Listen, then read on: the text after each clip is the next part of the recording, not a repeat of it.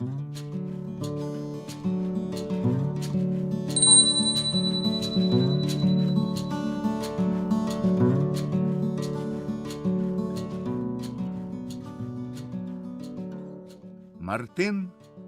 Боруля.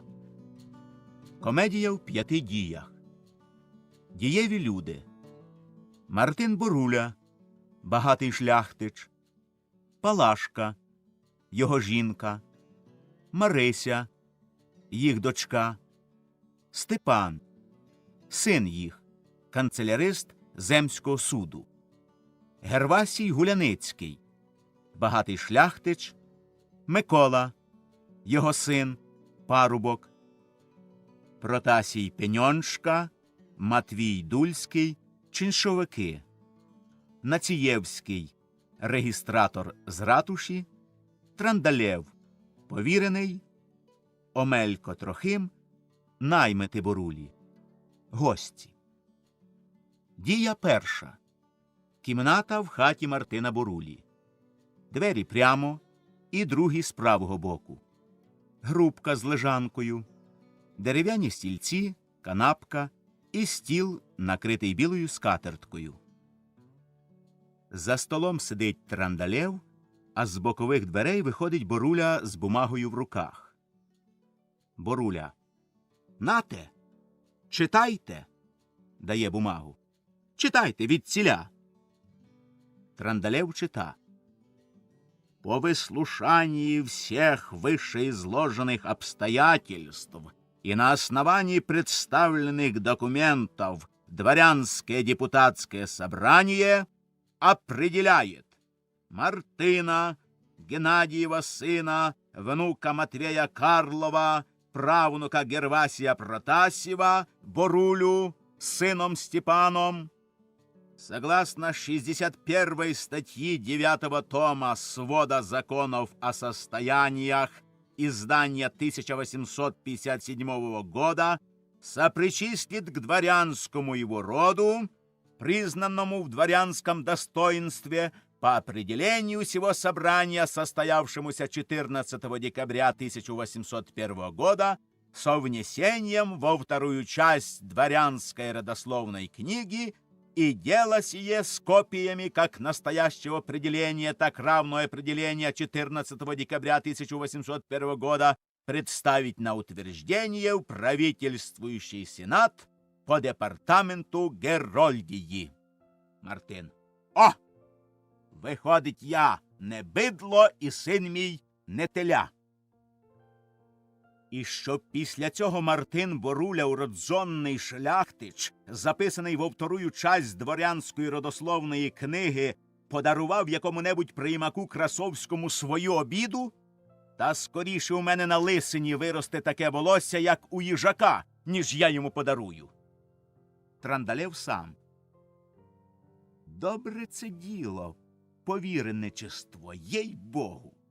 Другого такого прибильного не знайдеш. А поки то я на цей шлях вибрався, то чим не був? Був і писарем в пітейній конторі, був обер-об'їжчиком, був приказчиком по економіях, держав биржу в городі, служив у маклера. Скрізь важко. І роботи до біса, і користі мало, а тільки схибив де розчот і бігай шукай місця. Зробився я сам хазяїном. Купив машину, відкрив фотографію. Хліб не важкий, і на первих порах копійчина гарна стала перепадать. Коли ж і тут біда? Усі патрети виходили без очей. Прийняв я в компанію лаборанта Плащинського. І як ми не бились, не виходять очі. Все як слід. А очей нема. Плащанський і очі добре од руки навчився робить. А діло не пішло. Скасував я свою фотографію, взявся за повіреничество. Пішло як по маслу. От і тепер діло Борулі веду проти Красовського, а діло Красовського проти Борулі. Їздю на своїх конях по просителях, і коней годують, і мене годують, і фурмана годують, і платять. Наберу діл доволі, приїду в город, піду до столоначальника, до того таки самого, що й діла. Пошлі буде рішать. І він мені напише, що треба. А я тільки підпишу, якщо маю довіреність, а ні то однесу підписать просителю. Апеляцію треба. Так саме. Той же, що рішав діло, і апеляцію напише, а коли діло замисловати, вдаришся до секретаря. Мало чим дорожче заплатиш. Нарешті. Чи виграв, чи програв, а грошики давай. Живи, не тужи. Все одно, що лікар. Чи вилічив, чи залічив, плати. Входить Мартин. Мартин дає гроші. Я вже на вас покладаю всі свої надії. Трандалєв, не турбуйтесь, докажемо. Ну, прощайте. Чоломкаються і цілуються. Якщо буде нове діло, то дайте звістку, я приїду. А може й сам заверну. Пішов. Мартин. Діловий чоловік. Нема розумнішої служби, як гражданська. Здається, якби мене оприділив був покійний папінька на гражданську, то вийшов би первий чиновник. Коли ж покійний і не думав про це, все дбав про хазяйство. Пасіка, чумачка голову йому заморочили, а тепер другий світ настав. Треба чина, дворянства. А поки то вилізеш в люди, станеш на дворянську ногу, то багато клопоту. От сина оприділив в земський суд, та ще мало знаю, не натерся. А Бог дасть, не треться, тоді повіреного не треба. Самі всі іски поведем. Коли б ще дочку пристроїть за благородного чоловіка. Щось Степан мені казав про одного чиновника. Треба з ним побалакать. Входить Степан. Я вже зібрався, папінька, в дорогу. Мартин. От зараз коні запряжуть, та й з Богом. Омелько, запрягай коні та на тачанку підмазать не забудь. Я хотів з тобою ще побалакать про того, як його, от що був в нас з тобою на масниці. Ай, дай Бог пам'ять, чиновник на гітарі добре грає. Націєвський? О, Націєвський. Ти, здається, казав, що йому Марися вподобалась. Степан, він питав мене, чи багато за нею приданого дасте. То, певне, вподобалась. Мартин, а він сам має який чин, чи так ще канцелярист? Ні, він же губернський секретар. О, чин має немалий. Степан, давно веде ісходящу. Ісходящу? А що то за штука така ісходяща? Така книга. Через його руки всі бумаги ісходять. Він їх і в розносні записує, і печата пакети. Без нього ні одна бумага не вийде з ратуші. Виходить, важна птиця. Скоро і вступаючі йому поручать. Вступаючі? Тоді вже всі бумаги і в ратушу, і з ратуші будуть іти через його руки. А яка ж це должность? Регістратор. Губернський секретар ще й регістратор? Якраз для нашої Марисі жених. А за придане нехай не турбується. Скажи, щоб приїздив. Коли хоче, то нехай на наших же конях і приїде. Я його звідсіля одвезу в город на своїх. Побалакай з ним, так знаєш, політично. І коли тепер не приїде, то напиши мені, що скаже. Входить Марися. Тату, Степане, ідіть, мати кличуть. Марисю, скілько разів я вже тобі приказував, не кажи так по-мужичі, мамо, тато, а ти все по-своєму. Та ти цими словами, мов батогом, по уху мене хльоскаєш. Ну, а як же, я забуваю. Он як Степан каже. Папінька, мамінька. Степан. Або папаша, мамаша. Мартин. Чилі папаша, мамаша. Треба так казати, як дворянські діти кажуть. Марися, я так і не вимовлю. Мартин. Привчайся. Ти на такій лінії. До Степана. Ходім. Обнімай його за стан. Канцелярист. Пішли. Марися одна. І що це з батьком сталося? Все переіначують. Папінька, мамінька, аж чудно. Папаша, мамаша, ще чудніше. Не можу я так балакать. Входить Микола. А ти чого притисся? Микола. Хіба не можна? Марися. Та нема часу й побалакать з тобою. Степана виряджаємо в город. А я люблю з тобою сидіти і розмовлять так, щоб нам ніхто не заважав і ніхто нас не бачив. Микола. А мені вже обридло ждать і ховаться від людей. Сьогодні скажу своєму батькові, щоб побалакав з твоїм, а після провід і поженимся. Чи так, Марисю? Ну, а вже ж, чого ще ждать? Микола. Поклич мені Степана, я хотів з ним побалакати. Марися. Зараз. Микола. А йому сказать? Марися. З якої речі? Микола. А щоб на весілля приїхав. Марися. Поспіємо ще. Іде. Микола оглядається. Марисю. Марися. Чого? Микола підходить. Не будеш сердиться, як я тебе поцілую. Марися. Ну, мерщій. Микола цілує її раз. Хоче ще. Марися одводить його. Годі. А то ти до весілля націлуєшся, а послі обридну. Пішла. Микола. І ніколи більше разу не хоче. Тільки оскому наб'є. Стривай же, я женюсь. Завтра батько побалакають з дядьком Мартином, а через 2 тижні, Марися, буде моя жінка. Жінка моя.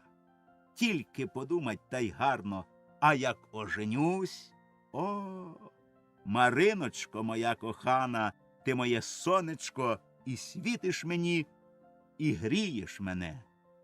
Входить Степан. Здрастуй, Степане. Чоломкаються.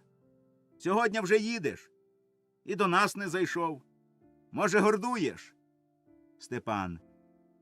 Та, знаєш, не через те, що там що, а від того, що якось часу не було, короткий отпуск.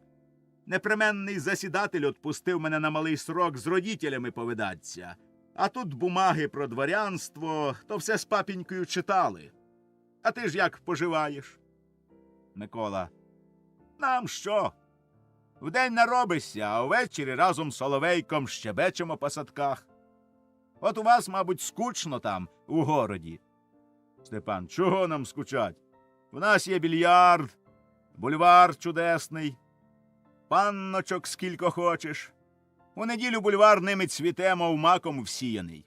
А то збереться компанія та поїдемо на Сугаклей, варимо кашу, ловимо рибу, печеруємо раки ілі запиваємо трьохпробною і співаємо крамбамбулі. Микола. Що ж то трьохпробная і крамбамбулі? Степан. Трьохпробная водка, а крамбамбулі романс. І скучать немає часу.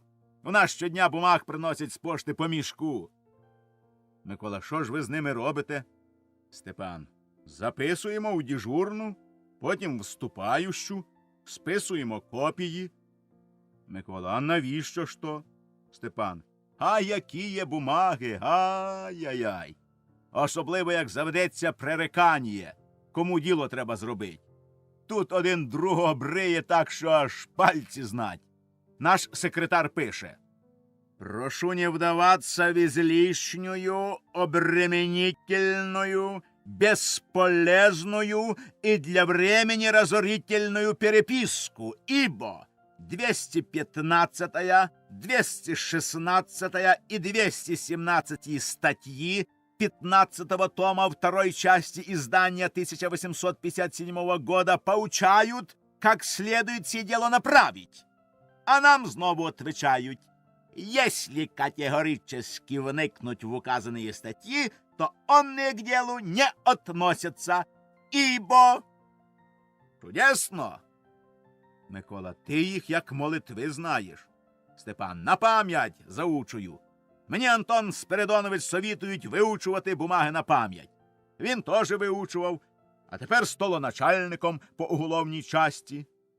Микола, ну, як собі хочеш, я б скорій рови копав, ніж таку роботу робить. Степан, да, это правда, важко. Умственная робота вищого порядка предмет. Я, брат, зразу аж плакав, як оприділили мене в казначейство. Дали мені, знаєш, якусь відомість. Одні графки та цифри. Очі розбіглись, не знаю, котру поставив, котру ставить. Проминув одну графку, всунув цифру не туди. Нагородив харків макогоників і заморочився так, що замість пісошниці взяв чорнильницю і покропив відомість. Злякався, щоб не прив'язали до столу, та й втік. А потім оприділили мене в земський суд. Тут зовсім другі діла. 2 годи писав присяжні листи та всякі копії, а тепер і сочиняємо. Микола, до чого ж ти там дослужишся? Столоначальником буду, а потім, може, й секретарем. Чин дадуть. Женюся на багатій. Микола, так, а мені скучно за тобою. В місті вчились у отця Ксенофонта, у місті й науку скінчили, та й розійшлися. Пам'ятаєш, як на гречку отець Ксенофонт нас ставив за те, що не вивчили 9-го псалма? А ми повтікали додому і поховалися у бур'янах, а Марися нам їсти носила. Сміха. Мартин. Ну, сину, поснідаєш та й з Богом в путь. Вже коні готові, щоб сьогодні за сонця в город поспів. Бо завтра й на службу треба.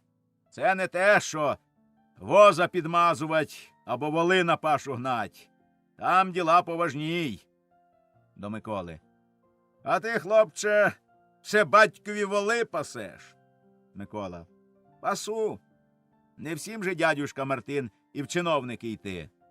Правда, правда.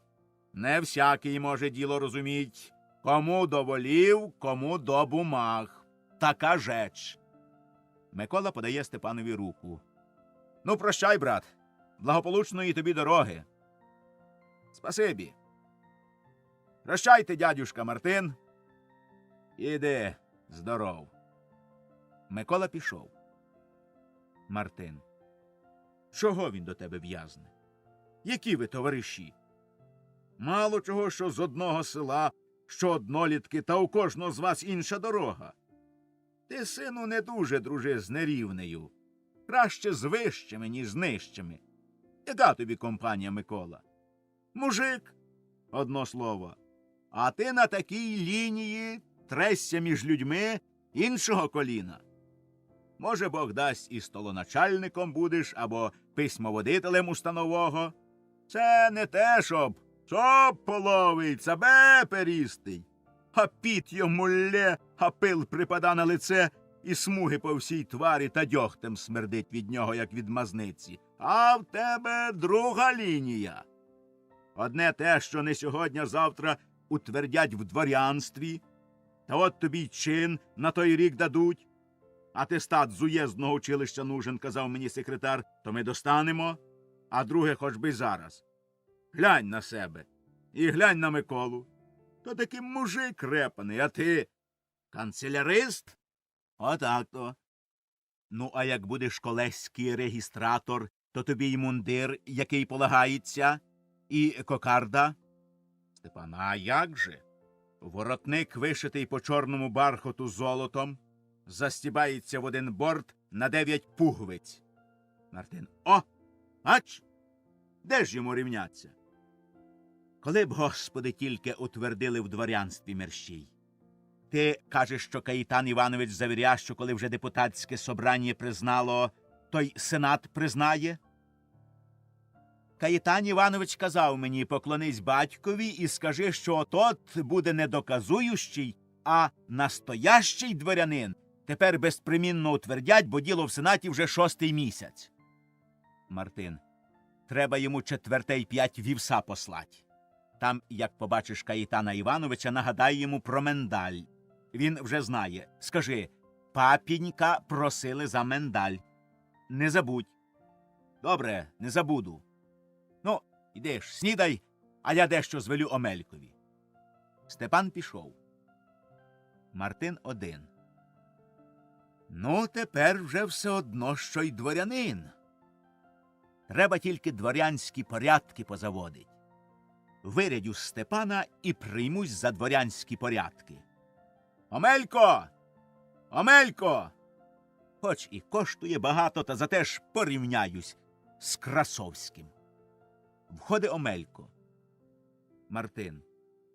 Ти б надів чоботи. Омелько. На біса я їх буду таскать в дорогу та ще й в будень. Добре й в постолах. Що ти тямиш, Гаво?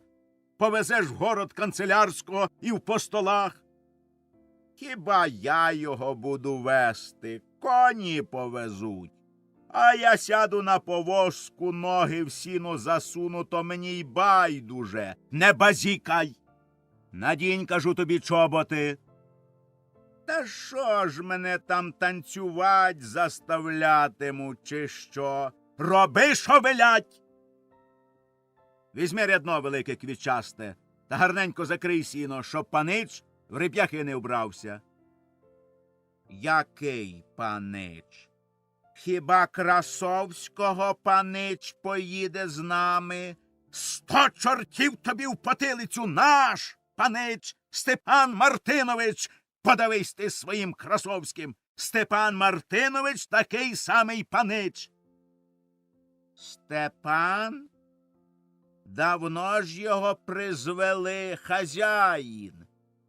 От як я трісну тебе в пику твою репану, то ти не тільки Степана Мартиновича будеш паничем звать, а мене й не хазяїном, а паном зватимеш.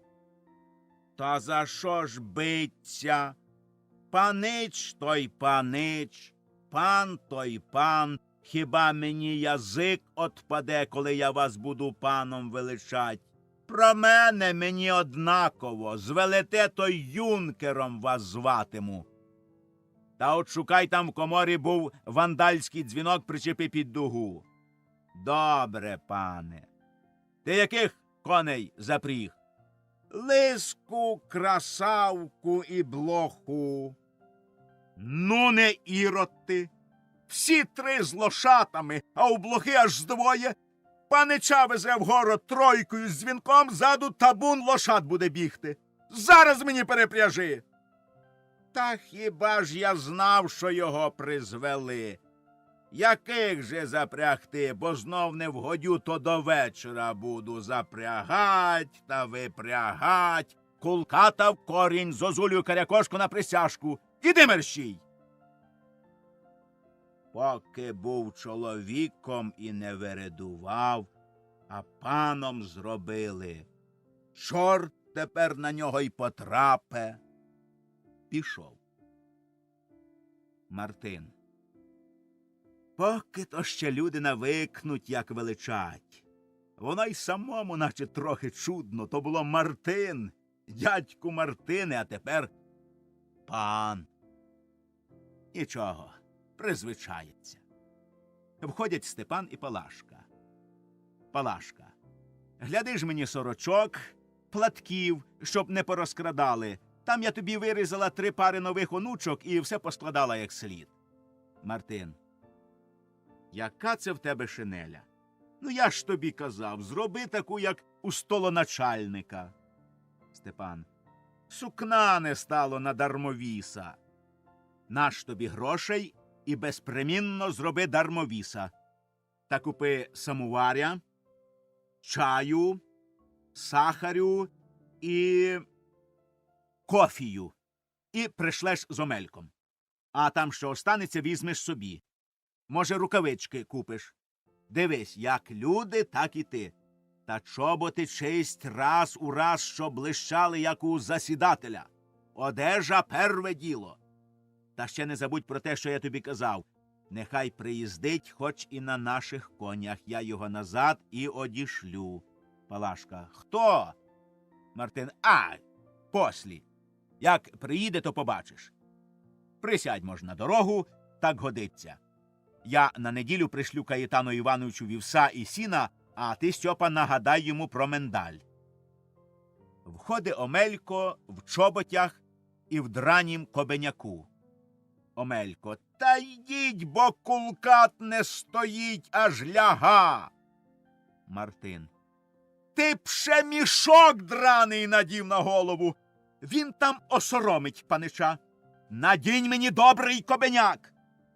Та ви ж за кобеняк нічого не казали, а тільки за чоботи. От наказання Господнє з таким паном. Звелів надіть чоботи, чіпляється за кобеняка. Пішов. Мартин. Ну, тепер з Богом. Встає. Прощай, цілує Степана. Слухай старших, виписуй почерка, завчай бумаги на пам'ять, трись. Трись між людьми, і з тебе будуть люди. Палашка. Здоров'я бережи, шануйся, сину. Молися Богу по книжці. Степан. Прощайте, папінька, прощайте, мамінька. Мартин. Кланяйся ж там Каєтану Івановичу, Свириду Петровичу. Виходять. Завіса. Дія друга. Кімната у Борулі. За столом сидять Мартин, Гервасій і Матвій. Гервасій. Так от яке діло, пане Мартине. Ти знаєш, що я чоловік не бідний. Микола у мене один, то й він не буде бідувать. А в тебе одна дочка. Мій Микола і твоя Марися у місті виросли і полюбили одно другого, а ми з тобою давні приятелі. То як ти скажеш, чи не поженемо ми своїх дітей? Нехай наша давня приязнь закінчиться весіллям наших діток. Матвій. І я з охотою потанцюю на весіллі свого хрещеника. Ану, Мартине, рішайте, бо мені вже й танцювать схотілось. Мартин. Так-то так, приятелю мій. Я знаю, що ти не бідний, і, може, справді діти наші любляться. Та не випада тепер віддать мені Марисю за твого Миколу. Гервасій. Чого так? Мартин. Дочка моя дворянка, а твій син ні дворянин, ні чиновник. Так не приходиться дворянці йти за простого хлібороба. Я тепер на такій лінії. Гервасій. Он що. Я тебе, Мартине, не пізнаю. Поки ти не ганявся за дворянством, був чоловік, як і всі люди. Тепер же тебе десь вкусила шляхетська муха, і так дворянство в тебе засвербіло, що ти рівняєш себе з Красовським. Що мені Красовський? Я сам уродзоний шляхтич. Красовський був бештанько, і батько його так само сидів у Шадурську на чинші, як і ми. А що він женився на дочці Шадурського і через те зробився державцем, то це ще невелика жеч. І мій Степан, Бог дасть, дослужиться до чина та жениться на Тридурській. І ми зовсім тоді порівняємося з Красовським. Гервасій. Далеко ходить. Красовський вчений, лікар. Красовський державець, а ти надимаєшся через силу, щоб з ним порівнятися, бундючишся дутим дворянством, з добра дива посварився з ним. Вір мені, що як будеш отак роздувати свій гонор, то Красовський з'їсть тебе. Подавиться, пане Гервасію, подавиться, я Глевкий. Матвій. Глядіть, щоб він вас не підпік. Гервасій. Що ж ти тепер зробиш? От він не хоче, щоб ти сидів на його власності, і вибирайся. А сам не підеш, під руки виведуть, за ноги витягнуть, викинуть за межу зо всім збіжжям. Що там рівняться? Мене викинуть? Мене за ноги витягнуть з прапрапрадідівського ґрунту? О! Та хто посміє? А стрічний іск? А апеляція?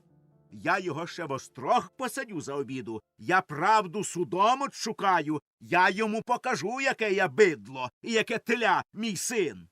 Гервасій, ти осліп од дворянства. І поки ту правду знайдеш, то все хазяйство профискаєш, і все-таки нічого не доб'єшся, і Красовський тебе випре звідціля. Не діжде! Не будь я Мартин Боруля. Мав би все хазяйство сплюндрувать, а докажу Красовському, докажу, що я такий самий дворянин, як і він. Уродзонний шляхтич Мартин, Геннадіїв син, внук Матвія Карлова, правнук Протасія Гервасієва, Боруля з сином Степаном, Гербатців дар. О! Стокроць дзяблів його мамці і його таткові. Гервасій, гай, та ще й зелененький. Герб, а звідкіля? Що означати слово «тшівдар» ти сам не знаєш. А нащо мені знать? Герб єсть знак шляхетського достоїнства. Гервасій, де вже нам носиться з гербами? Правда, що ми всі шляхтичі і всі дворяни, тільки щабльові. Матвій, ха-ха-ха, щабльові? Як то, пане Гервасію, щабльові? Гервасій, такі, виходить, маленькі, що повипадали крізь щаблі своїх невшитих лупками возів і розгубились. Одно слово, голопуза шляхта. Матвій, ха-ха-ха. Мартин, може ти щабльовий і голопузий шляхтич, а я уродзоний. Не віриш? У мене є копія з протоколу депутатського собрання, коли хочеш покажу. Я і сам не знав, а тепер довідався, що прапрадід мій був стражником таможеного скарбу, і на його бумагах підписаний сам суперінтендант Севастьян Подлєвський. О, що! І в Красовського не кращі бумаги. Гервасій, що там бумаги? Красовський на лікаря вивчився, то йому шляхетство пристало. Тепер він їздить в колясі, його вже крізь щаблі не протягнеш. А бумаги, тьфу! І у мене було їх доволі, а тільки я переконався, що нам дворянство так личить, як корові сідло. Може, ти й корова, а мій прапрапрадід, Гервасів, був стражник, чув, а мій був підкоморий. Мартин, твій під коморою тільки сидів, то інша жеч. Гервасій, а твій стеріг тієї самої комори, де мій сидів. Матвій, та буде, панове, то ще полаєтесь. Що там по титулі, кеди нема ніц в шкатулі? Краще, пане Мартине, віддайте Марисю за Миколу та зап'ємо могорич. Мартин, ні, пане Дульський, в мене, слава Богу, є і в шкатулі. Я на другій лінії. Гервасій, він дворянин. А щоб ти знав. Ей, горе з такими дворянами, а по-моєму, хто вчену голову має, то дворянин. А вже як неграмотні дворяни, то я неграмотний? Вибачай. То ти неграмотний, бо вмієш тільки молитви читать, та й то по батьківському молитвеннику, а по чужому не втнеш. А я й скоропись розбираю.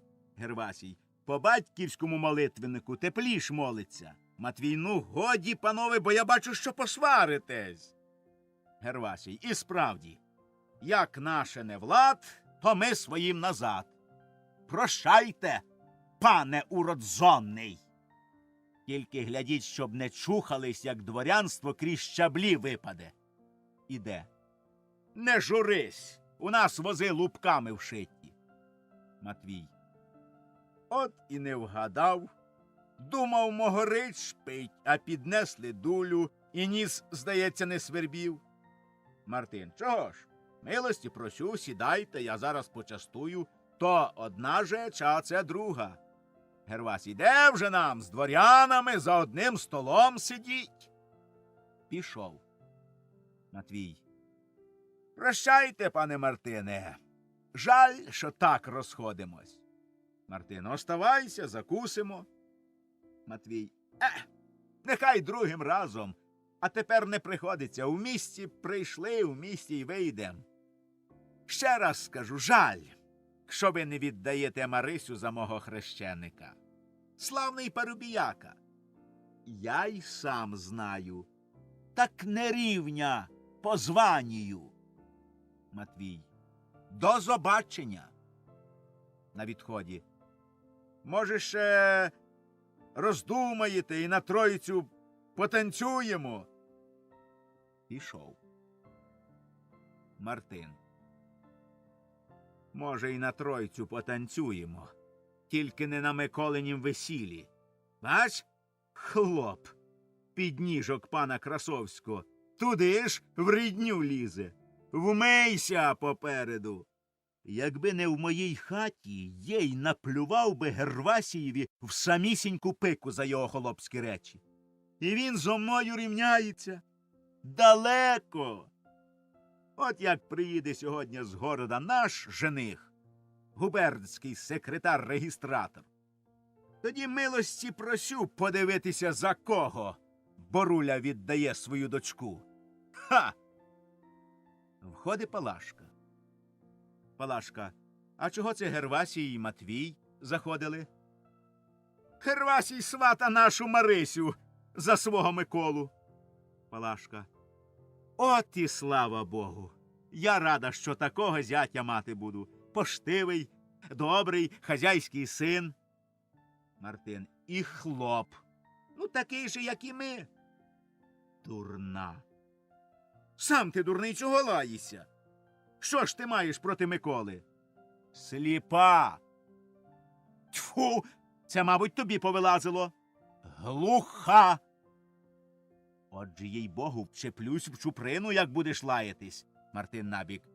Чого доброго вчепиться. Це буде не по-дворянськи. Не серця, Палазю, скажи мені. Ти бачила ту бумагу, що Степан привіз? Бачила. І чула, що він читав у бумазі. Чого ти причепився до мене? Не балакай навтямки, кажи товком. Чи віддамо Марисю за Миколу, не мороч мене. Діло 6 місяців в Герольдії. Не сьогодні-завтра утвердять в дворянстві, а я дочку віддам за мужика? Що ж то я з глузду з'їхав чи як? Здається мені, що з'їхав. Не велиш ні мені, ні дочці робить. Сам не робиш, понаймав наймитів, наймичок, хазяйство псується. Палазю! Дворянин одно, хлоп друге. Може, ти цього не розумієш, то я тобі ясніше скажу. Сметана одно, а кисле молоко друге. О! Розумієш? Одно розумію, що ти стерявся розумом. О, Господи! О, Господи! Нащо ти мене довів до того, що я одружився з простою мужичкою? Нічого не тяме, як до пенька балакаєш. І казав же ж покійний папінька, жений сину на шляхтянці. Ні, таки погнався за чорними бровами. От і дожив. Брови злиняли, а гонору як не було, так і нема. Божевільний. Їй-богу, божевільний, ти б дроку напився. Що ти будеш з нею балакати? Хіба тобі краще буде бачить свою дочку зарепаним мужиком Миколою, ніж за губернським секретарем-регістратором? Краще кажи.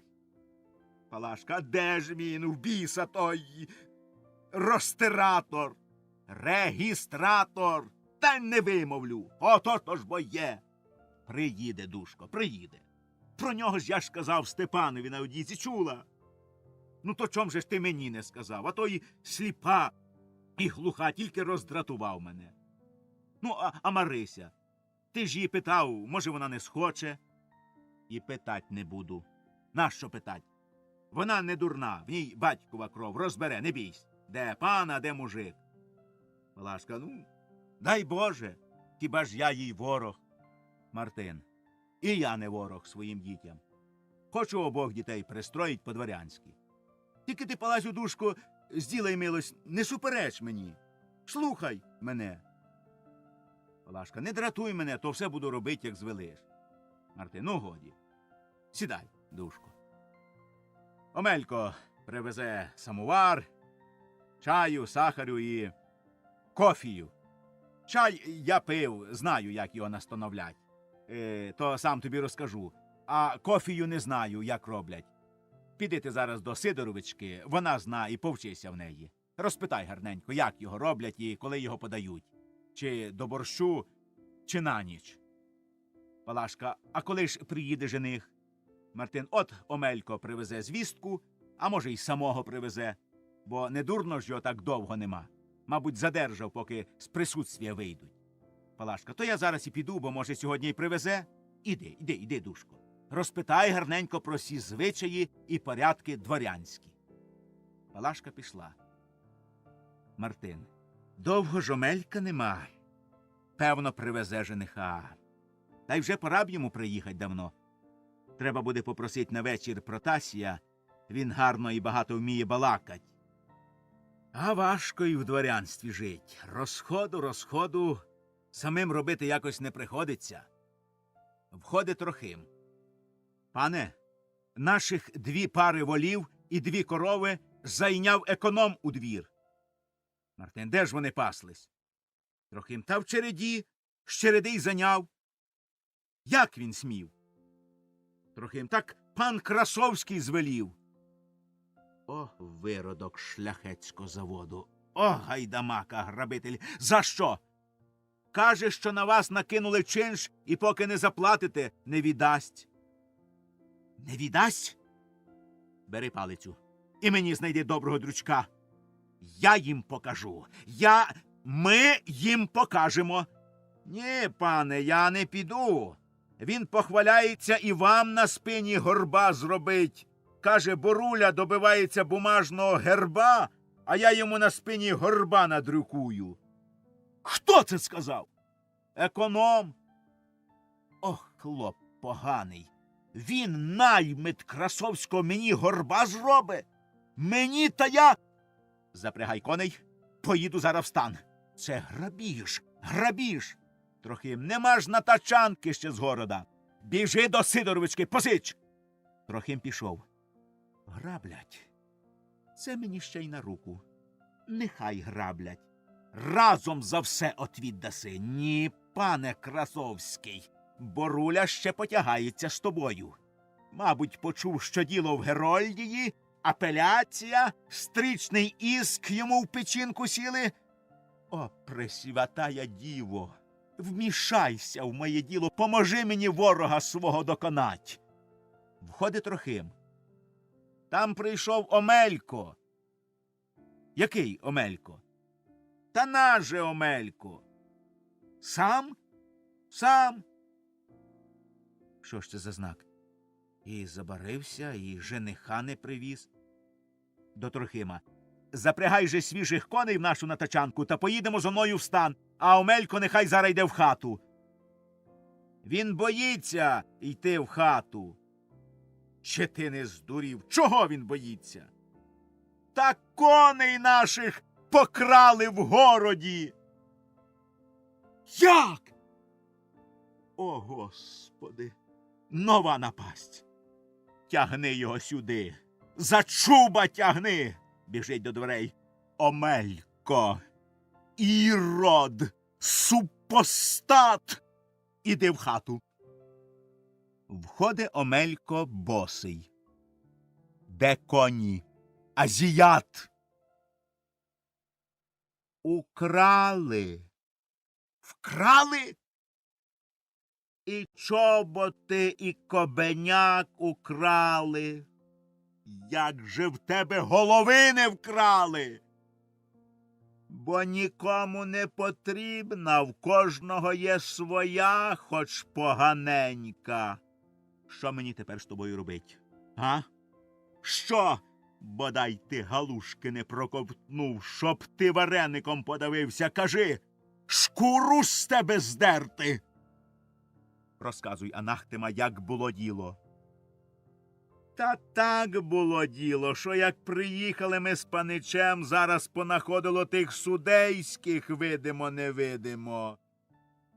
Послали за горілкою, панич достали сало, курей і прийнялися трощить та пить.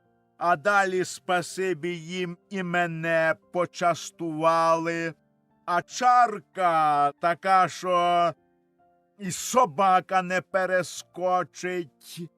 Я довго не хотів випити. повної. А таки випив і закусив салом. У мене з дому було своє сало і хліб. Мерщій розказуй, ти з мене печінки витягнеш. Не перебаранчайте, пане, бо ж ви мене зіб'єте з пантелику. Я тебе з ніг зіб'ю і шерсть на тобі вискупу. О, я й забув, що казав. Говори, бісова патяка, буду мовчать. Говори. Випив, закусив салом. Ну, у мене з дому було своє сало і хліб. Чув. Напоїв коней і хотів спать лягать. А тут, спасибі їм, ще піднесли. Потім третій раз почастували. І вже не скажу вам, чи частували ще й четвертий раз, чи ні, бо не пам'ятаю, як і заснув. Вранці до схід сонця прокинувся. Не можу голови підвести, почав пригадувати. Де я? Не пригадаю. Глянув набік чиїсь босі ноги на полу драбку. Що воно за твар, думаю собі, втислася до мене на повозку, чи не горпина? А далі думаю, коли є ноги, то повинна бути і голова, а голови не видко, тільки моя. Та й своєї голови не бачу, а чую, що на в'язах щось таке важке теліпається, мов хто начепив клунок з піском. Помалу підвів я голову, дивлюсь, нікого нема, кругом чужа оселя.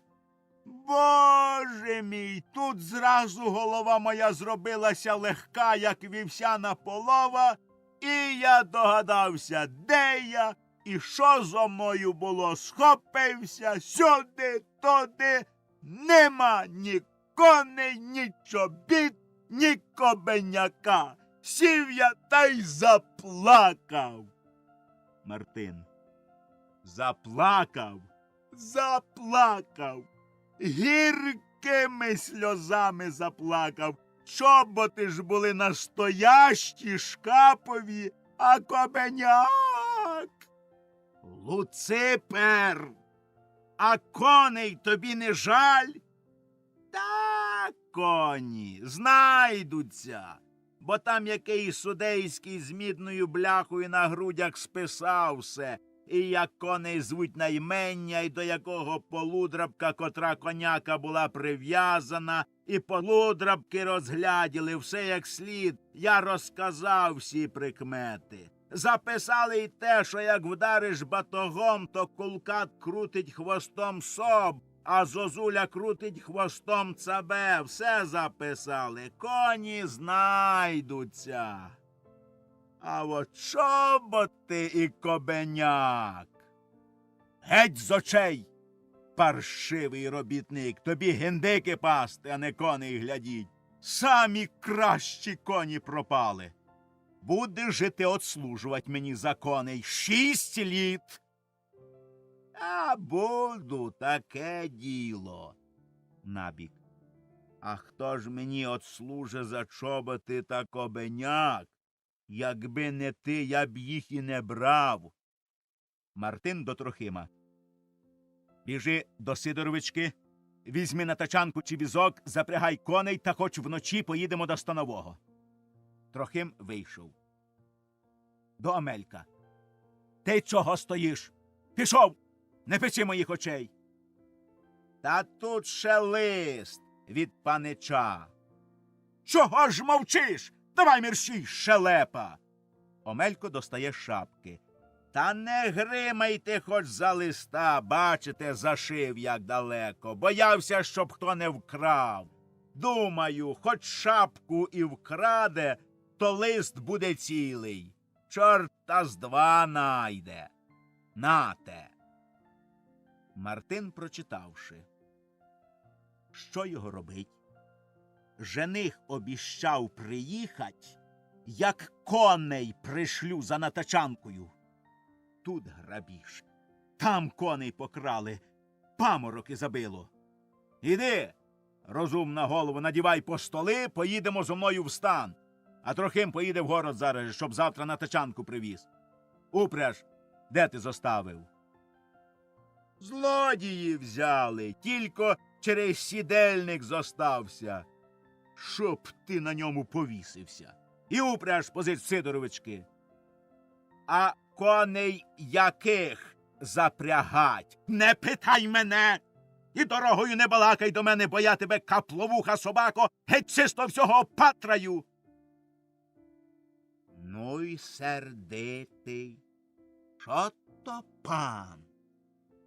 Пішов. Мартин.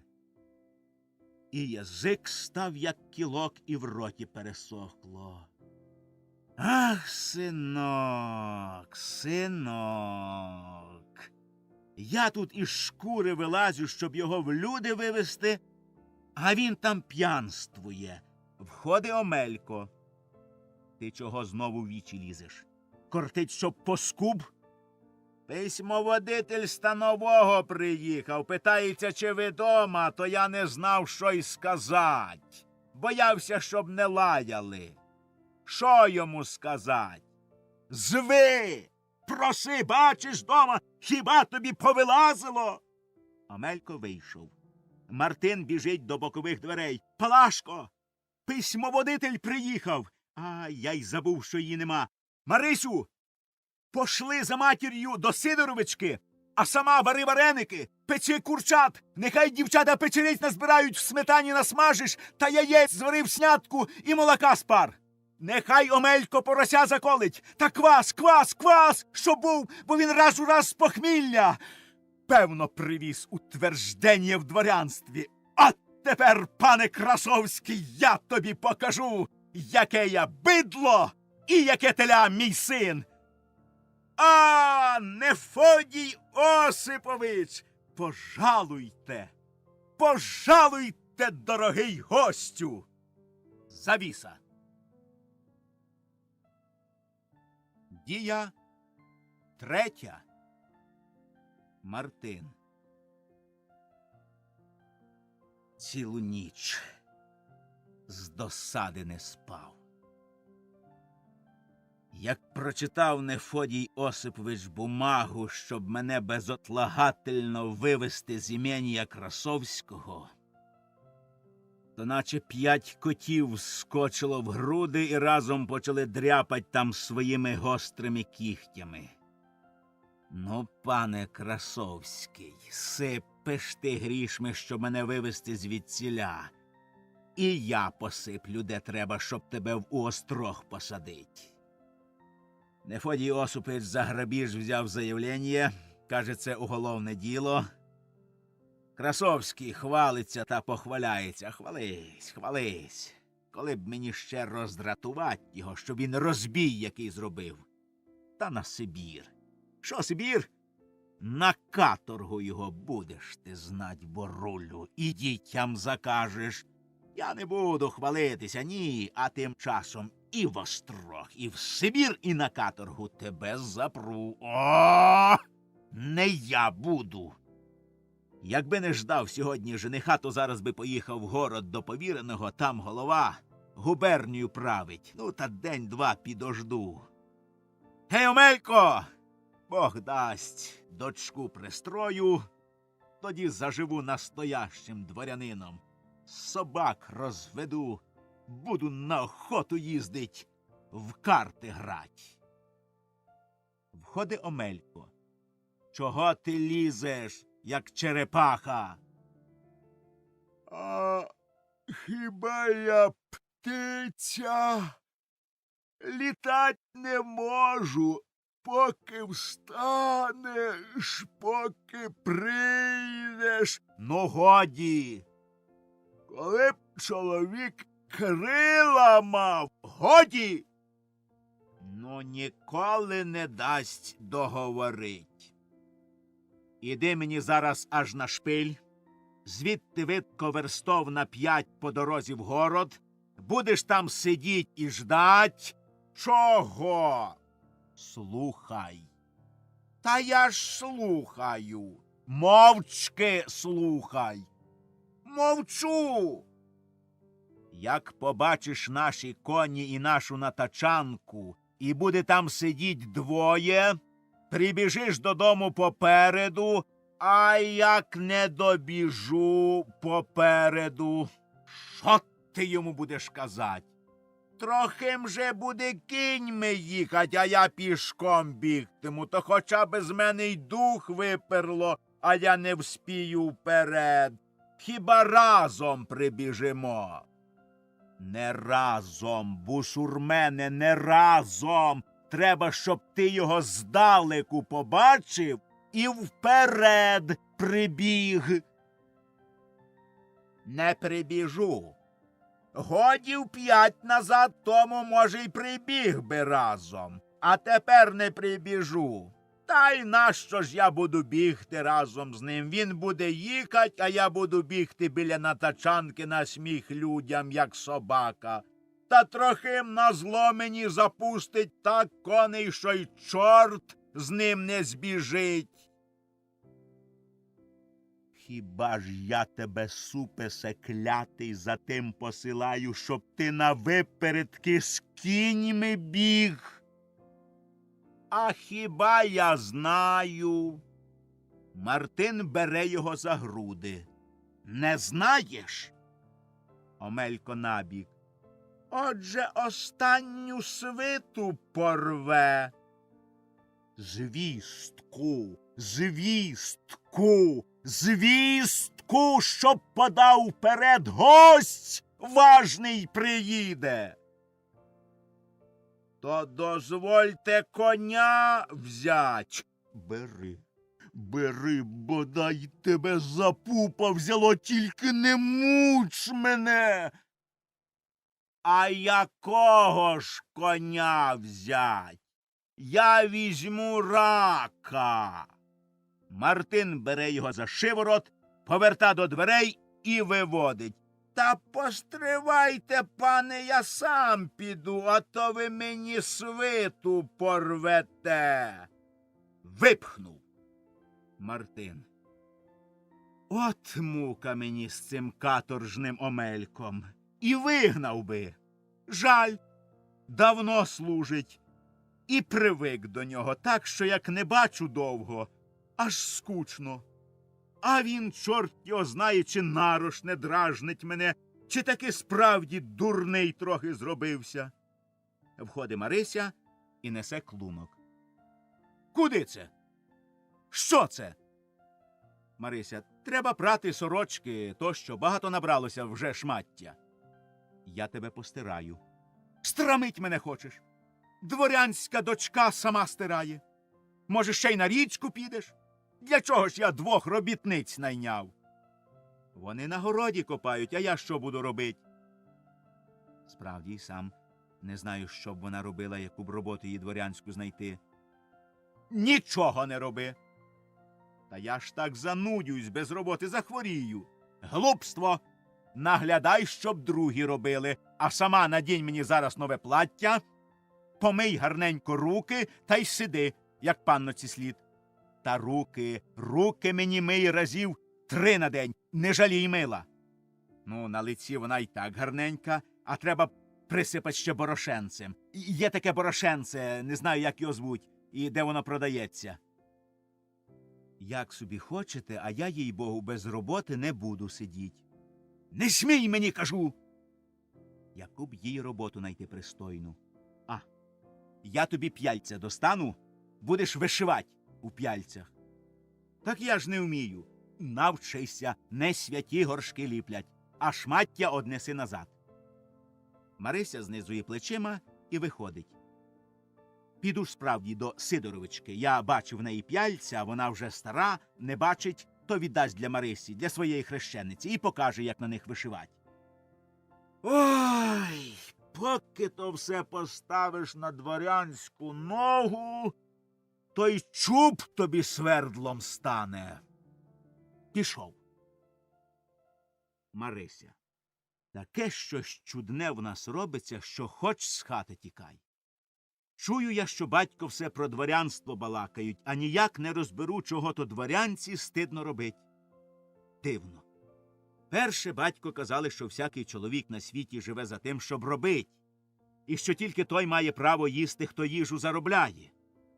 А тепер вже все на виворіт. Коли б Миколу побачить. Вчора був його батько в нас, чи говорив же він про наше весілля. Микола, певно, знає, хоч би прийшов, заспокоїв мене, а то чогось невесело на душі, наче щось недобре серце віщує.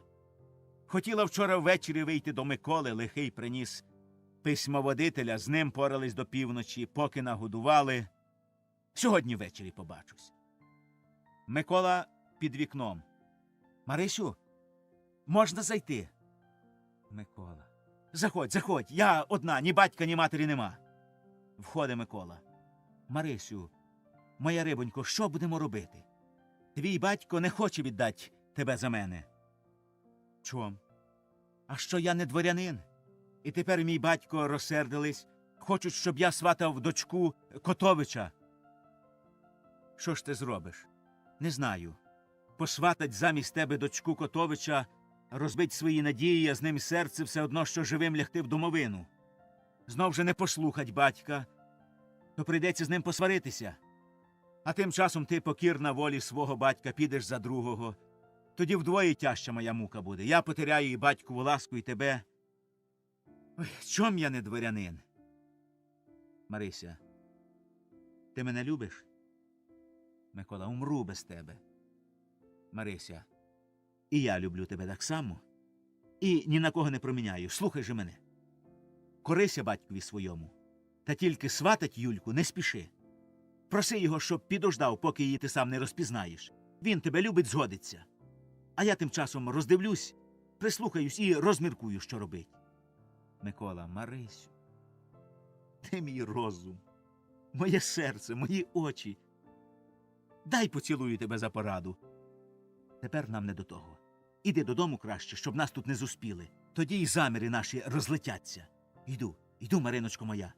Ввечері ж ми зійдемось знову. Марися, жди мене під яблуню в садку. Микола, коли б мерщій зайшло сьогодні сонце. Пішов.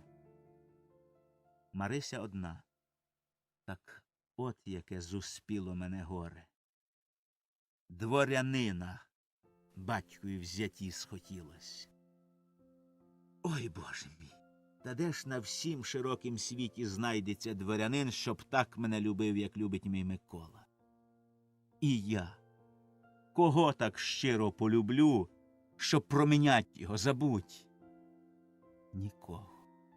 Нікого. Краще смерть, ніж заміж за другого. Входить Палашка.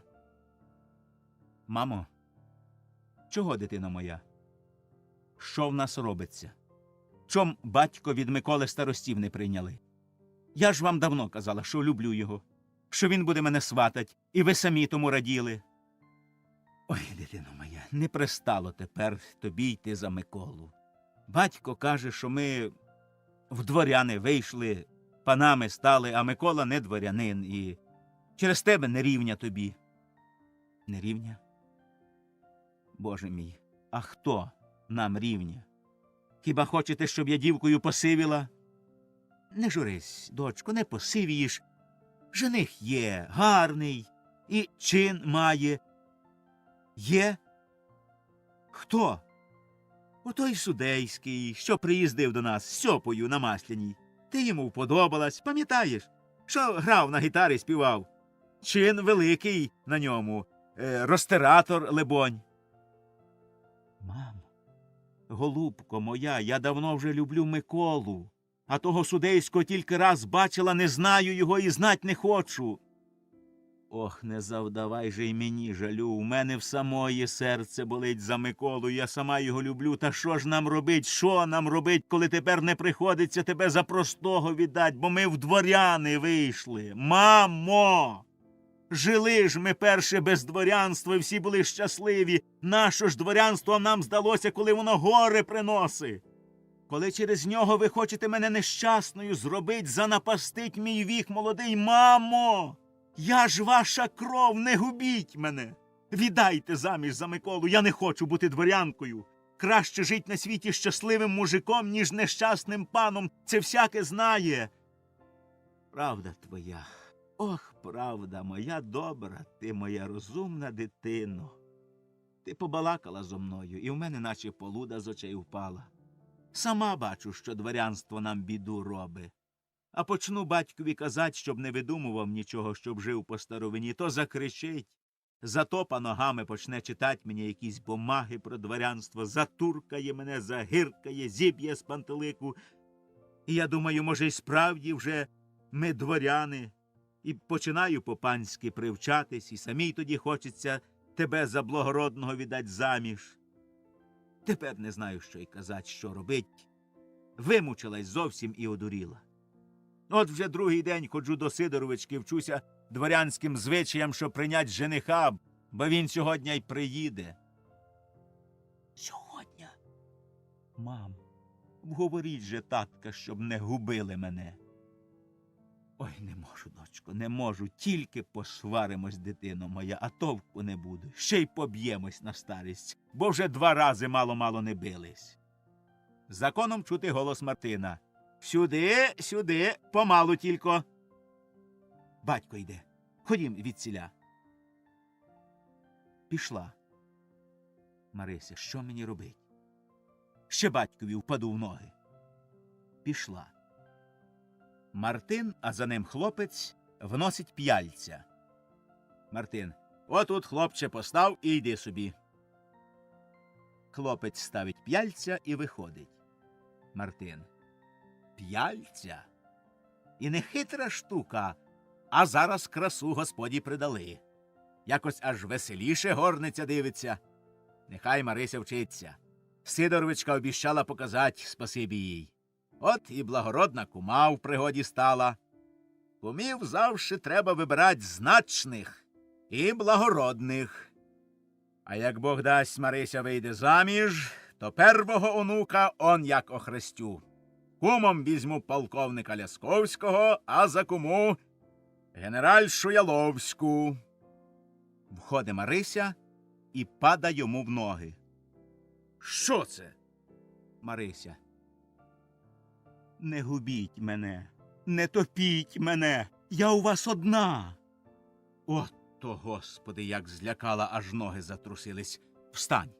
Чого тобі? Не віддавайте мене заміж за того жениха, що приїде з города. Я його не люблю. Я за нього не хочу. Як? За благородного чоловіка не хочеш? За кого ж тебе тоді віддать? Віддайте мене за Миколу. Світ на виворіт. Панноці мужика забажалось. Не смій мені про це й заїкатись. Я люблю Миколу, він мене любить, ми будемо щасливі. Що то за слово таке? Любить. Кажи мені, що то за слово таке, га? Що воно означає? Чина? Чи дворянства? Я не вмію розказати, Видумка, витребеньки, баб'ячі химерики. Чина, дворянство треба любить, а другої любові нема на світі. Я собі смерть заподію, коли... Не сердь мене, бо я порву на собі всю одежу. Чуєш? Здуріла дівка, ще й не розгляділа добре благородного жениха, а вже й рятується. Та жених такий, що хоч би яка панночка з охотою пішла б за нього. От приїде, побачиш. А про Миколу й не думай. Та я скоріше вб'ю тебе, ніж віддам за мужика. Я тебе з дому вижену. Та я не знаю, що я зроблю. О, дітки, ти для них піклуєшся, побиваєшся, шкури лізеш, а вони замість дяки серце тобі надвоє роздирають. Мало мені муки з Красовським і так, та ще тебе віддам за мужика, щоб він зуби скалив. Іди, жених вже, може, з гори з'їжджає. Іди, вдягнись мені в нове плаття, а цих речей, щоб я більше не чув. Тату. Який я тато? Що за тато? Папінька. І слухать не хочу. Іди роби, що велять. Марися пішла.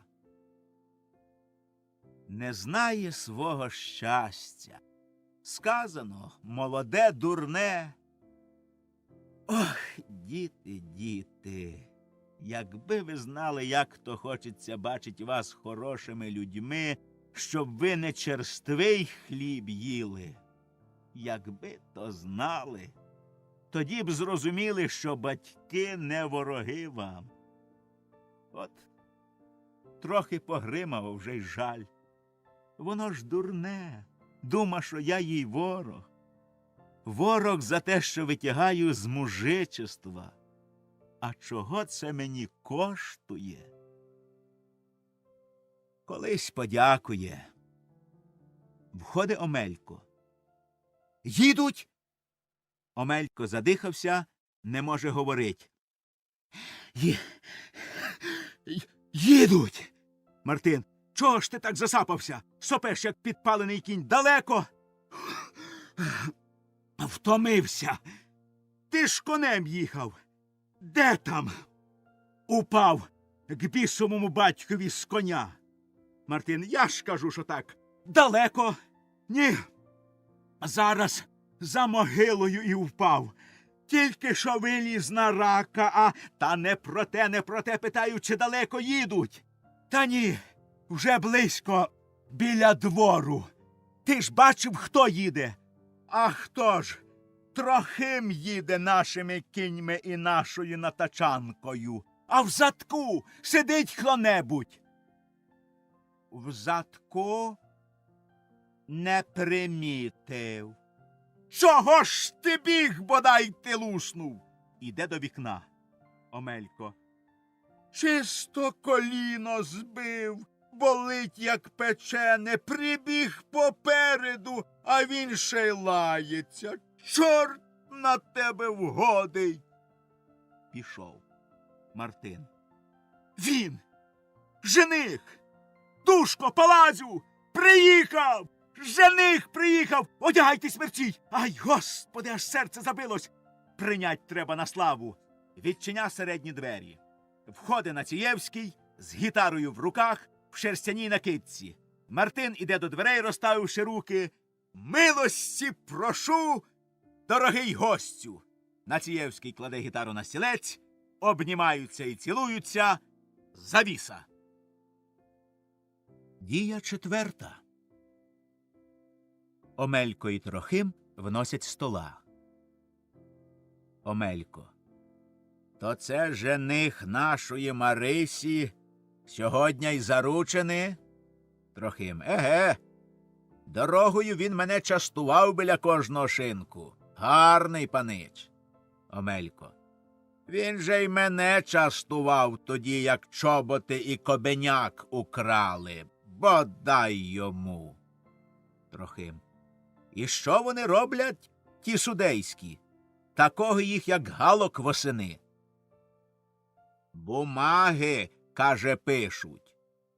Нащо ж ті бумаги? На продаж? Продають? Та хто ж їх купує? Кому вони потрібні? Хіба на цигарки? Виходить, є такі люди, що купують. От бачив повіреного, що приїздив, коні, як змії, тарантас блищить, фурман, наче коробейник, у лаз. Бачив? Отже, він бумаги продає. Його фурман дав мені на цигарку легкого тютюну і розказував, що, каже, його пан якісь бумаги пише і продає людям, що кому потрібно. З того й хліб їсть, і будинок має в городі. От і наш пан, каже, купив якісь бумаги у нього на Красовського, А Красовський, каже, довідався, приїздив аж у город, заплатив дорожче, і він продав йому бумаги вже на нашого пана. Так і торгує. Диви, всякому чоловікові назначено, що робить, з чого хліб їсти і що йому мать. От мені назначено, щоб я без щобіт був і без кобеняка, і вкрадено. Трохим. Мабуть, що так. А не чув, коли буде весілля? Не чув. Вчора гуляли довго. Жених і досі спить. Входить Мартин. Чого ви тут стовбичите? Омелько. Стола від Сидоровички принесли. Ага. Ну, біжите, Омелько, принеси вмиватися паничеві. Омелько і Трохим виходять. Мартин. Ще спить. Сказано, чиновний чоловік, не те що простий шляхтич. Ще й чорти навкулачки не билися, він схопиться і гасає по хазяйству. На що вже я, от, здається, зовсім вибився на дворянську лінію, а не можу вранці довго спать. Боки болять, а треба привчатися. Воно якось так зовсім другу пиху тобі дає. Прийшов хто рано, чи там яке діло по хазяйству, а ти спиш. Дома, пан, питають? Та ще сплять. О, і всі на пальчиках. Безпремінно заведу такий порядок, чи прокинувся, чи ні, а буду лежать до сніданку. Омелько несе ночви і відро води. Що це? Та умиваться ж. Ну і що тобі сказать? Де ти бачив бусурмени, щоб люди в ночвах умивались?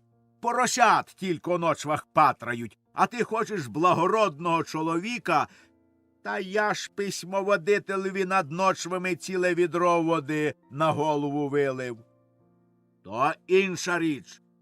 Чоловік сирий і на похмілля, а цей хіба тверезий вчора ліг. Не твоє діло. Іди візьми велику дерев'яну миску і води в полив'яний глечик. І щоб то відразу сказать, а то носись. Пішов. Мартин, треба десь такого служку достать, щоб при горницях був, бо Омелько старий для послуги, нічого не тяме. Омелько вертається з глечиком і мискою. Там постав, і якщо спить, то навідайся, через яке врем'я. Омелько пішов в другу хату, входить Палашка. Мартин. Спить ще. А що, як там, душко, в тебе, чи все готово? Палашка. Поки люди посходяться, все буде готово. Входить Омелько. Мартин. А що? Потягнувсь, лупнув очима, повернувся на другий бік і знов захріп. Мартин. Навідайся ж опісля. Може б я там посидів, поки прокинеться. Опісля, кажу тобі. Чого ти там будеш стирчать, ще й сам заснеш. А потім прозіваю, будете лаять. Не потякай. Поклич панночку, де вона?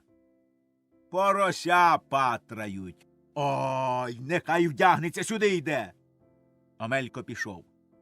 Мартин до Палашки. Я ж тобі казав, я ж тебе прохав, щоб ти їй не давала ніякої роботи, руки чисто порепаються. А ти порося її заставила патрать. Та цей вже не гримай, який же чорт буде обід варить, коли робітниці не тямлять нічого. Палазю, не кричи, душко, а то почує. Ну, іди, душко, сама, обід готов, а вона нехай ще побуде з женихом. Палашка, ти ж з ним балакав. Та ми вже зовсім скінчили з ним. 500 рублів приданого, весілля на наш кошт, 2 годи доставлять в город топливо і деякі предмети на довольствіє, і хату поставить в городі. Місце в нього є. Входить Марися. Ну, іди, Палазю, щоб справді там робітниці не нашкодили чого в обіді, а то замість поросяти подадуть обгорілий оцупок. Палашка пішла. Ну, моя дитино, я вже скінчив з своїм женихом. Сьогодні заручений, а на тройцю й весілля. Марися, не любите ви мене. Випихаєте з дому. Мартин, я тебе не люблю. Господи, душу свою готов тобі віддать.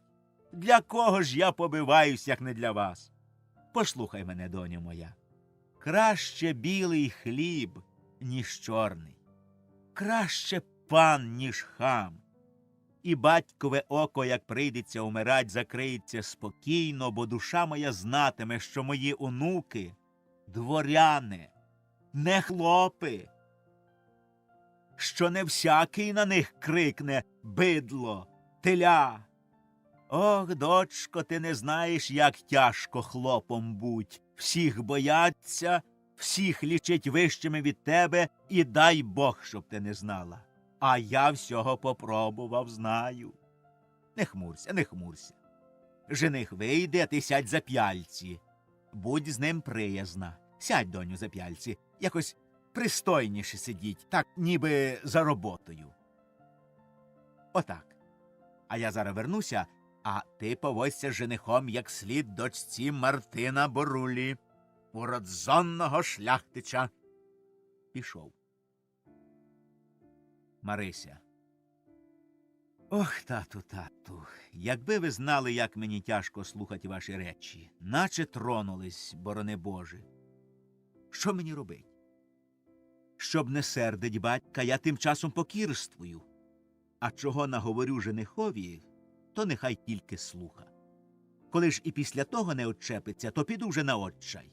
Нехай хоч б'ють, хоч ріжуть, однаково. Входить Омелько.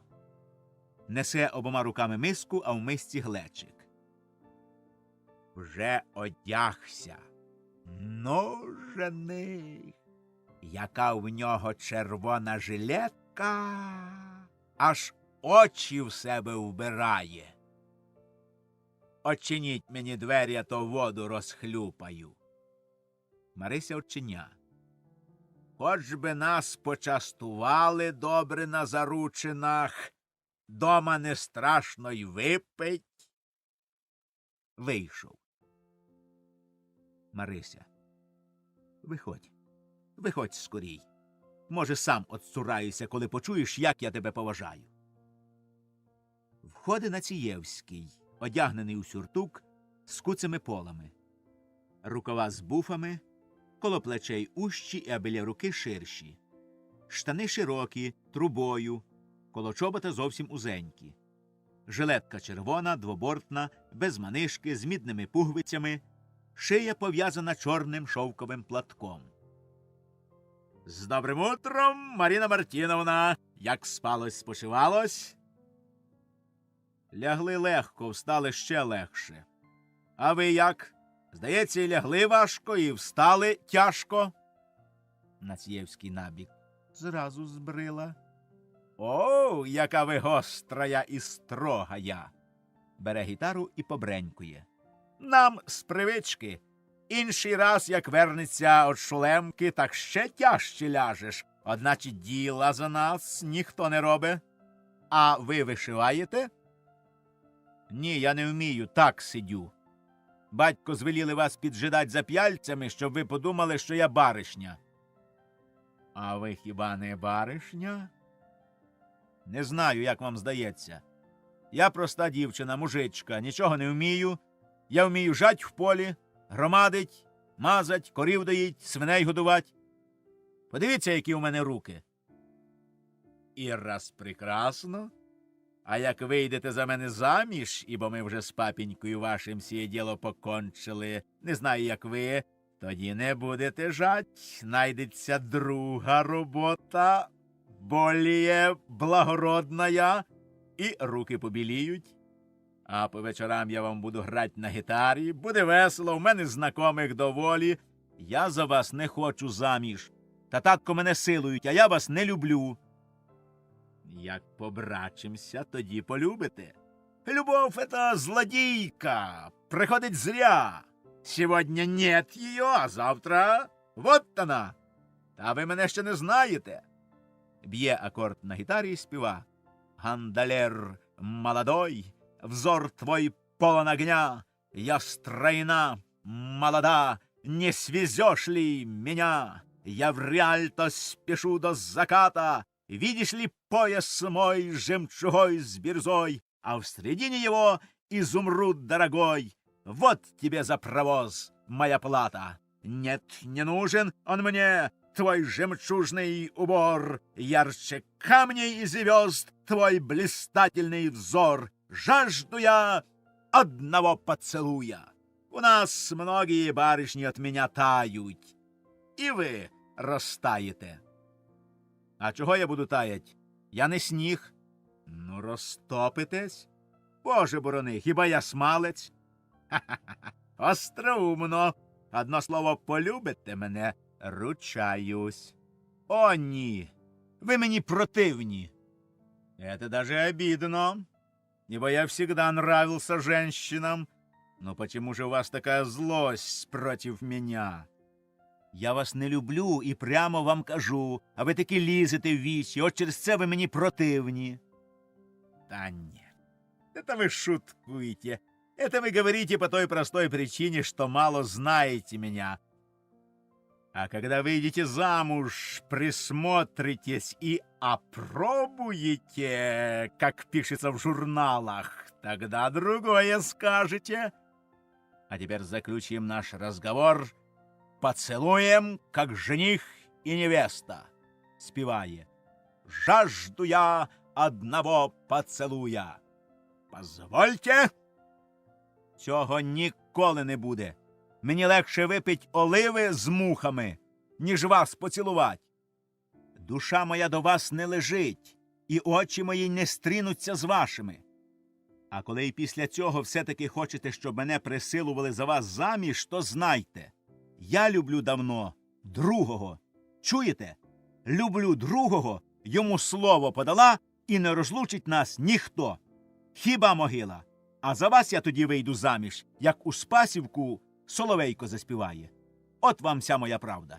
І нічого нам балакать, розміркуйте гарненько і більше до нас не приїздіть. А тепер прощайте. Хутко виходить. Входить Націєвський з накидкою в руках.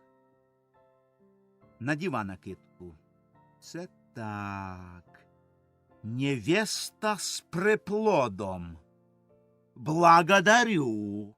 Я ще тільки сватаю дівку, а вони, бачу, вже й дитину хрестить будуть. Ні, шукайте собі дурнішого. Бере гітару під полу. Давай Бог ноги від такого шлюбу. Піду наче у проходку і поминай, як звали. Хоче йти. Входить Омелько. Ану, скиньте лиш чоботи. Посидьте трохи босі, тепер тепло. Націєвський набік. От тобі й маєш. До Омелька. З якої статі? Для якої надобності? Омелько. Та я достав трохи голландської сажі, то почистю, щоб блищали. Я в мент. Я чистив і письмоводителеві. Не нужно, брат. Скажи мені, чи тут є корчма? А як же без шинку? Отут зараз за містком. Без шинку не можна. Націєвський. То я піду трохи пройдусь. А, кстати, у мене є діло до жида. Пішов. Омелько. Похмелиться пішов. І не диво. У чоловіка голова тріщить після вчорашнього. По собі знаю. А наші завели сварку за кумів. Ну й чудні. На Троїцю ще тільки весілля, та, може, й дітей у Марисі не буде, а вони вже збираються хрестить онука. Старий хоче кумом полковника, а стара капетана. І таке підняли, що страх. Стара вже двічі за качалку хапалась. Мартин. Ну, годі. Ну, не серця, душко, а то ти і при гостях надмешся, як гендичка. Я вже згоджуюсь. Нехай первого охрестять твої куми, а другу дитину – мої. Палашка. От так добре. Як так, то я вже не сердюсь. Натомились за обідом, а тут ще й через сварку. Ну, обід, слава Богу, готов. Мартин. А ти чого тут виснеш? Та я достав голландської сажі, хотів паничеві чоботи почистить, а він пішов у корчму. Чого? Похмелиться. А ти по чим знаєш, га? Хіба він тобі казав, що йде похмелиться? Звідки ти це взяв? Та я так догадуюсь. А він казав, діло є до жида. Мартин. Не такий сьогодні день, а коли я тобі зубів не повибиваю за твої речі, то не я буду. Так і ляпнеш, що в голову лізе. У чиновників у кожного є діло до жида. Біжи, поклич його зараз. Скажи, гості збираються, будемо обідати. А Марисі не бачив? У садку сидять. Гукни й на неї, що пішла. Омелько пішов. Палашка у двері. Дівчата, готуйте стіл. Мартин. Що ж це, гостей нема? Входять дівчата і пораються коло столу. Палашка. Кого ж ти кликав? Мартин. Дульського, Протасія, Сидоровича, Рачинського, з жінками, з дочками. Набереться доволі. Входить Дульський з жінкою. Дульський. Здоровенькі були. Мартин. Просимо, просимо. Жінки цілуються, сідають і тихо балакають. Дульський. Ну, поздоровляю тебе. Дай Боже діждать онуків. Мартин. Спасибі. Входить Протасій з жінкою, 2 дочками. От і Протасій з сімейством. Дульський ховається між бабами. Протасій. Всього доброго вам в хату. До Мартина. Голова трохи боліла після вчорашнього. А добре співа гражданський офіцер, твій зять. Я ще як жив на дідовій балці, а там здавна осівся Кирило Гарболінський, він був, кажуть, маркетантом у 1829 году і нажився здорово. Свій табун коней, пар 40 волів, корови, вівці. Тоді не так ще сутужно було на землі, як тепер. А ми держали сад і став графа Реп'яшанського на откупі. Сад був чудесний. Одних груш, бувало, в Херсонщину фур 10 одішлемо. А скільки свині поїдять, то доволі того з тебе, що ми тоді вигодували 10 кабанів. Та які кабани! Тим часом, як Протасій говорить, входить ще Сидорович з жінкою, здоровкаються, жінки цілуються, входить Марися. Сидорович глянув на Протасія, махнув рукою і пішов до Дульського. Слуга один Мартин, котрий теж покида Протасія, і той, сказавши слів 10 на вітер, заміча, що ніхто його не слуха, замовк, і в цей мент побачив Дульського. Ага, Дульський вже тут. Пане Мартине, а скоро будемо обідать? Мартин. От зараз прийде панич наш, він пішов трохи прогулятися. Протасій Дульському. От і добре, поки обідать, я тобі скінчу про церкву. Вчора не договорив, хтось перебив. Дульський набік. Нікуди від нього не сховаєшся. Заговорить на смерть. Входить Рачинський з жінкою, ще гості, цілуються. Протасій застукав Дульського і розказує йому, а той тільки головою хитає. Мартин починає нудитися. То в двері вигляда, то на столі поправля, то жінку манить до себе пальцем, шепчеться з нею, розводить руками, зве Марисю. Під кінець монологу він зовсім стурбований. Протасій. Так ото, знаєш, поїхали ми в Кременчук з Сидором Карповичем Жироїдовим. Може, чув? Він літ 15, а може й 20 буде, як умер в Яструбинцях, царство йому небесне. Балка впала на голову і вбила його. Славний чоловік. Я з ним спізнався ще у Плискові, імені графа Лопушанського. Лопушанський охотник був на всю округу. Я в нього достав собі хорта. Та така була собака, що зайцеві й писнуть не дасть. Поїхав у Плисків до свого давнього знакомого Івана Жука, а старий Жук і каже: «Шкода, млин стоїть, поправляють. Нічого робить, стали ми годувати воли. А тут прийшов Сидор Карпович, він підрядився в Розлогах в Херсонщині, строїть церкву, і от попрохав мене поїхати з ними в Кременчук лісу купувати. А діло було на провесні. Не доїжджаючи Кременчука, є город Крилов.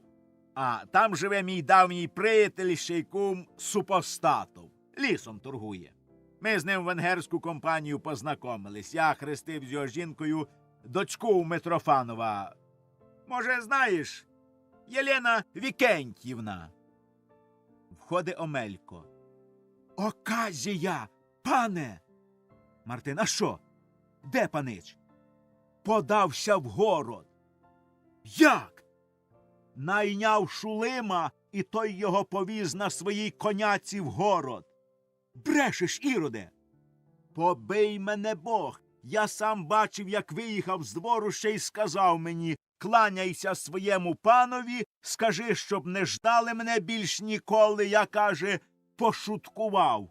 Жид ударив кобилу батогом, повозка заторохтіла, і я більше нічого не чув. Мартин: о, Господи! Це що, насмішка? Не може статися. Тобі так здалося. Та нехай мені повилазять. Коли не вірите, спитайте Голду. Мартин хватається за голову і сіда. Гості сполошилися, шепчуться. Дульський: ходімо, панове, бачите, чоловік в такій оказії, чого нам тут стирчать. Виходять. Перший гість: от тобі й заручини. Другий гість: от тобі й чиновний жених. Протасій: то я тобі другим разом розкажу. Прощайте. Всі виходять. Мартин вскакує. Осудовисько. На весь світ осудовисько. Палашко, що мені робить? Що нам робить? Палашка обняла Марисю.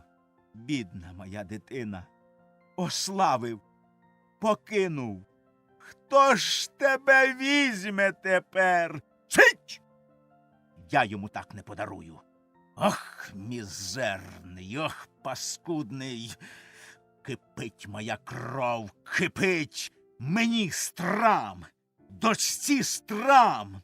Перед усіма дворянами страм? Ні, я ж тобі, я тебе. Омелько! Я тут, ось. Сідлай мені рака, сам сідай на блоху. Омелько вийшов. Палашко, достань гарапник, давай шапку. Опам'ятайся, що ти робиш. Не питай! Роби, що велю. Палашка пішла. Я ж на твоїй спині всю свою обіду випишу. Я ж тобі... Марися: папінька, мовчи! Геть пішла! Марися вийшла. Не будеш ти славить, а будеш ти струпи гоїть. Палашко, давай шапку, давай гарапник. Ох, злість мене задавить. Омелько, мерщій! Входять Омелько з середніх дверей, Палашка з бокових. Палашка подає шапку й гарапник. Омелько: готово! Мартин надіває шапку, бере гарапник. Береш і ти батога, за мною. Я ж тебе зроблю писанку. Я ж тобі покажу, як шуткувать з дворянином. Мартин і Омелько виходять. Палашка обнімає Марисю, плачуть. Завіса. Дія 5. Входять Степан і Омелько. Степан одягнений по-дорожньому. Омелько несе за ним скриньку. Степан: ну, слава Богу, дома. Омелько: де його поставить? Степан: став тут і розказуй мерщій, як далі було. Далеко ж ви його догнали? Омелько: от зараз на повороті, біля розкопаної могили. Степан: ну? Стали наближаться, а панич той, певно, пізнав нас, почав штовхать жида в спину, а жид оглянувся і зараз затріпав обома руками, зашарпав кобилку вішками і ну її цвохать батогом. А кобилка вскач пустилася, а ми ще гірше припустили. Коні наші потомились, бо ми з копита вскач погналися. Блоха вже стала спотикатися, а рак аж стогне під паном. Вони не втечуть, а ми не доженем. А біля могили дорога переорана. Повозка застрибала по борознах, потім задок схилився на лівий бік, потім одскочило колесо, вісь одбилась, кобилка стала, жид схопився і, що є духу, попер в бур'яни. Отут ми їх догнали. І я напарив жида, а панича пан частували. Спасибі, чумаки одняли, а то, мабуть, і вбили б. А потім пан злізли з коня, стали пить воду, трусяться та й упали, як неживі. Чумаки ті їх і додому довезли. Степан: ох, нещастя! Іди ж випрягай коні. Омелько пішов. Степан роздягається. І хто б сподівався, що так скінчиться сватання. Добре й Найцієвському сердечному досталось. Одначе хоч би тобі пару з рота пустив. Як приїхав, то слабів 2 неділі. Я його питаю: а що, як? Нічого, каже, приймали гаряче. Тепер і сам бачу, що гаряче. Погані наші діла, все пішло шкереберть. І в дворянстві отказали, і земський суд скасували, і я зостався за штатом, і куди примоститься, сам не знаю. Входить Марися. Стьопа приїхав. Здрастуй, братику. Обнімай його. Слава Богу, що ти приїхав. Ми вже з мочі вибились і ради не дамо. Батько дуже слабі. Мабуть, умруть. Степан: а що ж йому таке? Одно до другого. Тут оказія з тим женихом. Ти, мабуть, чув? Чув. Омелько розказував. Не вспіли батько очунять після тієї оказії. Тут Красовський зібрав людей, виганяв нас з села, хотів розвалить хату. Батько дуже сердились, сварились, кричали, і з ними зробилась якась причина. Упали на землю зовсім як мертві. Ай, не доведи, Господи. Ми з матір'ю в ногах у Красовського валялись, на силу отпросились на місяць, та й то дядько Гервасій заступились. І це ще не кінець. Пройшло кілька днів, батько стали поправлятися, як знов получили бумагу, що в дворянстві отказано, і зовсім вже занедужали, сили вибились, нічого не їдять, все зітхають та читають ту проклятущу бумагу. Коли б хоч з Красовським помирились, а то він знищить нас зовсім. Завтра строк вибиратися. А куди вибиратися? Що робить слабим батьком? Самі не знаємо. Слава Богу, хоч ти приїхав. Степан: от наказання Господнє. Не знаю, як і признатися тепер батькові. Я вже Марисю теж не служу. Мене за штатом оставили. Марися: не кажи батькові, Боже борони. Вони зараз і вмруть, як ще довідуються, що й ти не служиш. Після скажеш. Степан: а мати де? Марися: пішла до дядюшки Гервасія просить, щоб помирився з батьком. Чи не дасть якої ради? Його так татко любили, завжди слухали і посварились. Степан: а за що ж уже з Гервасієм папінька посварився? Марися: багато говорить, я тобі після розкажу. Тепер йди до батька. Вони тебе дуже нетерпляче ждали, тільки не кажи, що ти не служиш. Боже борони, послі. Степан: у мене аж ноги стали труситися. Стільки біди кругом, що й... Махнувши рукою, пішов у бокові двері. Марися. Ай, Господи милосердний, верни ти спокій і мир в нашу сім'ю. Так вже вимучилися всі, що, здається, і вмерти було б краще, ніж щодня турбуватися і не бачить краю всім бідам і напастям. На дядюшку Гервасія вся надія. Чи вблагають вже його мати? Входить Микола. Марися, ну що, мати у вас?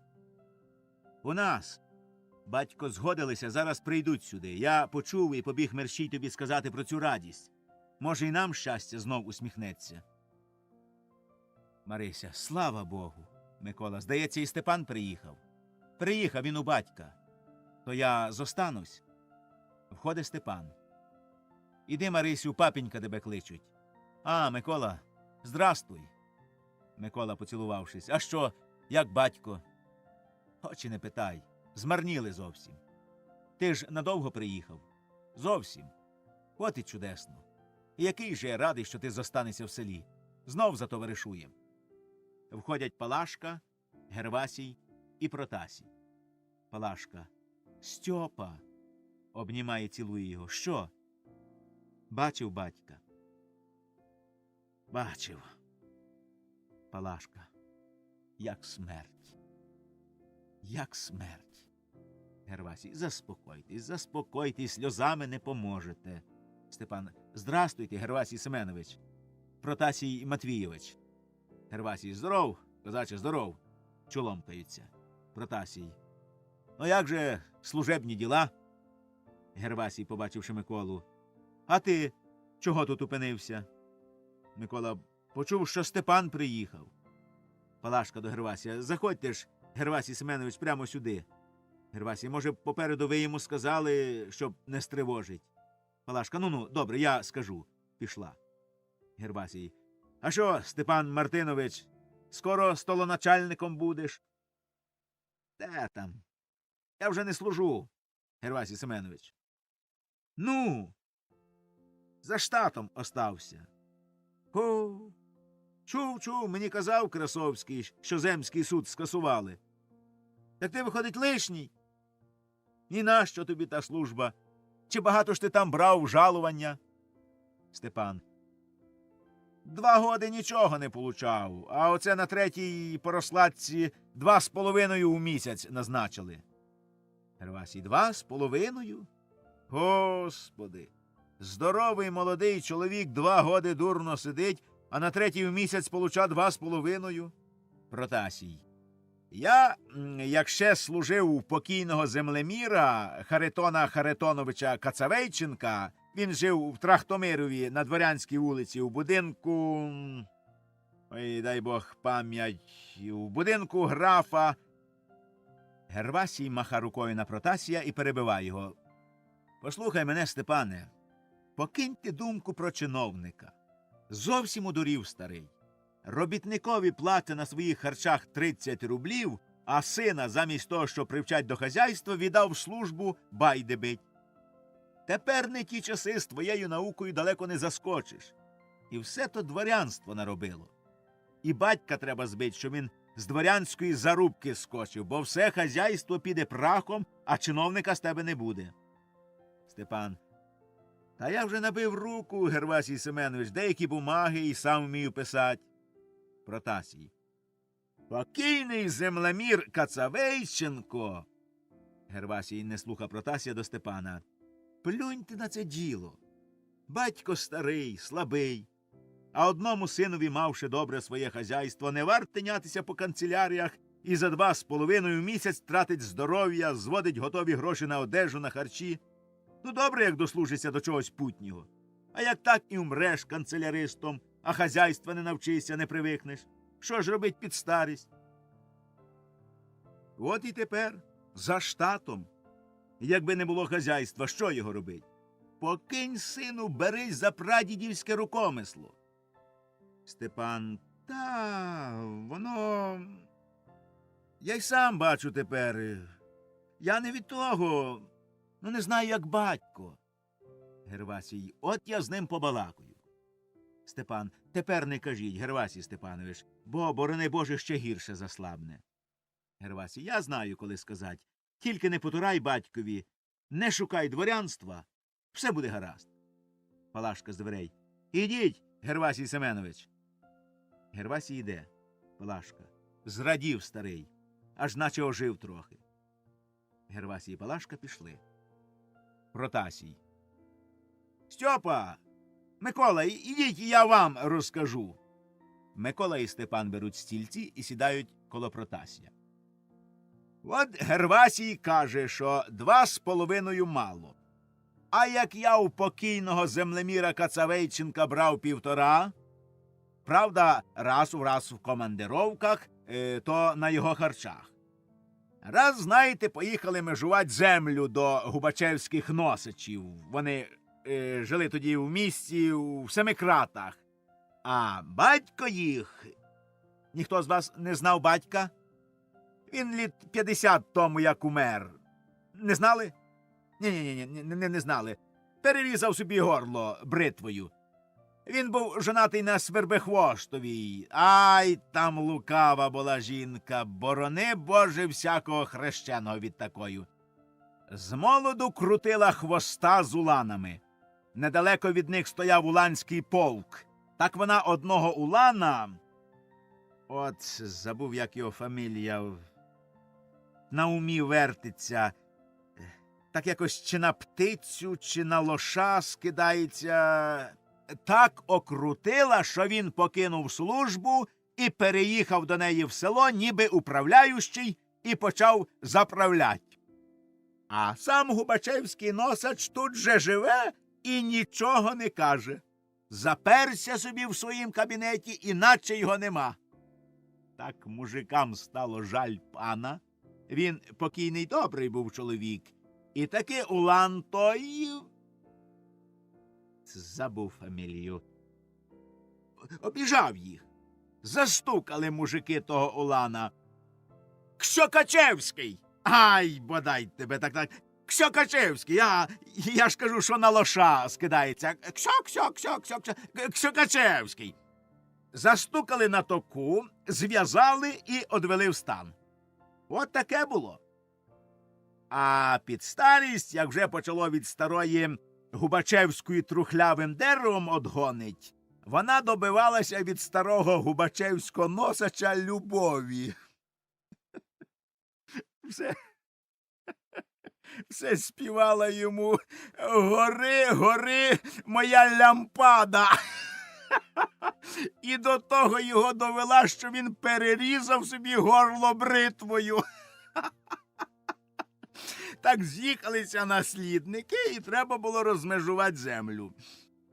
Кацавейченко, покійний, царство йому небесне, каже мені: «Бери астролябію, поїдемо».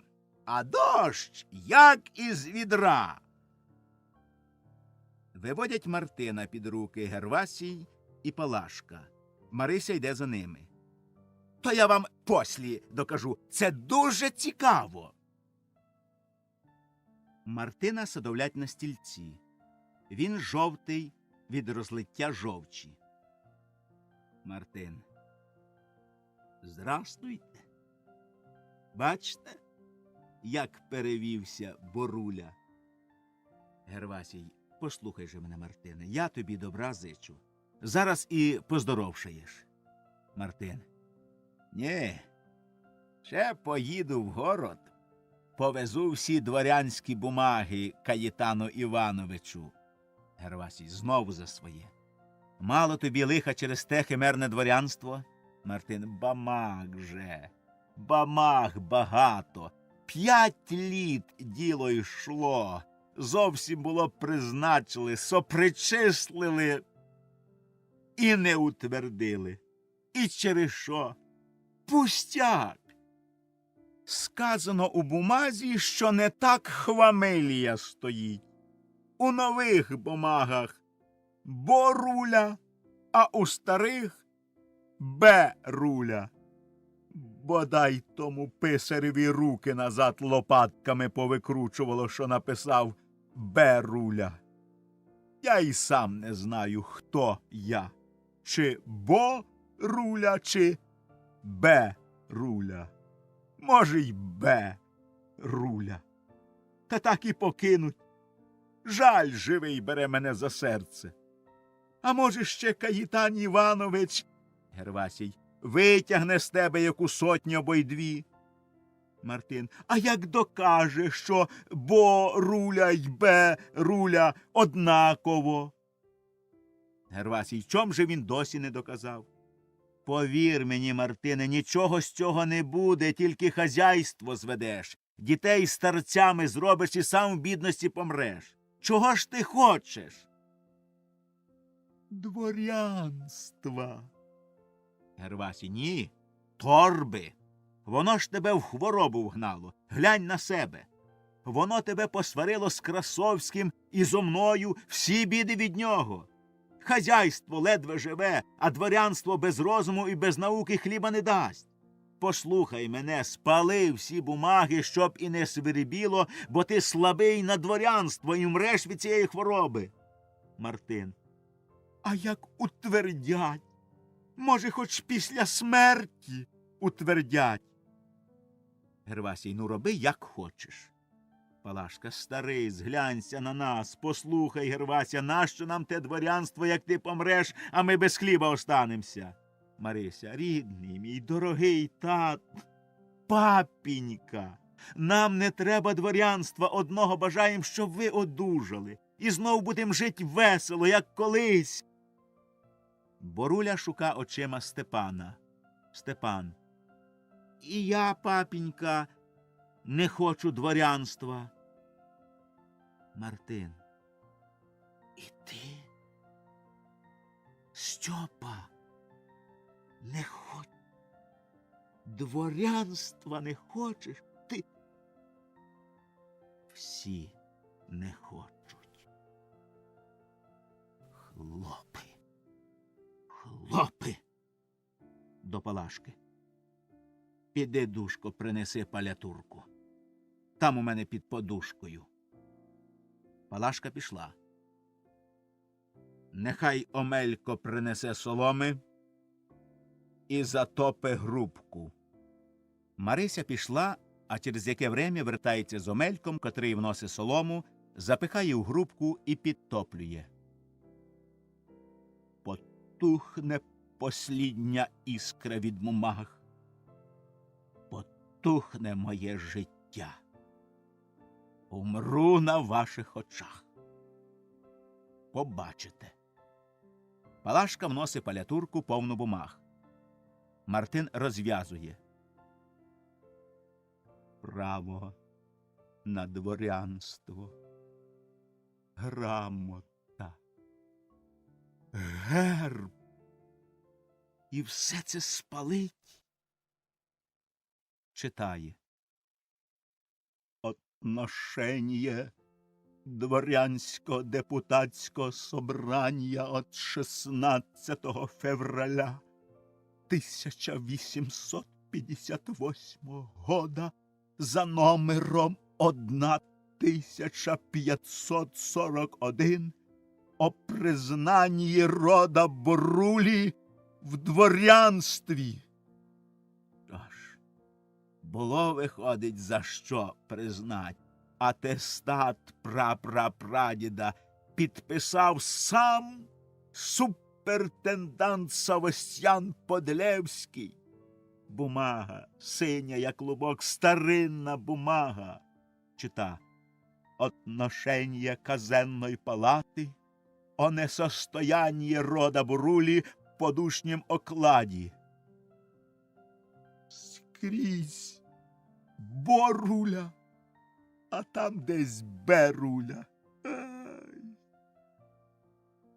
Копія свідетельства 12 дворян, що весь рід Боруль завжди вів род жизні свойственний дворянам. Особливо я.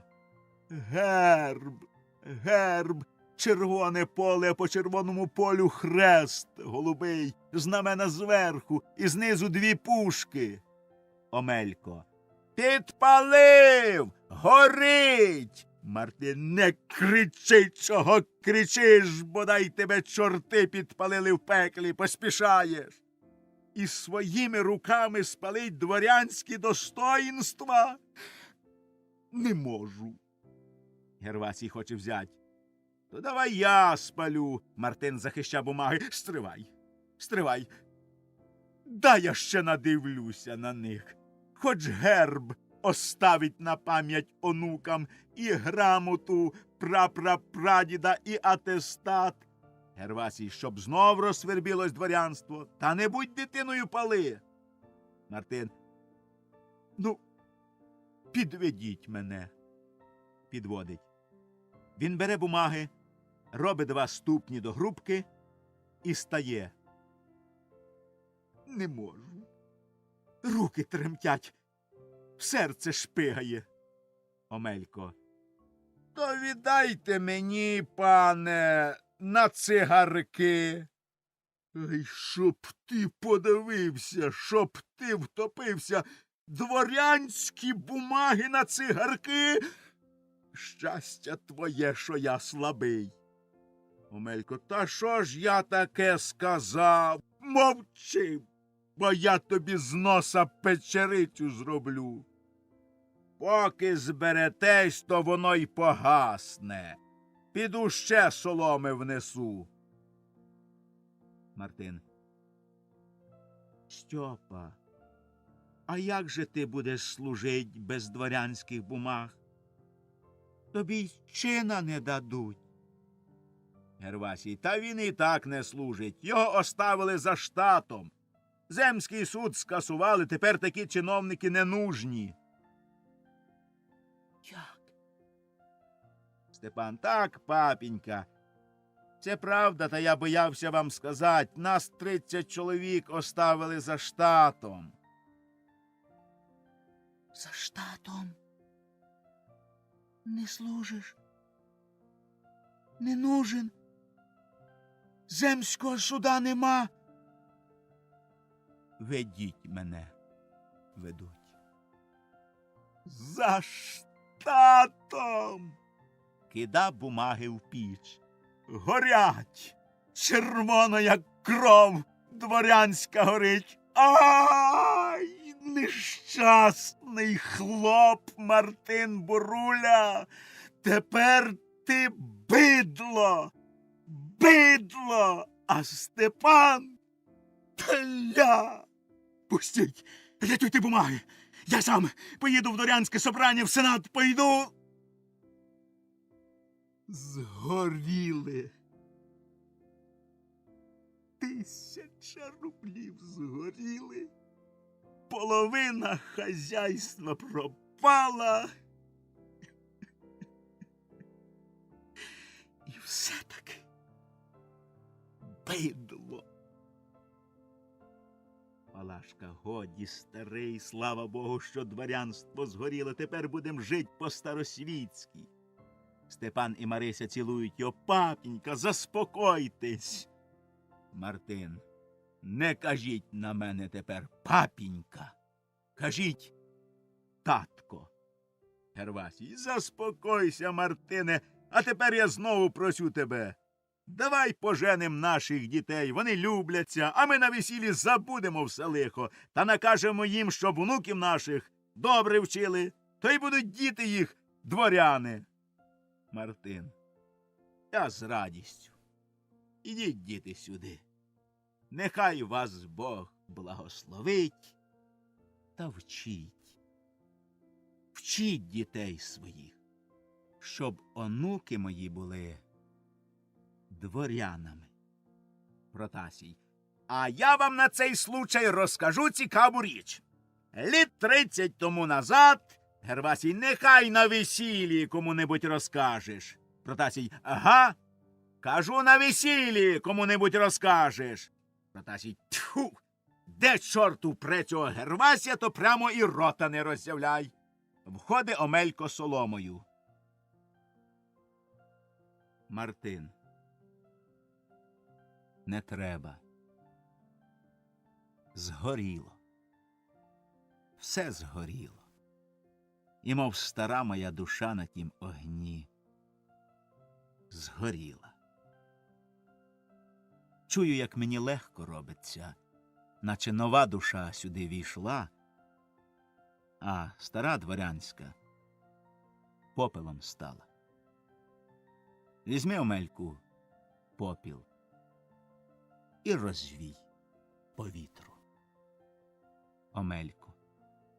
І що б то було на цигарки віддать?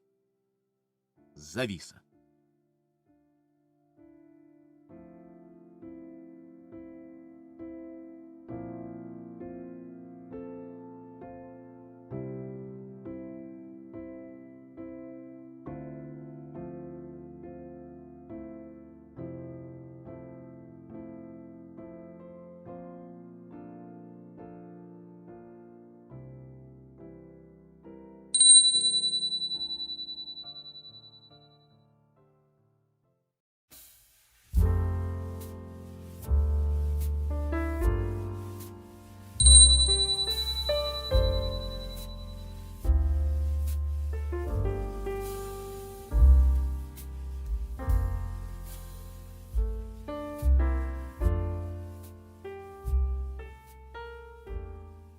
Іван Карпенко-Карий. П'єси. 100 тисяч.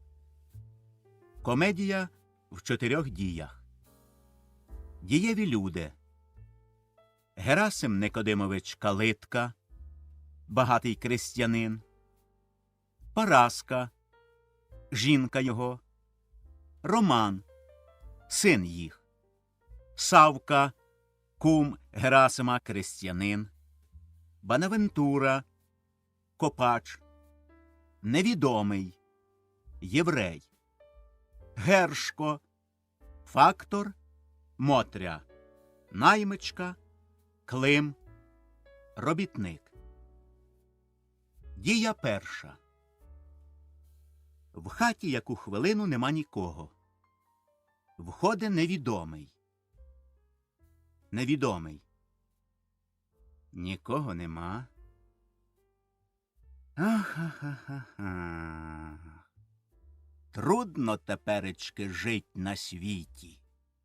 А через чого і трудно? Через того, що багато розумних понаставало. Усі торгують, а покупателі тільки глазами купують. І торговлі нема. Один убиток. Так я себе видумав новую комерцію. Хороший буде гендель, ежели удасться. Попробуєм. Входить Роман. Невідомий. Здравствуйте вам. Роман. Здоров. Невідомий. Це хата Герасима Никодимовича Калитки. Роман. Це. Невідомий. А де ж сам хазяїн? Роман. Вони в город поїхали. Сьогодні повинні буть назад. Невідомий. Я з ним віддався, і он сказав, щоб я приїхав. Роман. Може, і вони через годину будуть. Входить копач. Копач.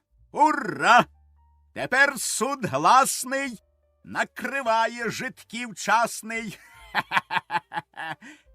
Невідомий. А ви разлі часний? Не похоже. Копач. Не та рожа. Невідомий. Прощайте. Я навідуюся опісля, бо у мене є діло до Смоквинова. Пішов. Копач. Заміть, це пройди світ. Я їх багато бачив. У мене опит і практика. Я на них насмотрелся. Командував зводом, так провіант і фураж часто получав. Знаю їх. Да й вони мене знають. Тепер літ 30 в отставки, по світу вольно я хожу і в очі сміливо усім гляжу. Стихи. А батько купчу й досі ще не совершив? Роман.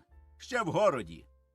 Копач. Хотів поздравити його з приобретенням земельки. А Прасков'я Івановна? Роман. У попа. Копач. Так. Торічелієва пустота. Ти цього не знаєш, це з фізики. В такім разі, адіо, к обіду я прийду. Пішов. Роман. Наче і розумний, а дурний. 30 літ шукає кладів і голий став, як бубон, бо все на кладах, кажуть, прокопав. І все він зна, тільки нічого не робе. Іде до дверей і гука. Мотре, та йди бо сюди. Мотря за дверима. Чого там? Нема мені часу. Роман. Та нам, мабуть, не буде часу й умерти. Іди бо. Зашиєш мені сорочку, геть розпанахав рукав, а мати десь пішли. Хочеться мені з Мотрею побалакать, та нема за чим в хату йти, так я нарошне розірвав рукав. Входить Мотря. Заший. Показує. Мотря. Де це ти так розпанахав? Роман. Зачепився за вила. Мотря зашива, Роман її цілує. Мотря б'є його кулаком. А це що? А пруськи? Роман. Хіба не можна? Ми ж восени поженимось, чула? Що батько казав? Мотря. То тоді і цілуватись будемо, а тепер зась. Може, ще батько шуткував, а ти вже й губи розпустив. Роман. Ні, це не шутки. І мати казала, і батько казав, що кращої невістки не треба. Мотря. Уже зашила. Іди собі, бо я не маю часу теревені править. Та он вже батько приїхали. Роман. Батько? Справді. Мотря вибіга. Входить Герасим. А ви чого тут збіглись? Роботи нема чи що? Роман. Та я розірвав рукав. Мотря зашила. Герасим. А мати ж де? Роман. Пішли до попа. Герасим. Знайшла праздник. Іди ж до роботи, бо там роти пороззявляють та й стоятимуть. Нехай коней розпряжуть, а збрую зараз однеси в комору, щоб якої ременяки не порізали на батоги. Роман. Добре. Тут жит якийсь, питав вас, і копач. Вийшов. Герасим один. Жид – то діло, а копач – морока. Хух! Слава Богу, справився з ділами. Совершив купчу, і земельки прибавилось. І бумага зелена, мов земля, укритая рясто. Ох, земелько, свята земелько, Божа ти дочечко, як радісно тебе загрібати докупи, в одні руки.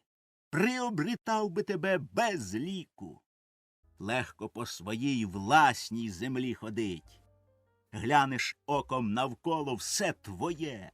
Там череда пасеться, там орють на пар, а тут зазеленіла вже пшениця і колосується жито.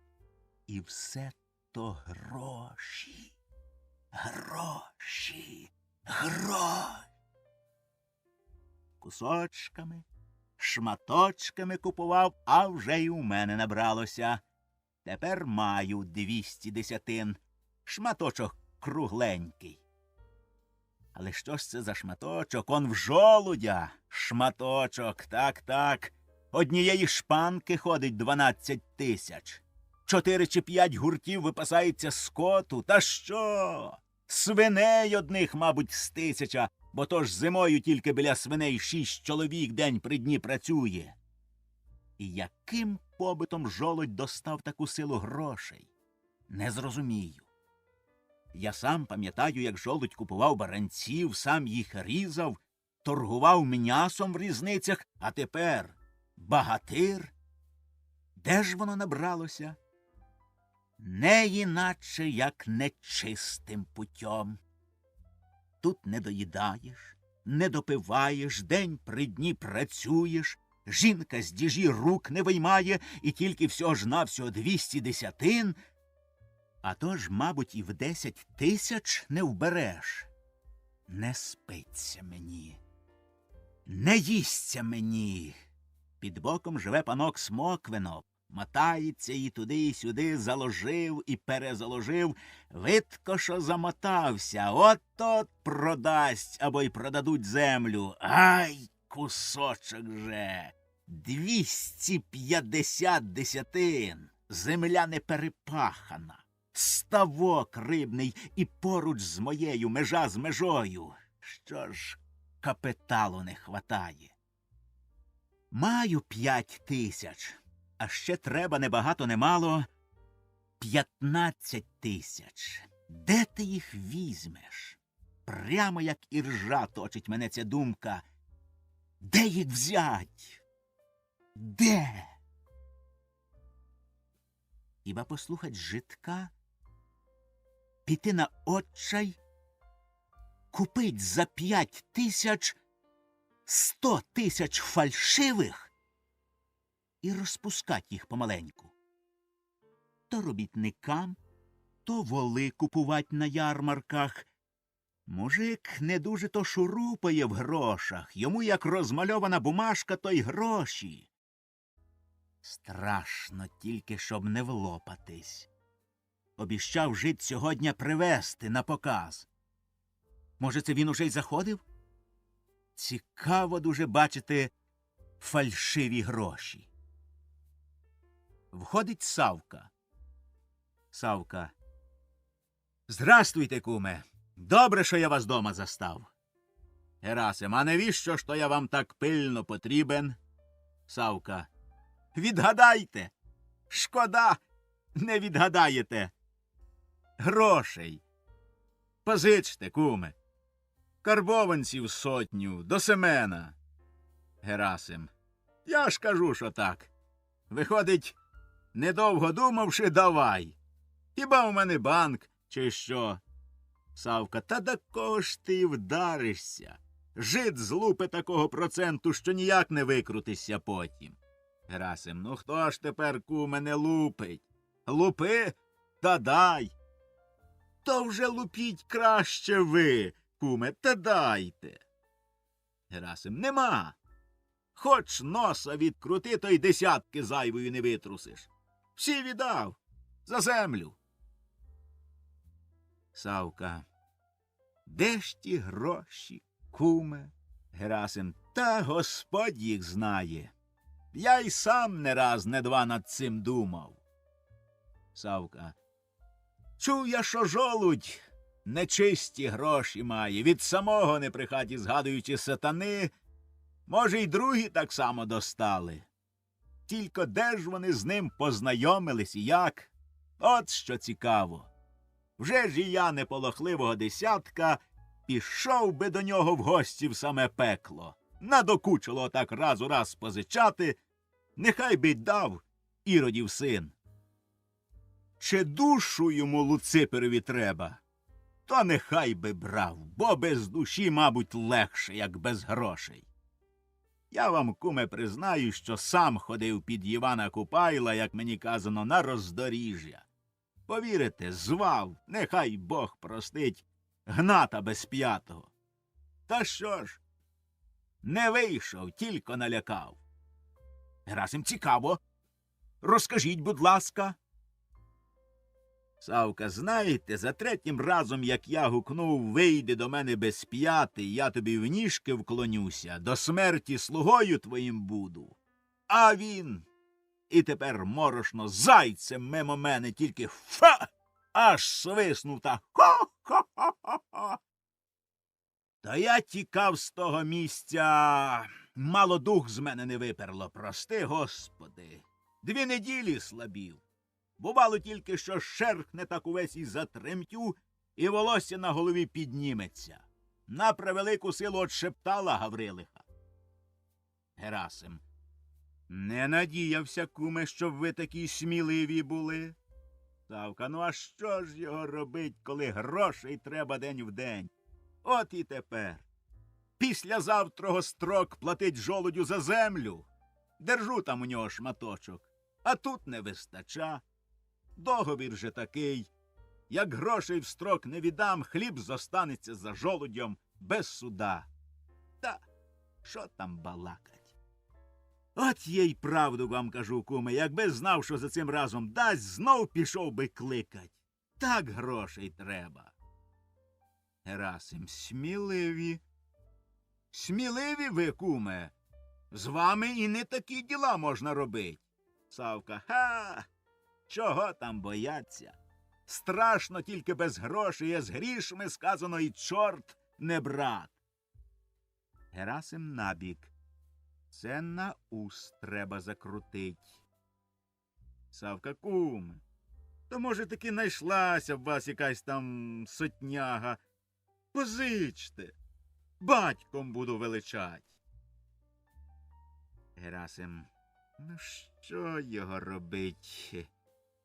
Хіба от що? Я, знаєте, сам позичив оце у Хаскеля для домашнього обіходу. Тільки платю 5% в місяць. Коли дасте 5%, то я поділюся з вами, ну так вже, для кума. Савка, 5. Та що маєш робити? За це велике спасибі. Давайте. Герасим, принесіть же мені за продажню запись на воли. Савка, як? Хіба ж я вам воли продав? Герасим, ну, вийде так, ніби продали.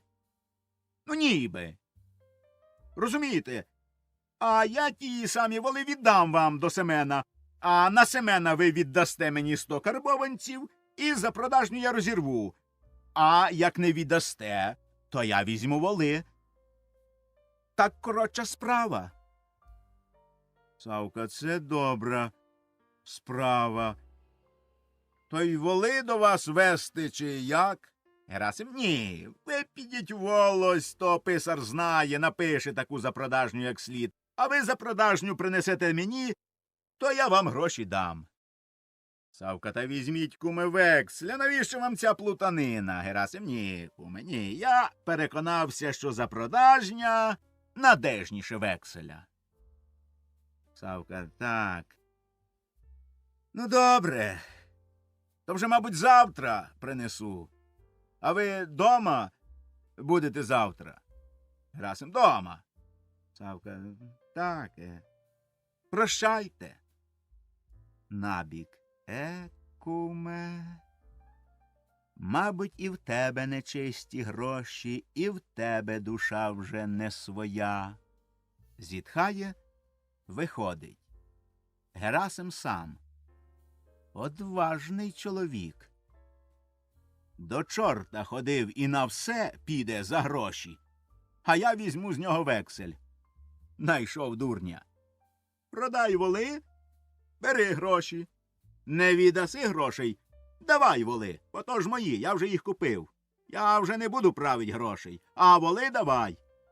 Так, надежніше. Входить невідомий. Невідомий, здрастуйте вам. Герасим, здрастуй. Набік. Той самий жид. Аж мороз поза шкурою пішов. Ну що? Невідомий озирається. А нічого. Герасим. Приніс? Невідомий. Є. Герасим. Показуй. Невідомий оглядається кругом, заглядав вікно, потім виймає гроші, все нові, несе до столу, розклада на столі. Невідомий. Теперечки пізнавайте, почтенний, де тут фальшиві, а де настоящі.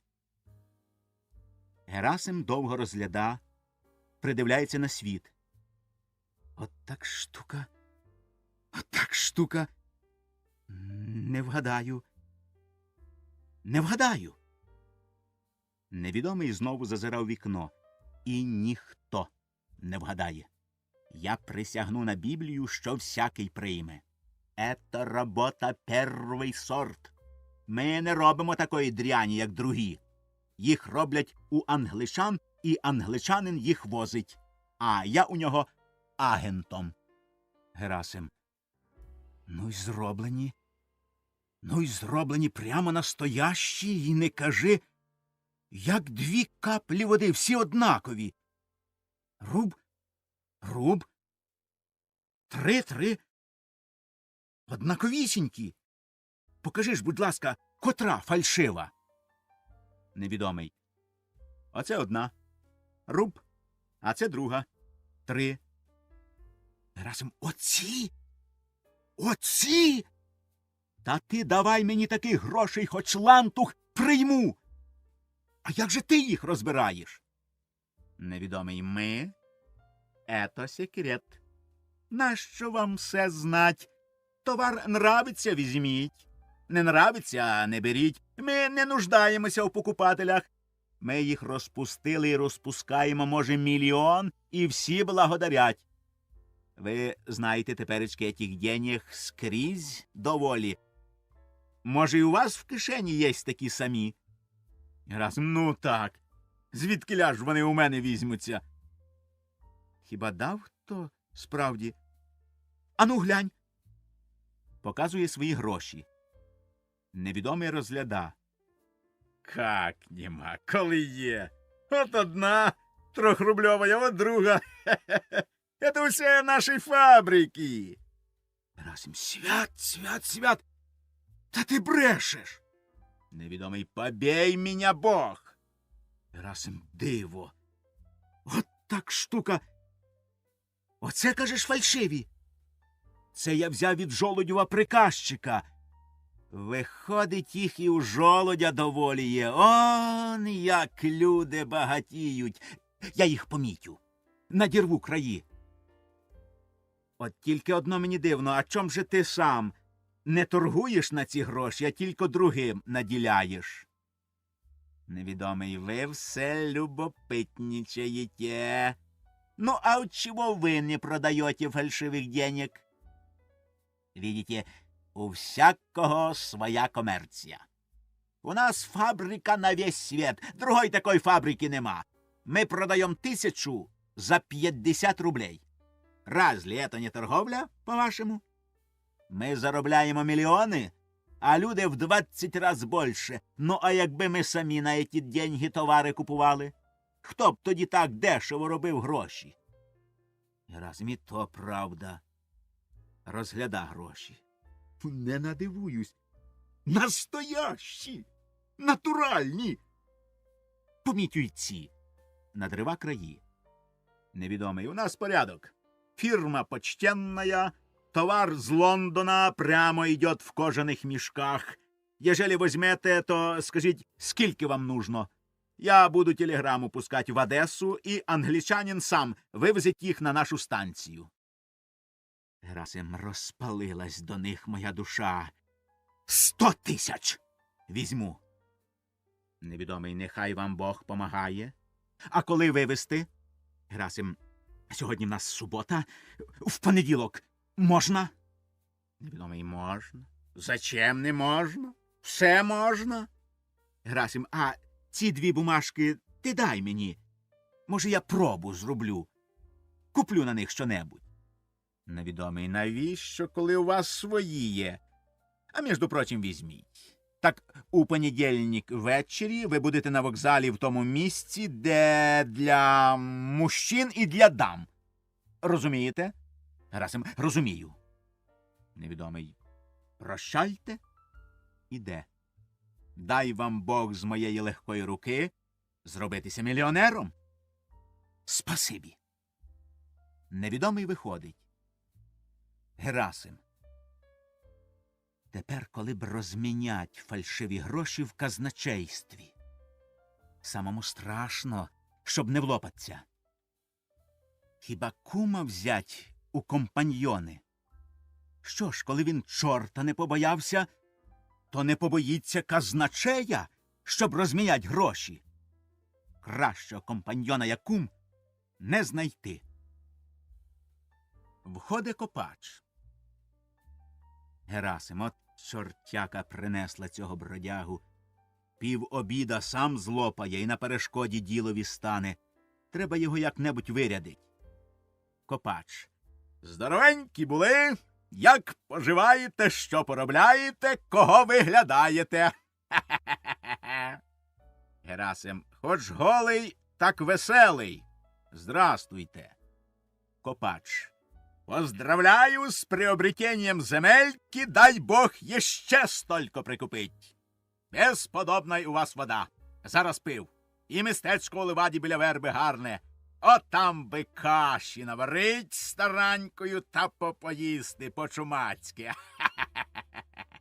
Герасим, мабуть, голодний, бо з маху про кашу забалакав. Копач, хе-хе, я зразу все обняв оком. У вас новий забор і добре зроблений. Тільки б ще треба по одній дошці дать. А то скотина буде закладать під лату голову, то позриває. Опит! Хе-хе-хе! Тільки гляну, зараз бачу. Герасим, я й сам бачу, та грошей нема. Копач, так. Хе-хе-хе! Грошей нема, а земелька росте й росте. Люблю за предприємчивость. Так, Никодимович, скуповуйте помаленьку, скуповуйте. Їй-богу, ну чого ви? Думаєте, шуткую, які тут шутки? Хазяйственний мужик, велике діло. Ворушіться, крутіть головою.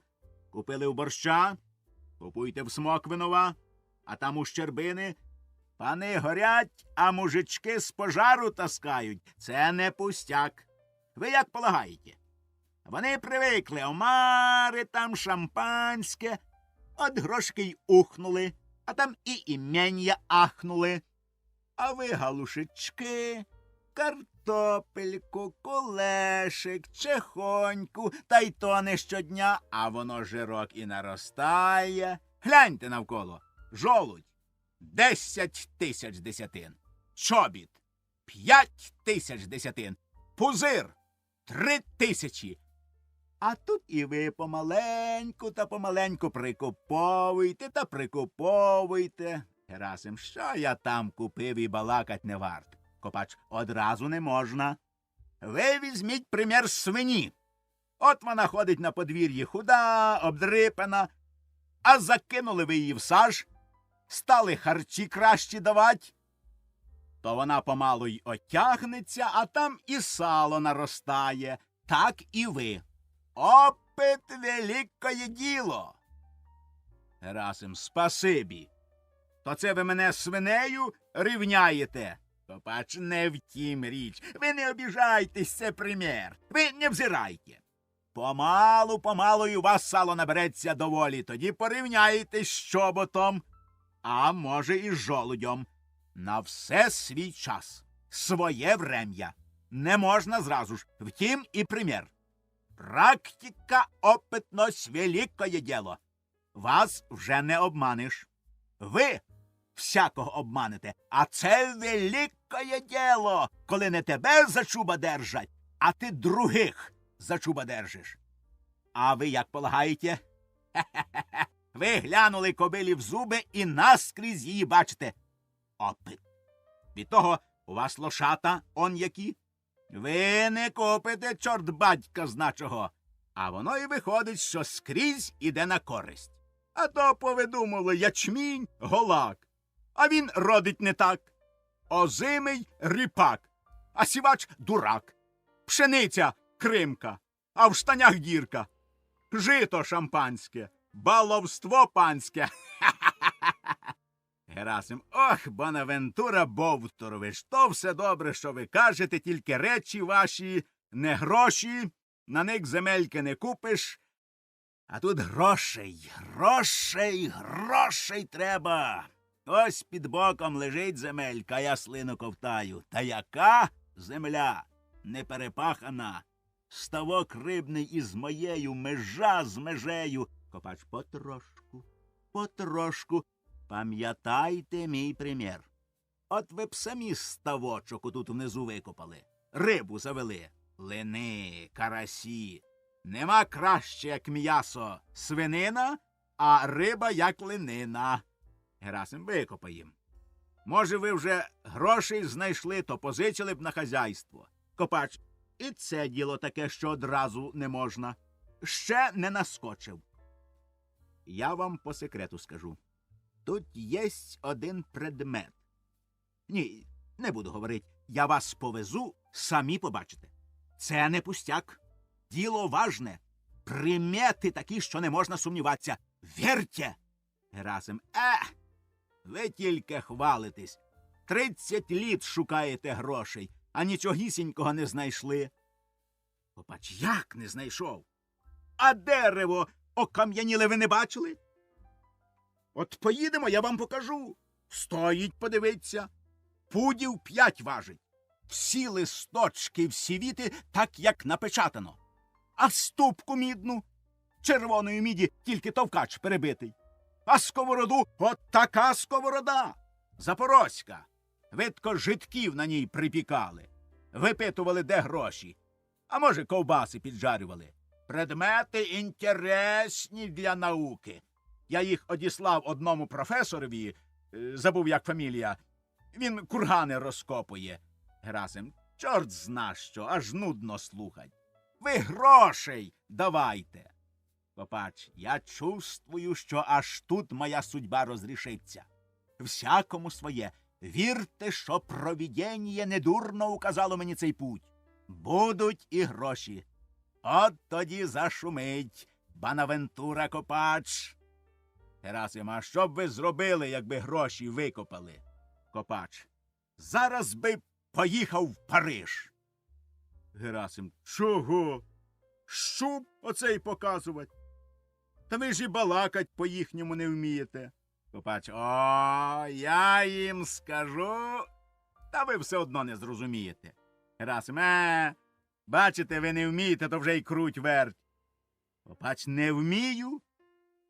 Вівля Буланже, вівля Ельзас, а Белеман, оле куто ла фуршет, оле кошон ла пом де тер, вівля Патрі. А що? Герасим, та хто його зна що, чую тільки, що не по-нашому лопочете. Бач, втім, сила. Ви собі думаєте, що це дурак, який ходить. Герасим, та хто його знає? Копач, то боє, а я мовчу і таки свого доб'юсь. А тоді будете руками об поле бить. Хе-хе-хе, наука, Никодимович, наука. Можна пожаліть, що ви сина не вчили. А я б коло нього був позанявся, він би знав французького язика не хуже мене. Для того є самоучитель Марго й другі книги. Герасим, що там наука? Забавка дитяча. На біса йому здалося отак лопотать язиком, як ви оце лопочете, хіба гендиків дражнить. Я придивився, як тільки вчений, так і голодрабець. Ні землі, ні грошей, і таки дурень дурнем. Застав його коняку запрягать, той не запряже. Він зараз полізе по книжках та по тих рихметиках шукать, як це робиться. Копач, практики нема. А от я запряжу вам в яку хочете збрую. Хоч в затяжний хомут, хоч в шори. Хе-хе-хе. А от ви в шори не запряжете.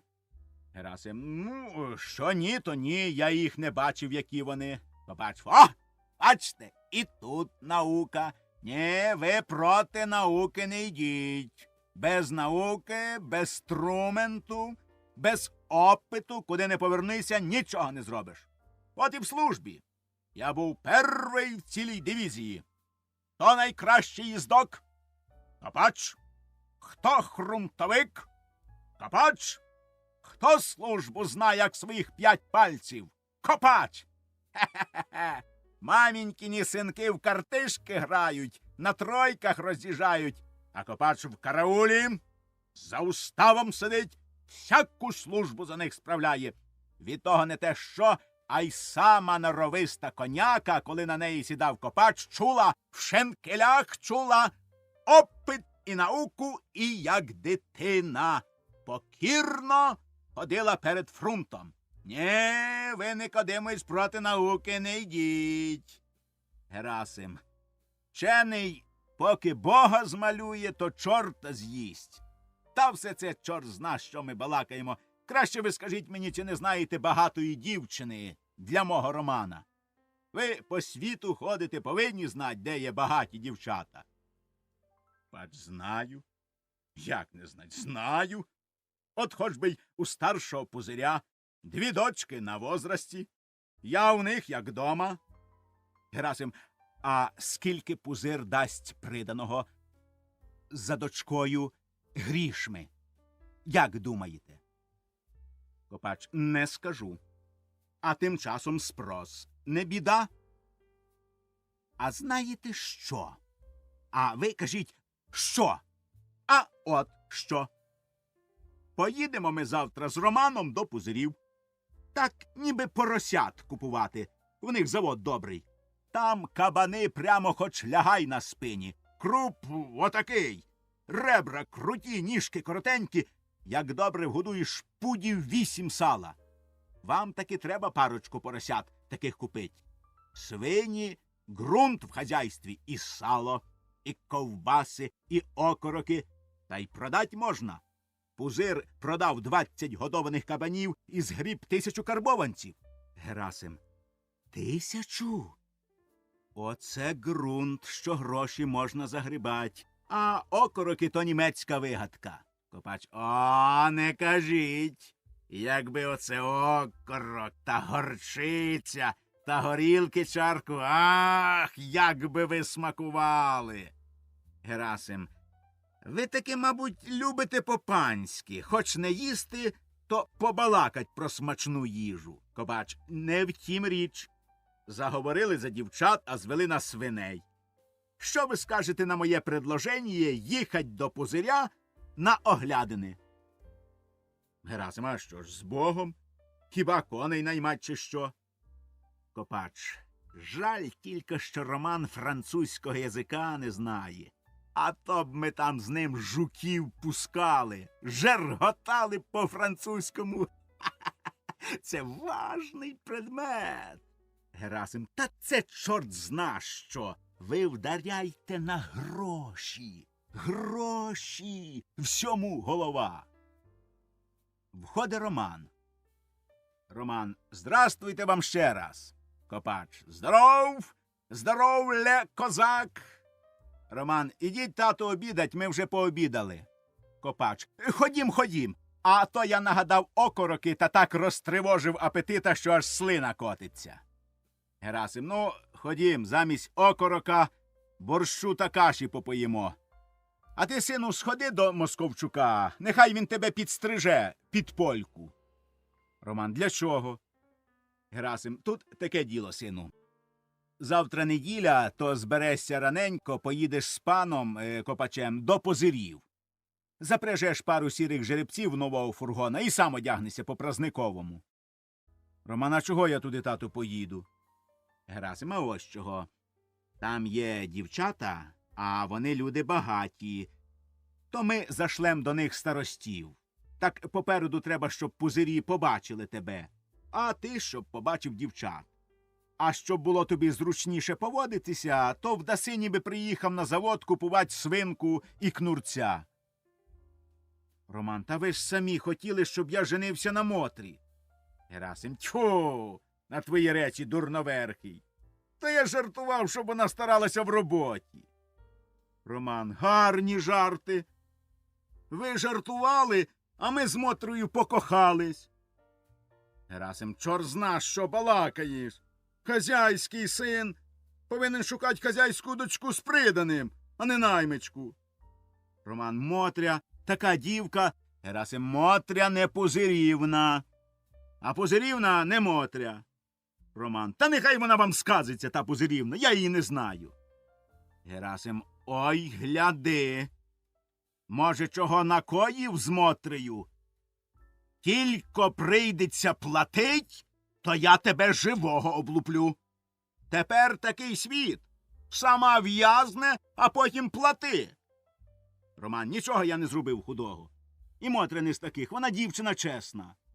Герасим. А грошей в неї багато є. Роман. Де ж вони в неї візьмуться? Вона і без грошей до душі мені. Герасим. До душі, та не до кишені. Роман. А ви думаєте, що у Пузирів поживитись грішми? Якраз. Так візьмемо, як наш зять взяв нас.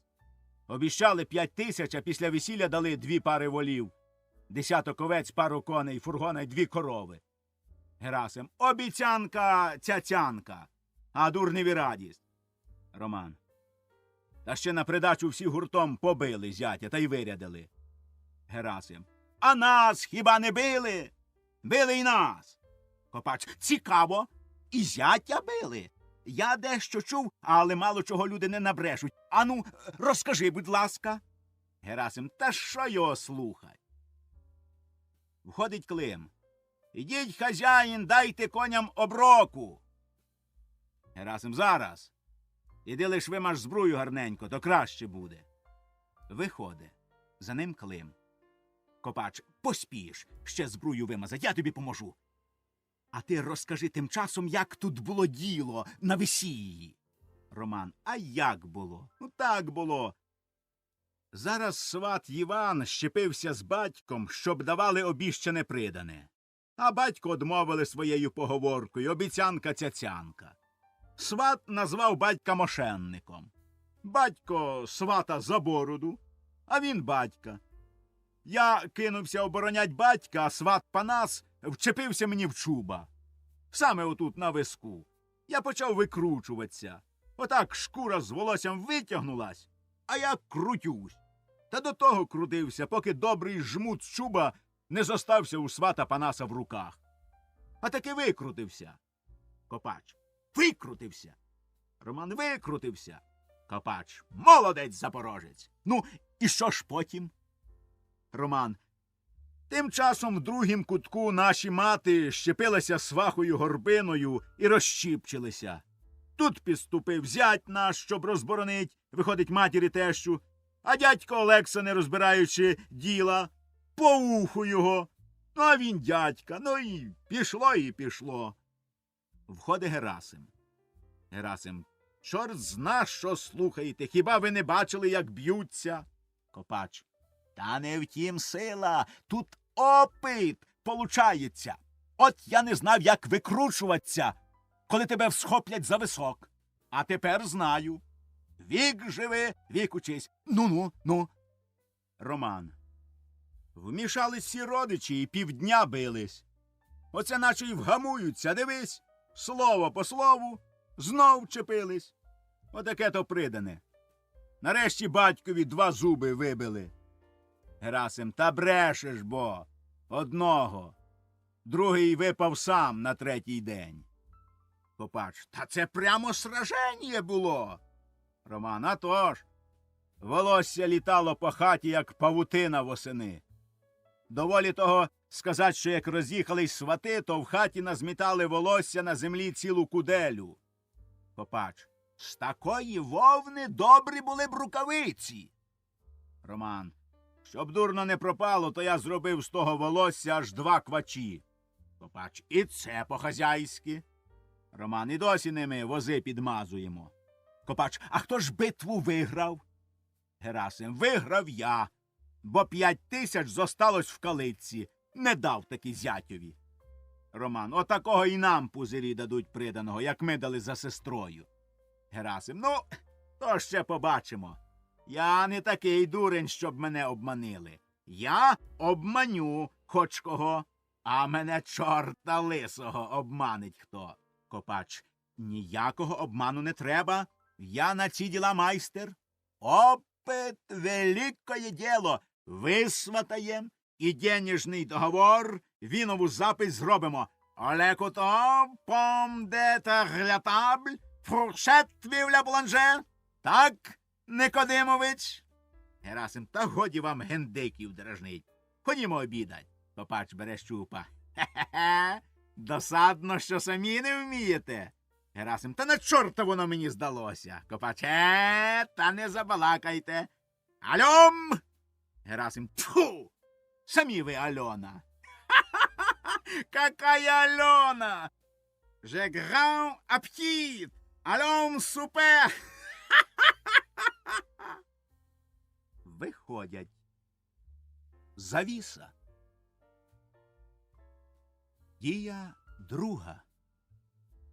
Перед світом в хаті. Копач ходить по хаті, то сіда на лаві. Копач. Боковенька, боковенька, боковенька. Не дає мені спокою цей предмет. Боковенька, копили, кам'яна фігура, там гроші. іменно там. Там моя судьба. Копили оскардами висічені. Сьогодні цілу ніч снилася кам'яна фігура. Ох, боковенька, боковенька. Герасим за сценою. Вставайте ж! Вставайте, не мніться! Чепіга зайшла, пора скотину порать. Копач. Ге-ге. Герасим вже по хазяйству гасає. Невсипущий. Входить Герасим. Герасим, о! І ви вже встали, чого так рано? Полежали б ще. Копач, не спиться. Почув, що ви встали, та я піднявся. А знаєте, що я придумав? Герасим, а що? Копач, ви б зробили колокольчик в ту хату. Тут вірьовка над ліжком. От прокинулись, пора вставать. Зараз дінь-дінь, дінь-дінь. Сам ще лежиш, а там встають. Герасим, та це чорт зна що. Я буду лежать, то всі будуть лежать. Заглядав у двері. Чи не поснули знову щось тихо в тій хаті? От вам і дзвінок. Вигадаєш, скажи на милость. Ану, ану! Копач. Оце саме добра пора копать. Недушно, холодком можна бог знає скільки викопать. Воно ще рано, тільки на світ благословиться. Герасим. Та де воно вам рано? Вони надолужать. То вмиваннячком, то взуваннячком. Або як почнуть Богу молитися, то сонце зійде. Хоч би ж молилось, а то стоїть, чухається та шепче собі губами, аби простоять більше без роботи. Вже ж я їм Отче наша даю, як затоплю, то зараз і на землі. Отчиняє двері навстіж і стоїть на дверях. Кажете рано, вже світ білий, кури піднімаються. Так і хазяйство проспиш. Стара! Стара! Параско, пора до коров, чого ви там нетесь? Ану, ану! Хлопці, айда з хати!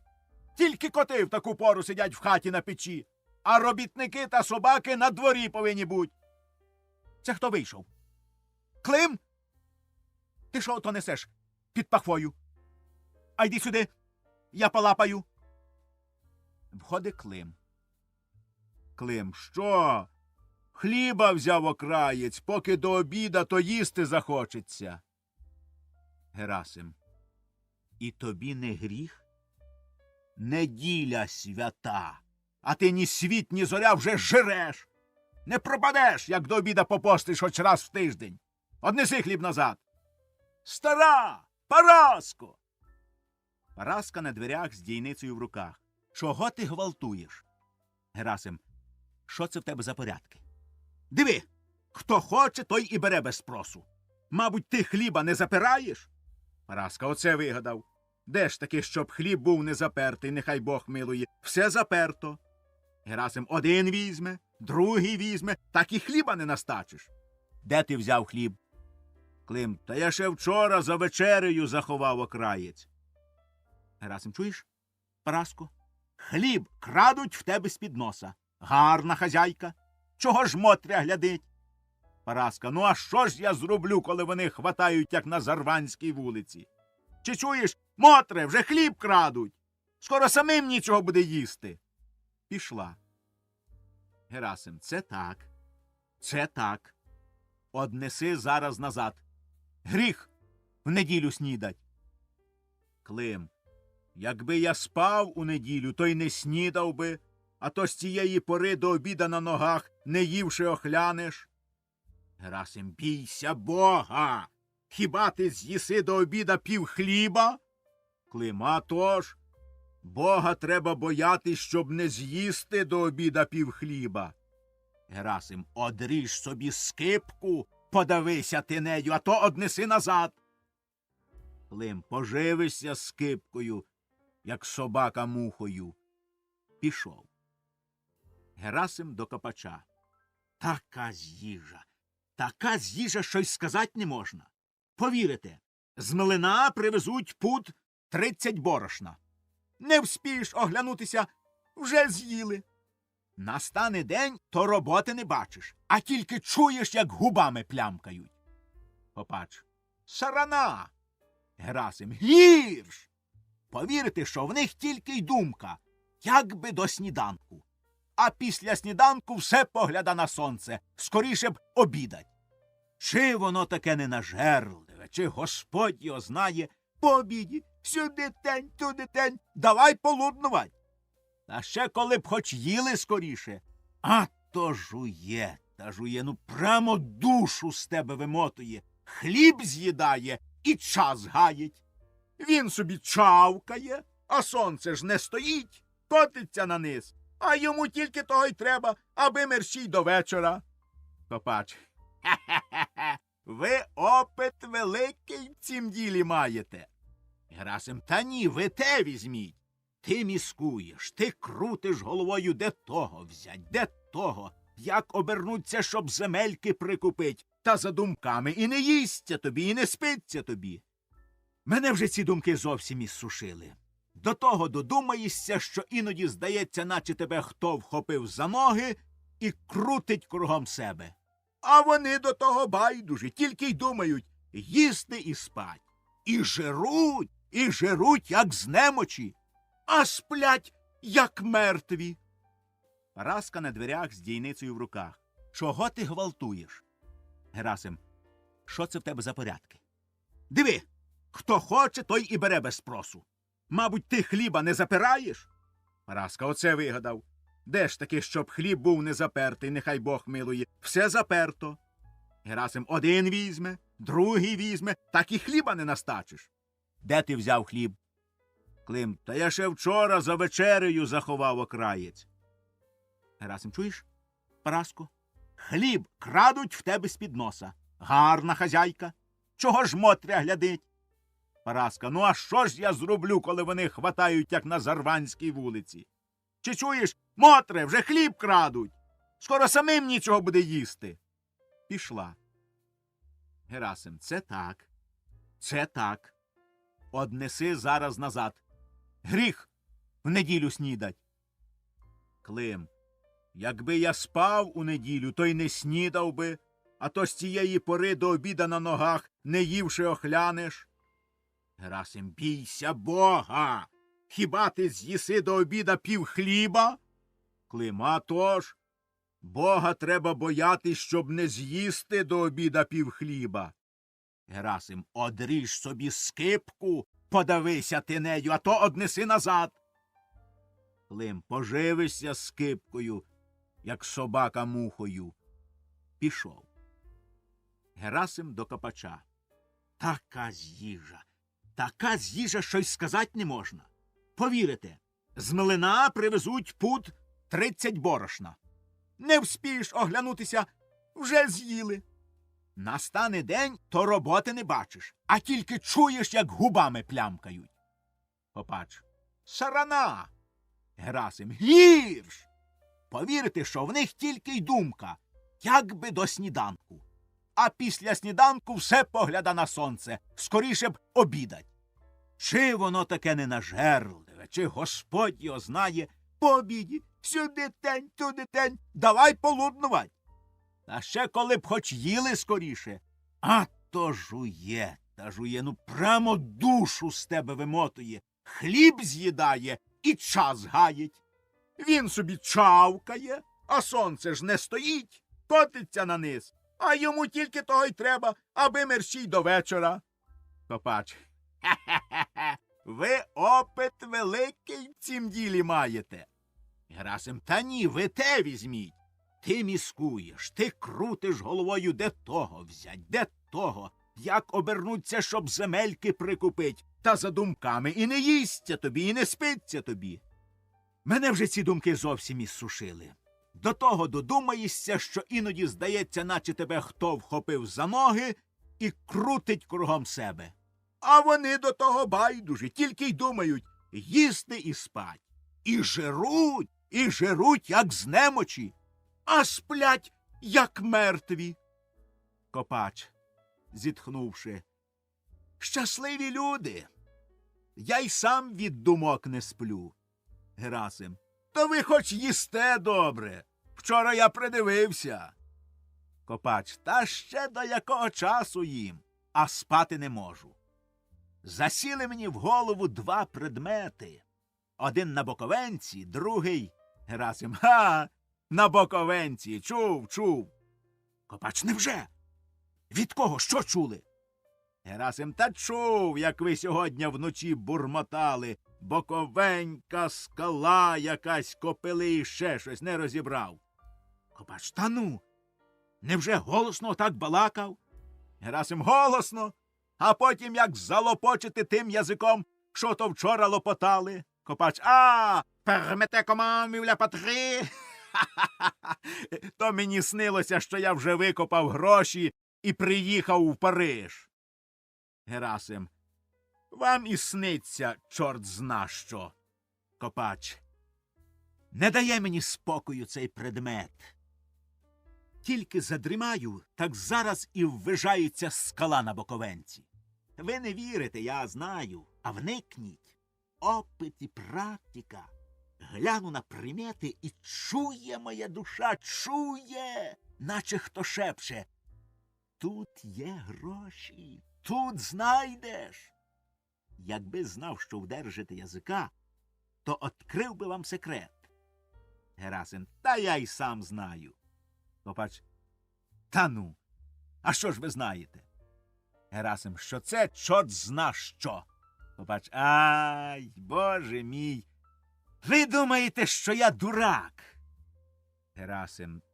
Та хто його зна? Копач. То-то. В мене опит. Ви тільки візьміть примір. Які предмети? Скала гостра. Верх зрізаний, як у чумацькій шапці. Балка так і балка так. Клином сходяться до скали. 30 літ опита дарма не пройшло. Біля скали лежить так на пригорку 2 копили. Робота чудова, оскардами висічені. Один копил так, на восток показує, другий на запад. Як вглядів перший раз, мало серце не вискочило. Пустив біля них щупа, а тут цок! Наткнувся на камінь. Став копать і не більш як на пів аршина під землею открив кам'яну фігуру чоловіка. Взяв і закрив його землею. Бачите? Чоловік висічений теж оскардами. Що ви скажете? Герасим. Та хто його зна, що вам сказать? Це наче щось і справді похоже на діло. Копач. Втім сила. От тільки гроші потрібні, щоб начать копать. Герасим. Ну, а де ж саме треба копать? Копач. Це задача. Чи на восток, чи на запад? Ще не знаю.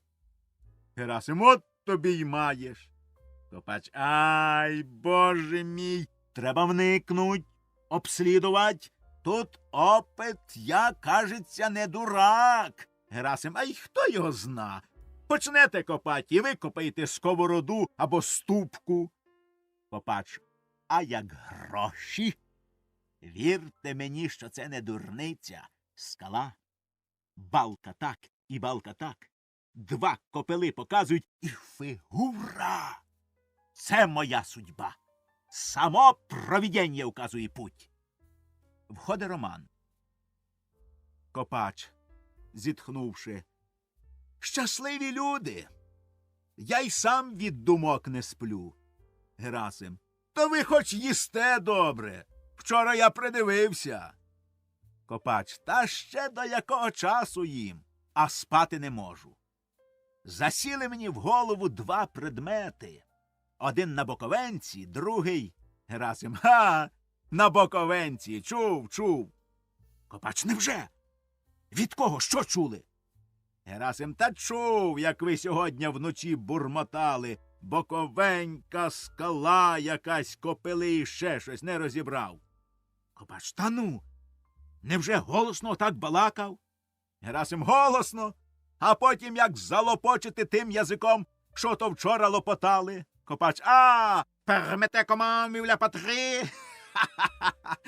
То мені снилося, що я вже викопав гроші і приїхав у Париж. Герасим. Вам і сниться, чорт зна що. Копач. Не дає мені спокою цей предмет. Тільки задрімаю, так зараз і ввижається скала на Боковенці. Ви не вірите, я знаю, а вникніть. Опит і практика. Гляну на примети і чує моя душа, чує, наче хто шепче. Тут є гроші, тут знайдеш. Якби знав, що вдержите язика, то открив би вам секрет. Герасим: та я й сам знаю. Копач: та ну, а що ж ви знаєте?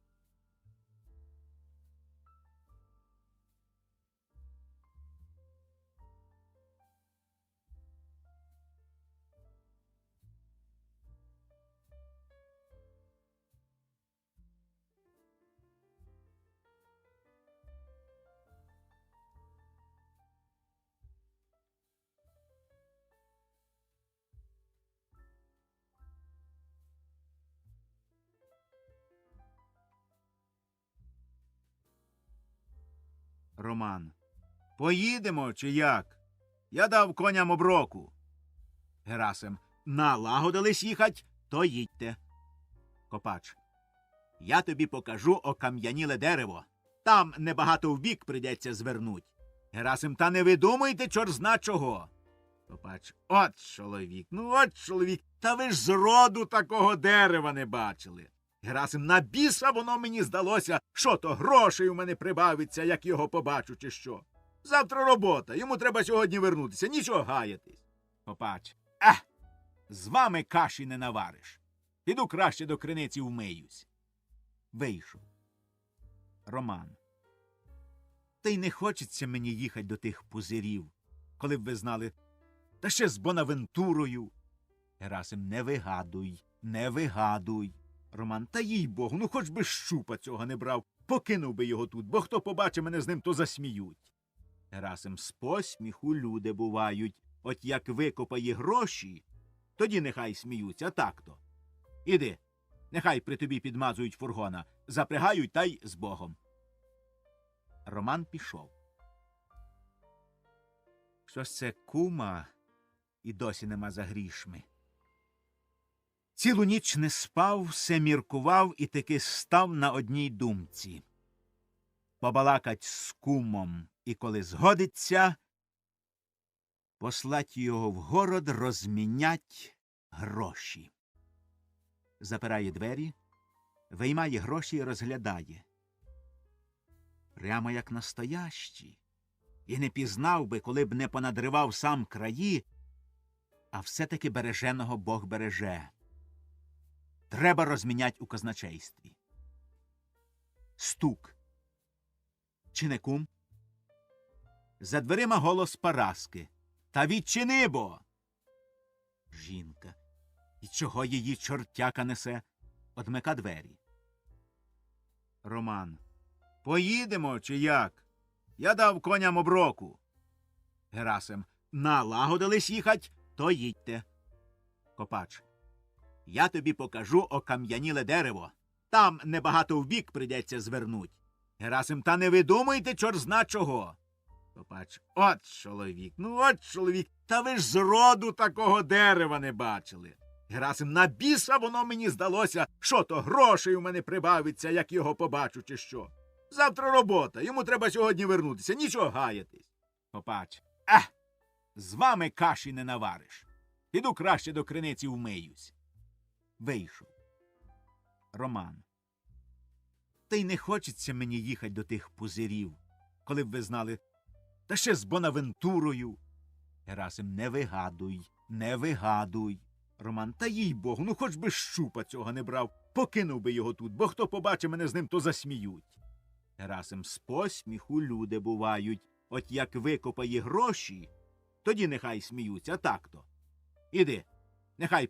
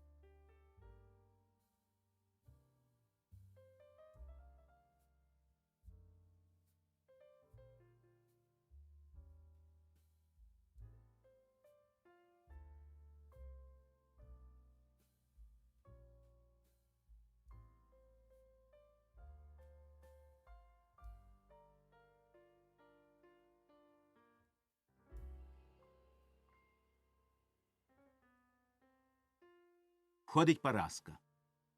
Що ти затіваєш, скажи на милость Божу. Герасим злякано. А ти по чим знаєш? А тобі яке діло? Параска. Хоч би сказав. Пораявся. Герасим. Звідкиля вона довідалась? Знай свою діжу, а в мої діла носа не тикай.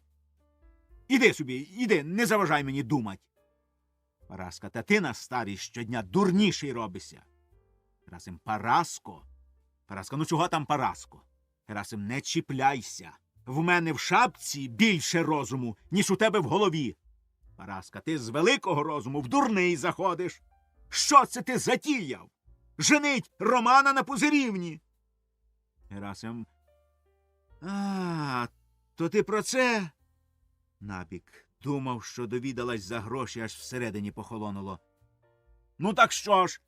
А тобі яке діло? Параска. Не хочу я нікого за невістку, опріч Мотрі. Сам сказав, що будеш її сватать. Діти полюбились. Я до неї привикла, вона до мене. Дівка красива, здорова, зна всі порядки. Коло птиці, коло свиней, коло корів. Одно слово хазяйка біля всього. В хаті, як у кімнаті. Я вже не здужаю. А проти неї, скільки їх у нас не було, ніхто хліба не спече, ніхто борщу не наваре, хоч і без олії іноді, а всі їдять, не нахваляться. Герасим. Не треба мені ні доброго хліба, ні доброго борщу, бо чим краще спече, а смачніше зваре, тим більше робітники з'їдять. Мені треба невістку з приданим, з грішми. Параска. Візьмеш в обидві жмені. Герасим. Іди собі, не заважай мені думать. Параска. Нехай же тільки Роман жениться на Пузирівні, не буде їй просвітлої години. Я її заїм. Герасим. Про мене хоч цілком з начинням ковтни її. Мені аби гроші. Іди собі, Параско, від мене.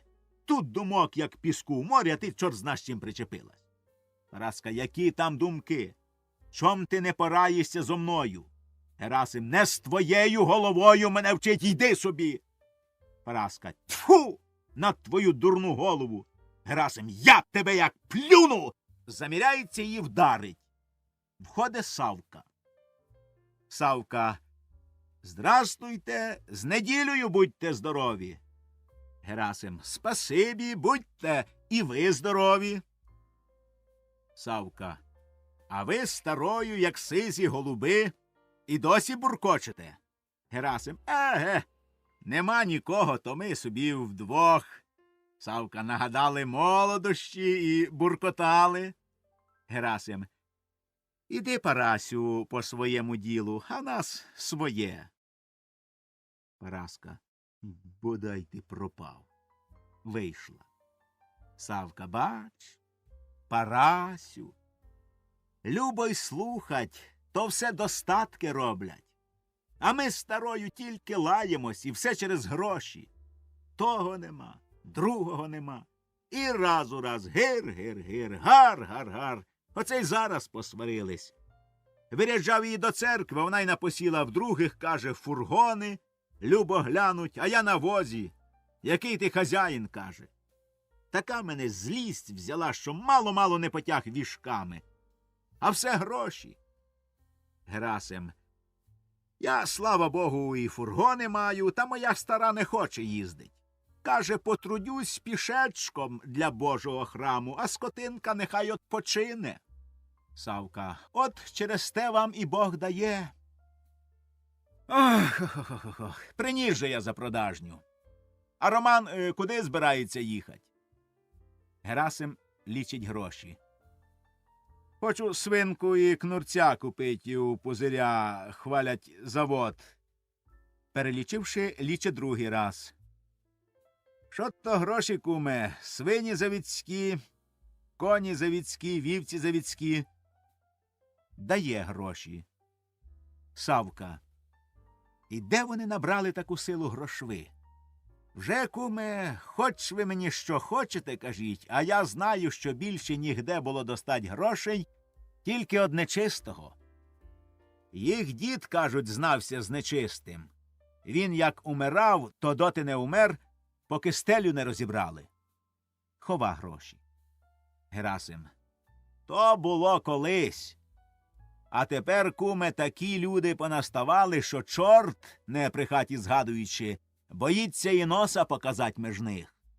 Так хіба зведе дурну дівку з чужим чоловіком, поскоромить яку непутящу молодицю з недолітком, посварить батька з сином, зведе на бійку приятелів, а щоб він узяв у розумного чоловіка душу і за це дав йому грошей, шкода, і душі не візьме, і грошей не дасть, бо чоловік його обмане.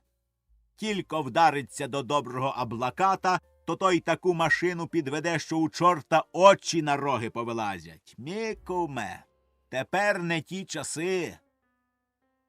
Люди самі уміють робить гроші краще від чорта. Савка. Тобто фальшиві?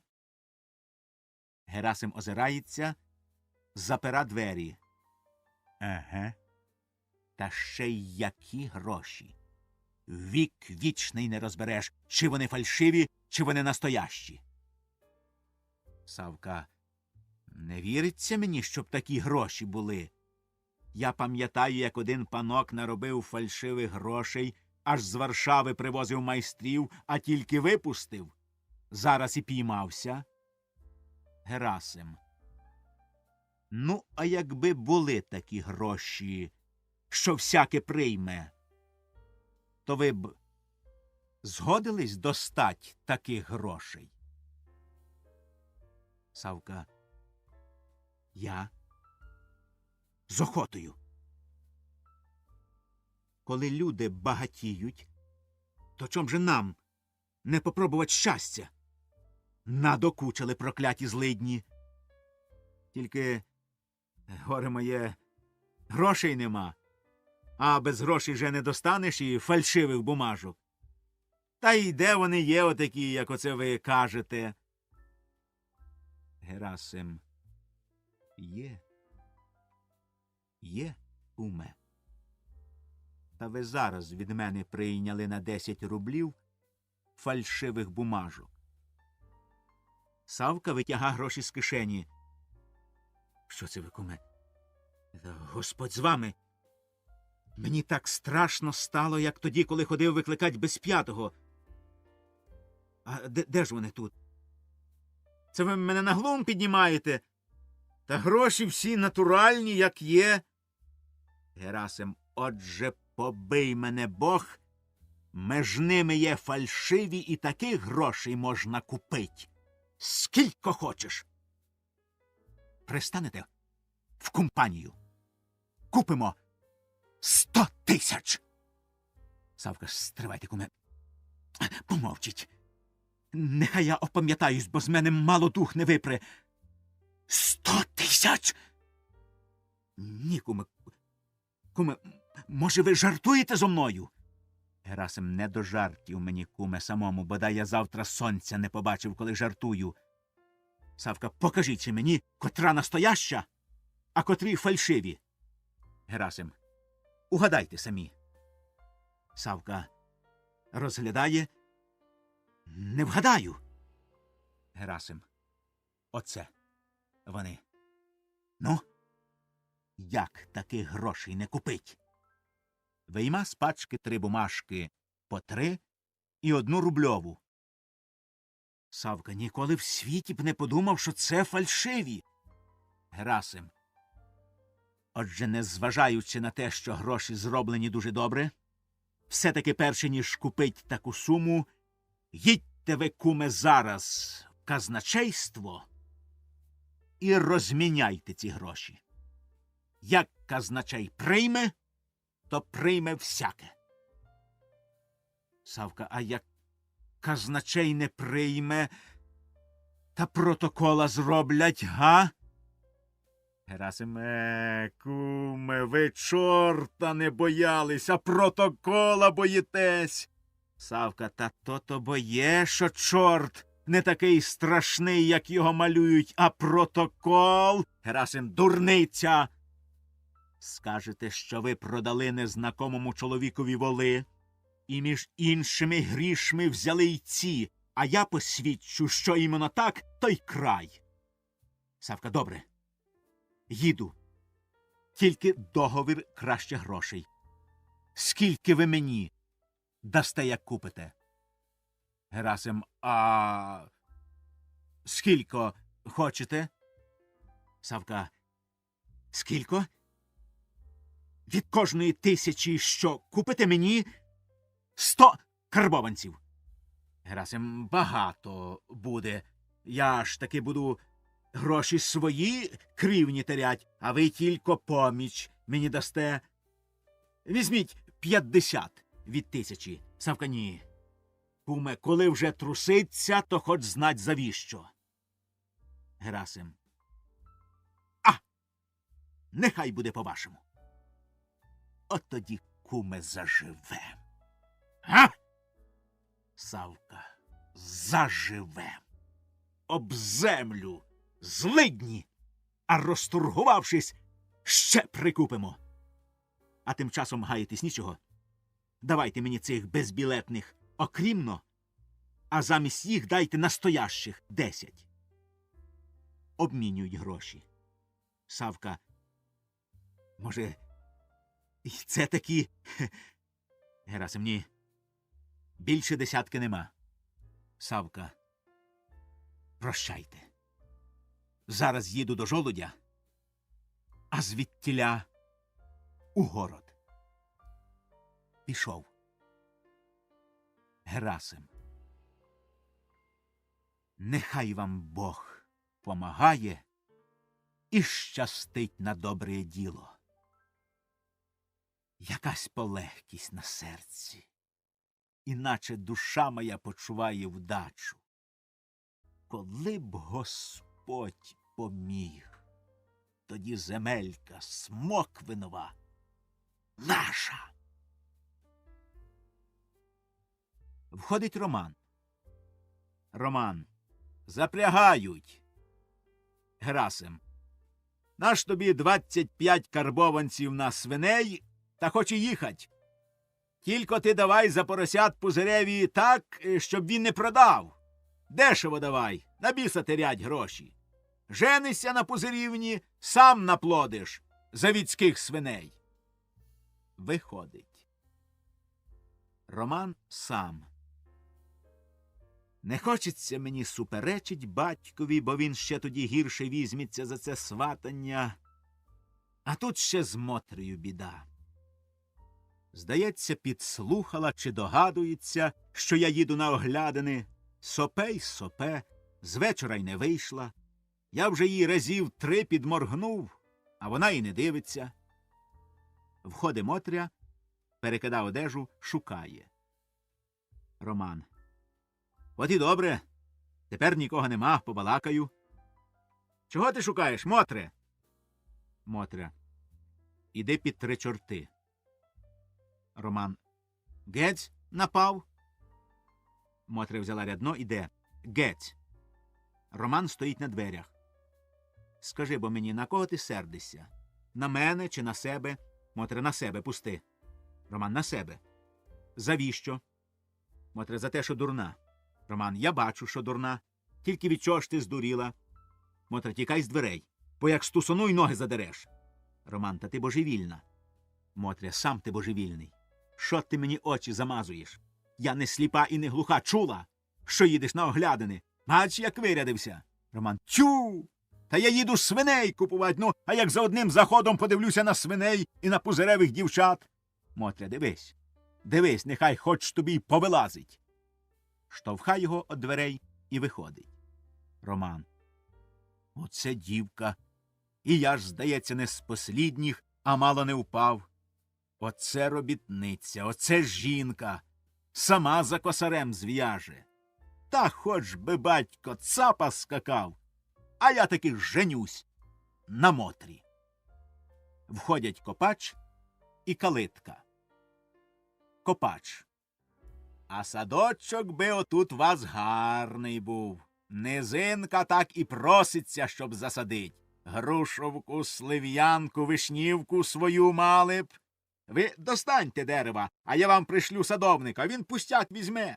Побачите, який садок буде годів через 3-4. Герасим, я ж кажу, що так. У вас на все порада готова. Копач, а як ж? Опит — велике діло. Садок влітку, як кожух зимою. Як ви полагаєте, в саму спеку під яблунею полежать, а? А пасіка, бджоли гудуть, медом пахне, і господар старий тут походжає. Опит, опит, зараз бачу, чого де треба. Герасим, ви все на витребеньках, на біса нам той садок.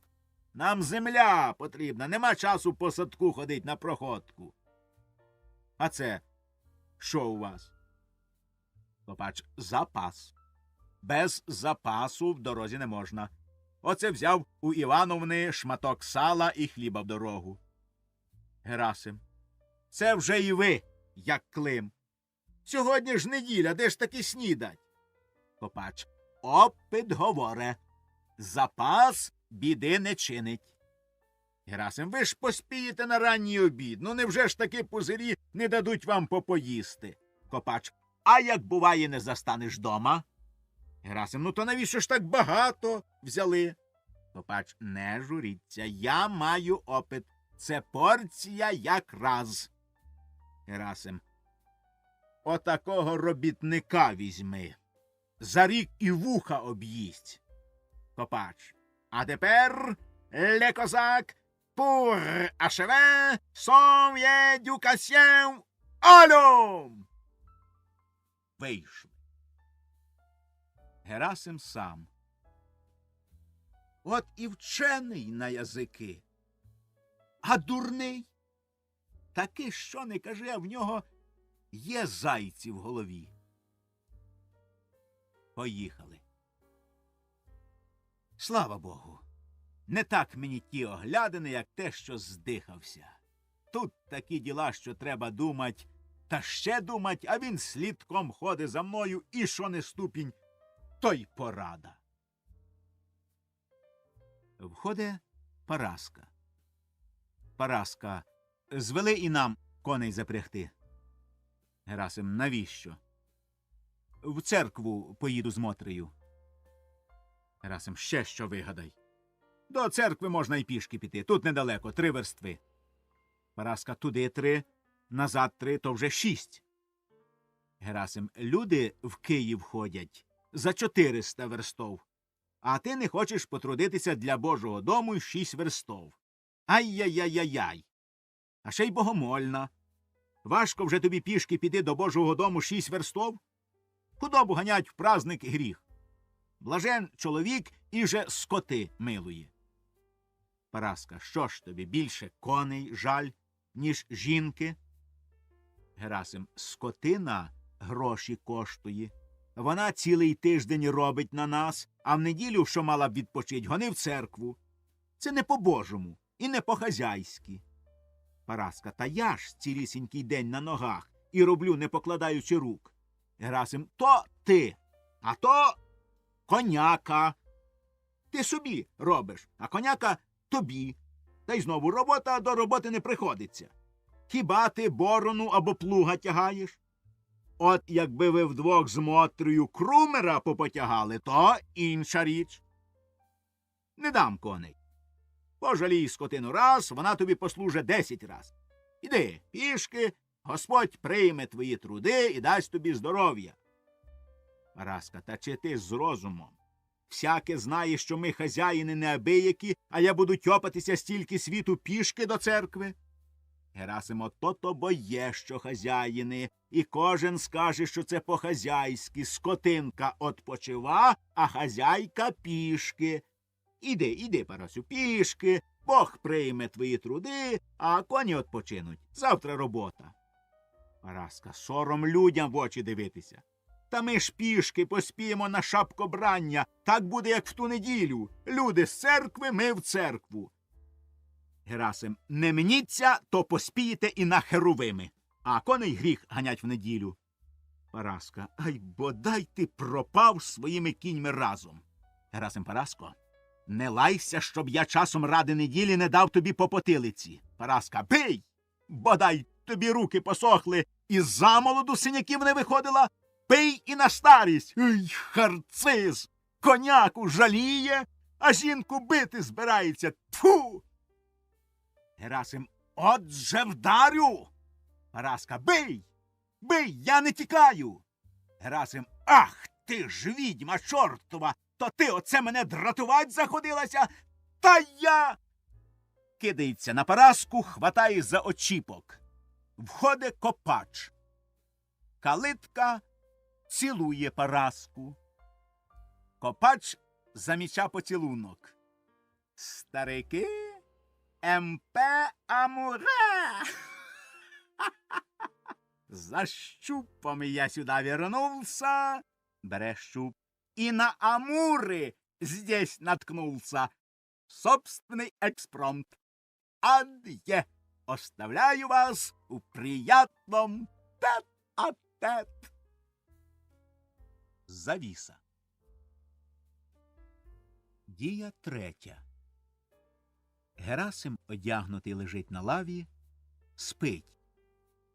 Герасим сонний бормоче. Став рибний, риба все ленина, лини карасі. Стогне. Входить Роман. Роман, ого, батько сплять і досі. Що це за знак? Чи не випили, буває, вчора? Тільки вони неохочі гулять. Хіба хто могорича поставив, а на свої не будуть пить. Від своєї, кажуть, у грудях пухне. Навідаюсь потім.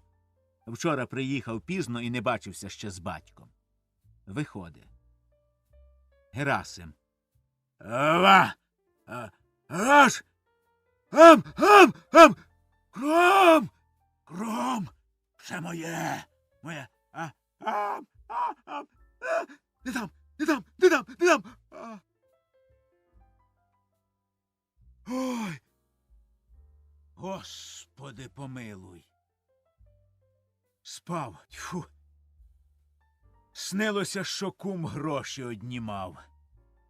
Аж упрів так боровся. Не давав. А робітники, мабуть, сплять. Біжить до дверей, очиняє і кричить: «Хлопці, вставайте! Чепіга зайшла!» Входить Роман. «Де там Чепіга? Вже сонце зійшло. Давно всі на роботі».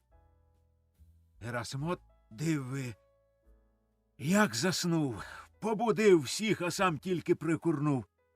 І до цієї пори проспав. А ти чого це дома?» Роман: «Пістовба зламалась. Я заніс до коваля, а поки зварить, зайшов додому». Герасим: «Чорт на вас настачить, катюги, залізо ламають. Чого ти так запізнився? Мабуть, опівночі приїхав від пузирів». Роман: «Та задержали». Герасим: «Ну, розказуй, як приймали, чим частували, чи вподобались дівчата, га?» Роман: «У них були гості, пани якісь, офіцери». Герасим: «А, і ти рядом з панами, з офіцерами? Он, куди калитка заліз? Що то гроші?» Роман: «Та мене, тату, в горниці й не кликали. Я на кухні обідав».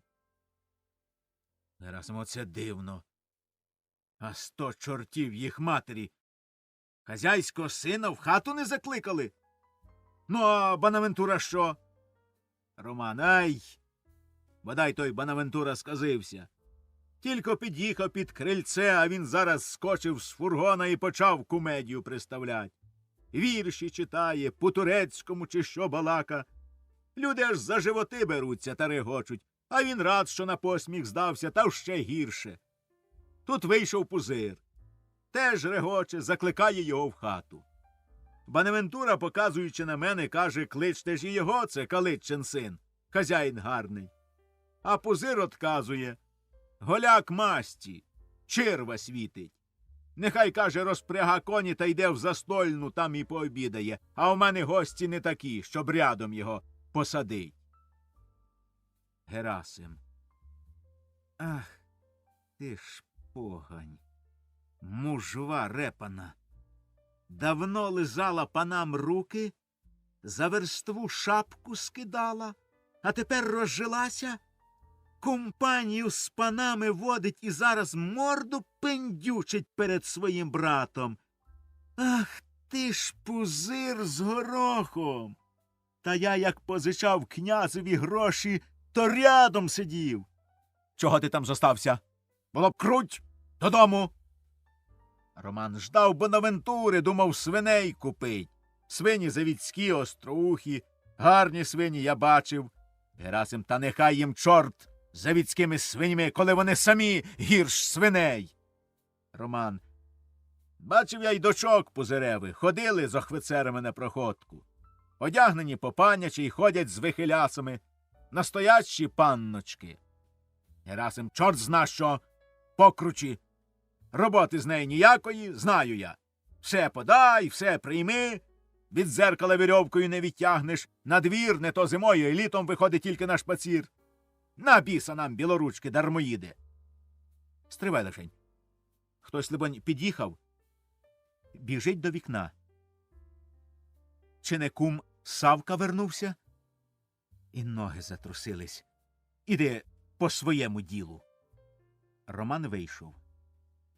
Ай, пузирі, глядіть, щоб ви не полопались, а замість вас калитку розіпре грошовою. От тоді я вам покажу, як хазяйнувать. Я не буду панувати, ні. Я як їв борщ та кашу, так і їстиму. Як мазав чоботи дьогтем, так і мазатиму, а зате всю землю навкруги скуплю. Їдеш день. Чия земля? Калитчина. Їдеш 2. Чия земля? Калитчина. Їдеш 3. Чия земля? Калитчина.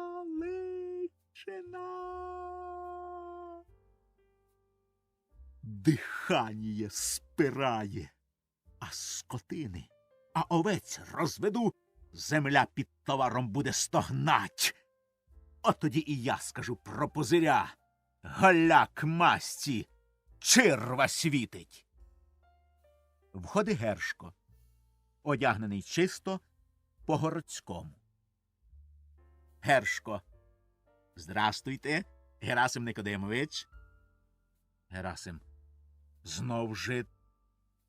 А ти звідкиля знаєш, що мене звуть Герасим, та ще й Никодимович? Гершко, хто ж не знає такого хазяїна? Всі знають. Герасим, невже всі? Набік. От тобі черва світить. До Гершка. А вас як звуть? Гершко. Григорій Мойсеєвич. Герасим. Ага. Сідайте, Григорій Мойсеєвич. Виходить, ви вихрест. Гершко. Боже меня сохрани. Настоящий єврей. Герасим. Григорій Мойсеєвич? А жид? Гершко. Это мода теперечки. Разве ви мене не узнали? Я тут недалечко до вас. Ми з папашою у Кукліновську землю держимо. То єсть нам теперечки нельзя держать. То ми гендлі робимо. Формально Супесов держить, а ми з папашою хазяйнуємо. Роздаєм землю мужикам. Ви ще у папаші пару лошадей купили на середопостя. Герасим. А, то це ти, Гершку? Диви, я одразу й не пізнав. Ти тоді на ярмарку був замурзаний, а тепер пузирем виглядаєш. Гершко, замурзаний? Ну зачем замурзаний? Разві можна так говорить? Звісно, на ярмарку біля скотини модного плаття не надінеш. Герасим, а чого ж ти приїхав до мене? Гершко, єсть гендель. Хотіте купить землю? Герасим, оце спитав. Чи ж є на світі такий чоловік, щоб не хотів землі купить? Тут під боком межа з межею Смоквинова земля. Не перепахана, ставок рибний, та в селени та карасі можна грошики лупить в городі. Гершко, ну і ви хочете покупать цю землю? Герасим, ох, хочу, голубчику, хочу. І вдень, і вночі тільки про це й думаю. Одна біда — грошей не вистача. Гершко, я можу вам помагать покупать землю Смоквинова. Герасим, як? Грошей даси. Гершко, за чим гроші? Ми грошей не маємо, ми із розумом живемо. Герасим, як грошей нема, то й розуму біг дасть. Гершко, помиляєтесь, Герасим Никодимович, не так. Як розум є, будуть гроші. Хе-хе-хе. Герасим, а може й так. Ну, показуй же твій розум. Гершко, ізвольте с нашим удовольствием.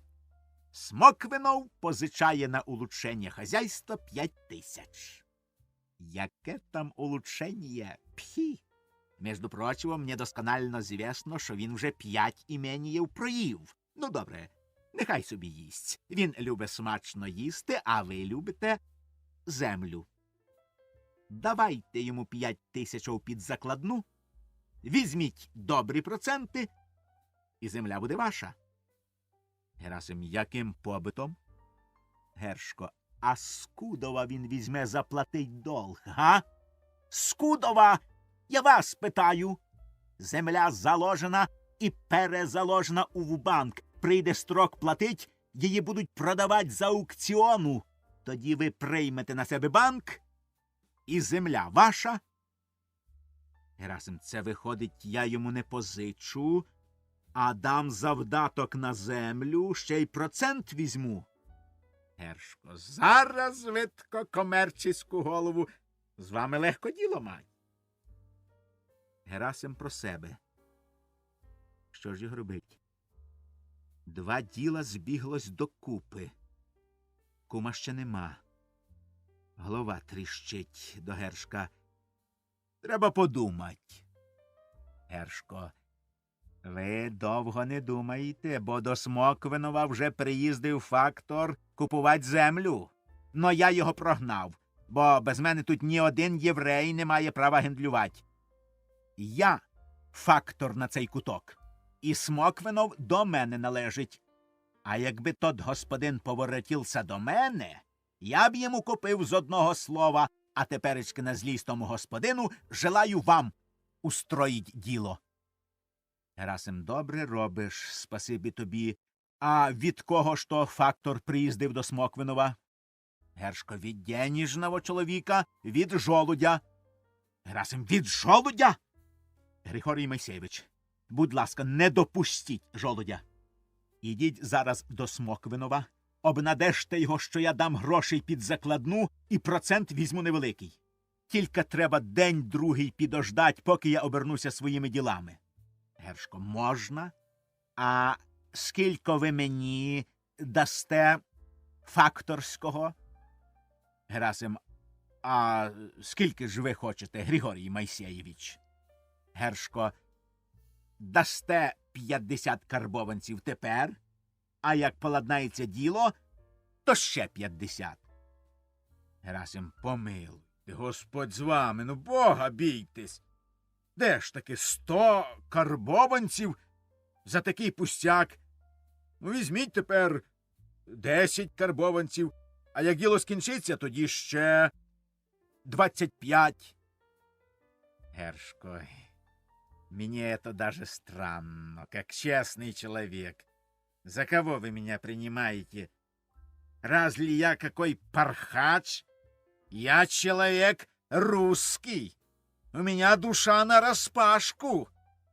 Герасим, ну невже ж мало, завіщо ж більше? Гершко, за такое діло 35 рублів? Та я тільки слово скажу жолудю, то он дасть мені 150 рублей, бо його земля підходить тож до Смоквинова. Йому до зарізу ета земля нужна. На його землі вода далеко аж у головах, а тут став. Можна купать овець, можна... Та мало чого не можна. Жолудь аж труситься за тою землею. Герасим, ви хочете мене живцем облупить. І не гріх вам, Григорій Мойсеєвич. Я з вашим батьком давній приятель, і коней у нього купував. Гершко, наш заробіток у год раз. Треба пользуватися. Встає. Не дасте ви, дасть жолудь. Раз ли мне не все равно, аби гроші. Герасим, аби гроші. Правда. Візьміть же тепер 25. А решту, як діло скінчиться, бо їй, ну, нема при собі. Ну, хоч гарячим залізом печіть. Ну, не можу зараз більше дати. Гершко, ну, край. Давайте гроші. Зараз поїду. Герасим шука. Вот так. От тільки 20 і знайшов. Зділайте милость, візьміть 20. А решту потім за мною не пропаде. Гершко, ну що робить? Нічого з вами робить. Ну, давайте. Бере гроші. Теперечки поїду прямо до Смоквинова. Ну, прощайте. Так через день-два. Герасим, найбільше, як через 3. Жид вийшов. Герасим сам. От збіглися діла докупи. Упустить землю Смоквинова та ще у такі лапи, як у жолодя, гріх смертельний. Все одно, що посиротить свою землю на віки вічні, бо від жолудя вже не поживишся. А тут знову як його упустить случай, дать 5, а взять 100 тисяч. Серце перестає битися, як подумаю, за 5 100 тисяч, Господи! Коли б тільки кум благополучно розміняв, а я тоді й Гершка обманю, на біса мені його факторство здалося. Сам куплю Смоквиного землю, аби тільки гроші. А кума нема, ай, Господи, чого він бариться? Ну що як кума арештували? От тобі 100 тисяч. Входить Савка. Кум! Слава Богу, діждався! Думав, умру. Що? Савка, трохи випивши. Стривайте. виймає з-за пазухи пляшку з горілкою, другу з ромом, булку, рибу і кладе на стіл. Савка, ідіть сюди, куме. Герасим підходить. Савка обнімає його і цілує. А поцілувавши, держить за шию і дивиться йому в вічі. Герасим. Не мучте, куме, кажіть. Савка. Годяться, куме. Випускає шию Герасимову з рук. Герасим. Годяться. Обніма Савку так само, як його обнімав Савка, і, держачи за шию, балака крізь сльози. Куме, соколе мій, куме, вашими устами Бог говорить. Цілує його. Я кращого слова від роду не чув. Як пташка защебетала перший раз весною, так радісно зробилося на серці від цього слова. Скажіть ще раз це слово. Скажіть, куме. Савка. Годяться. Герасим цілує його, говорить крізь сльози. Годяться. Савка. Чого ж ви не радієте та плачете? Герасим. Це я так радію. Як же? Як розкажіть? Я мало не заслаб, ждучи вас. Савка, пустіть. Сідайте. Вип'ємо, я вам розкажу. П'ють. Савка. Ви думаєте, я мало не трусився в городі? Танцював так, що і зуб на зуб не попадав. Вчора хотів спробувати, чи приймуть у лавках, бо казначейство було заперте. Оце підійду до лавки та й думаю. А що як пізнають, що фальшиві? Та й назад. Заспокоюсь трохи, знов йду і знов вертаюсь. Нема смілости. Зайшов у трактир до Кукленчихи, випив 1 восьмушку, випив 2, попоїв добре холодцю, і сміливость найшла на мене.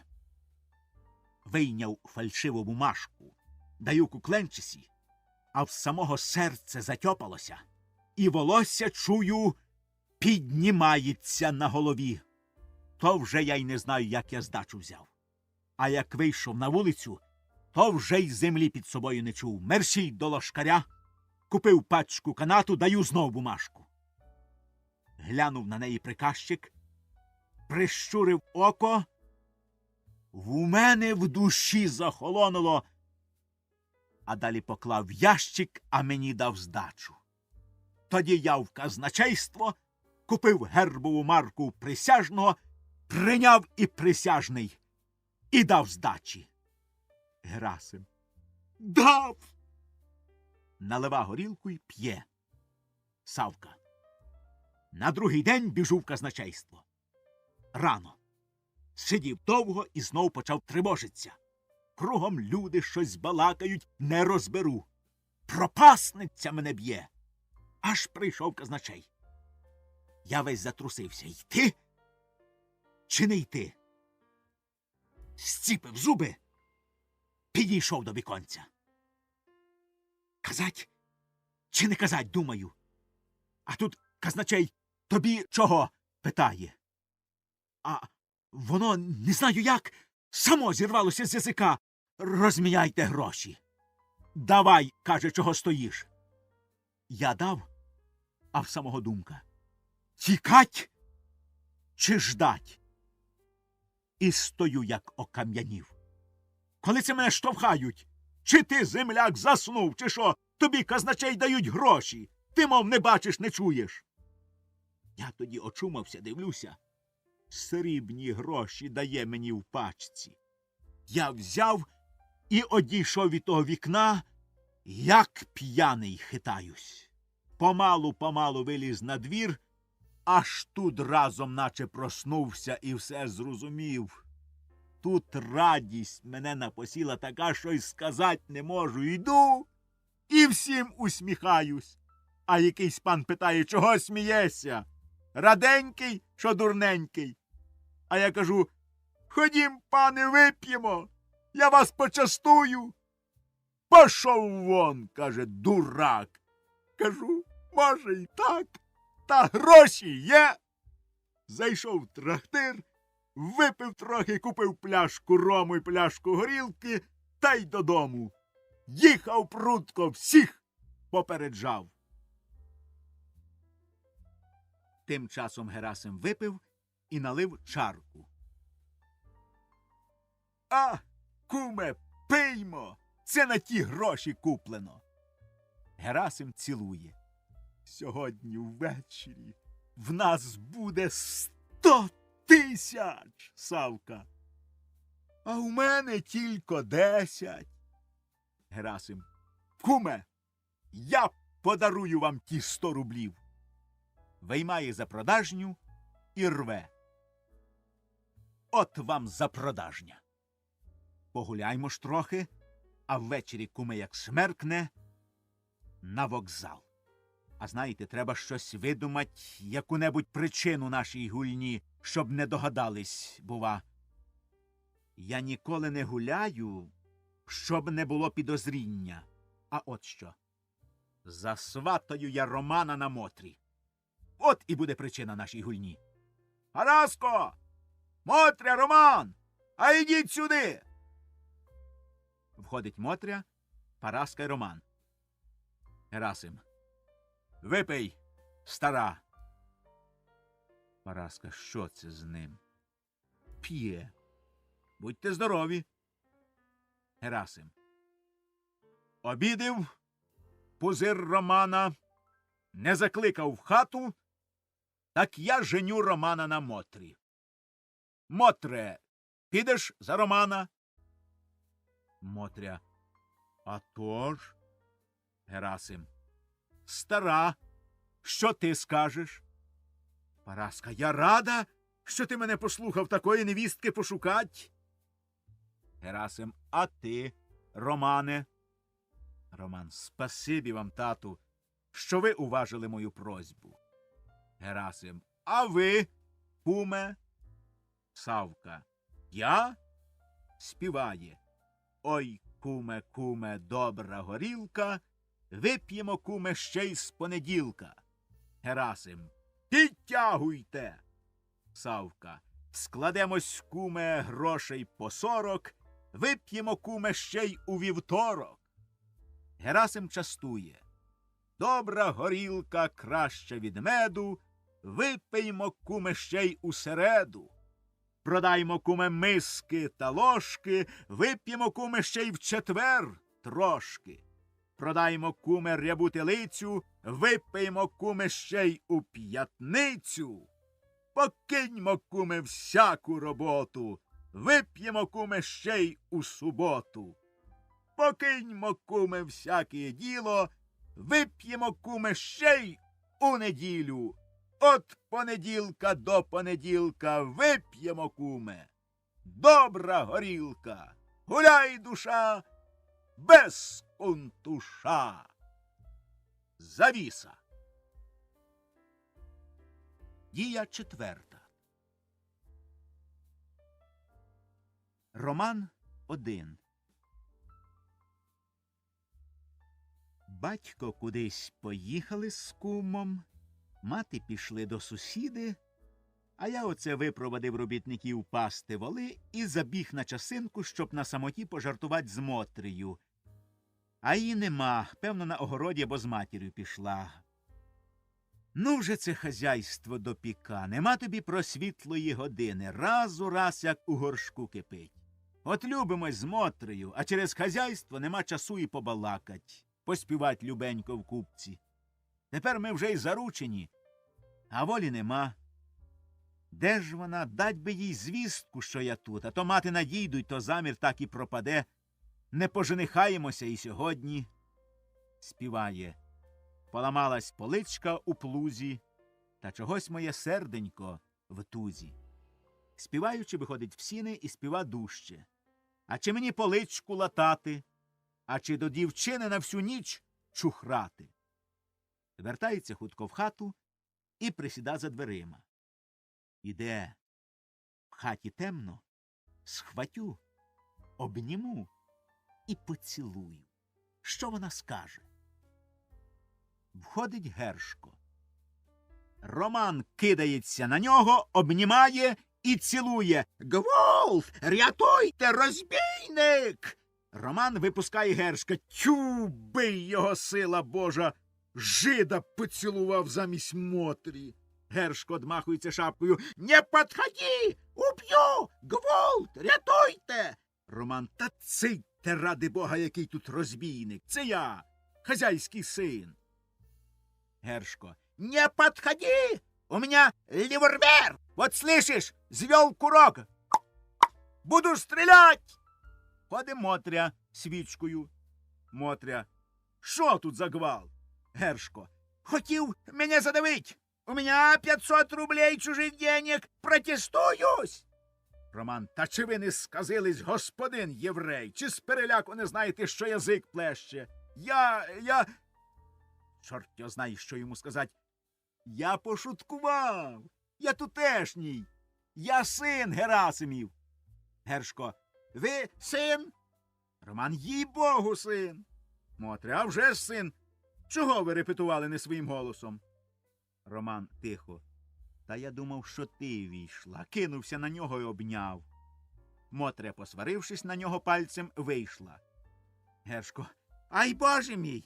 Як ви мене перелякали! Дайте води напиться!» Роман дає кружку.